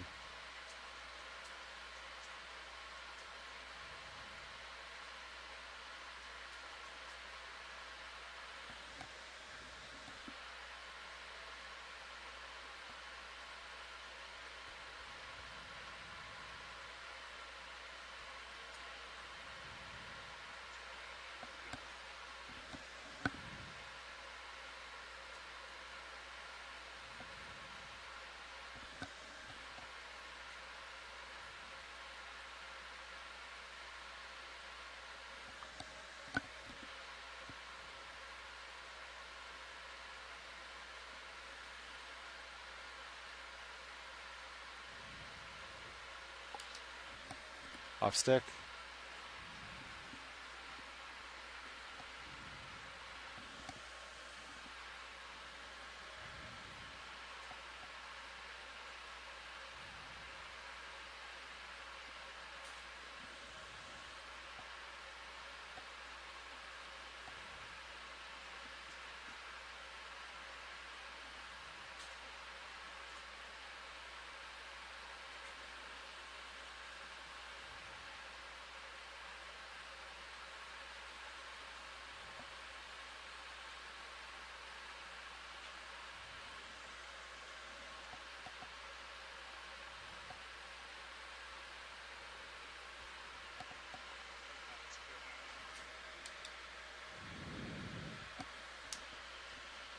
Deck, E-stop.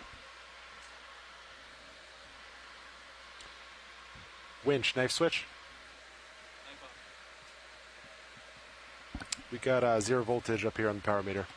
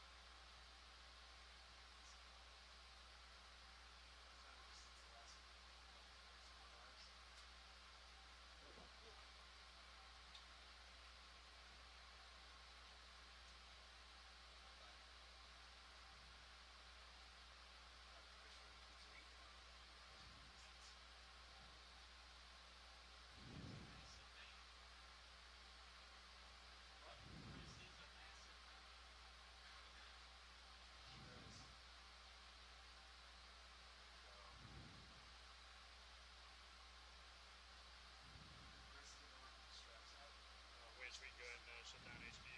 Just hold off on fans, please. Roger.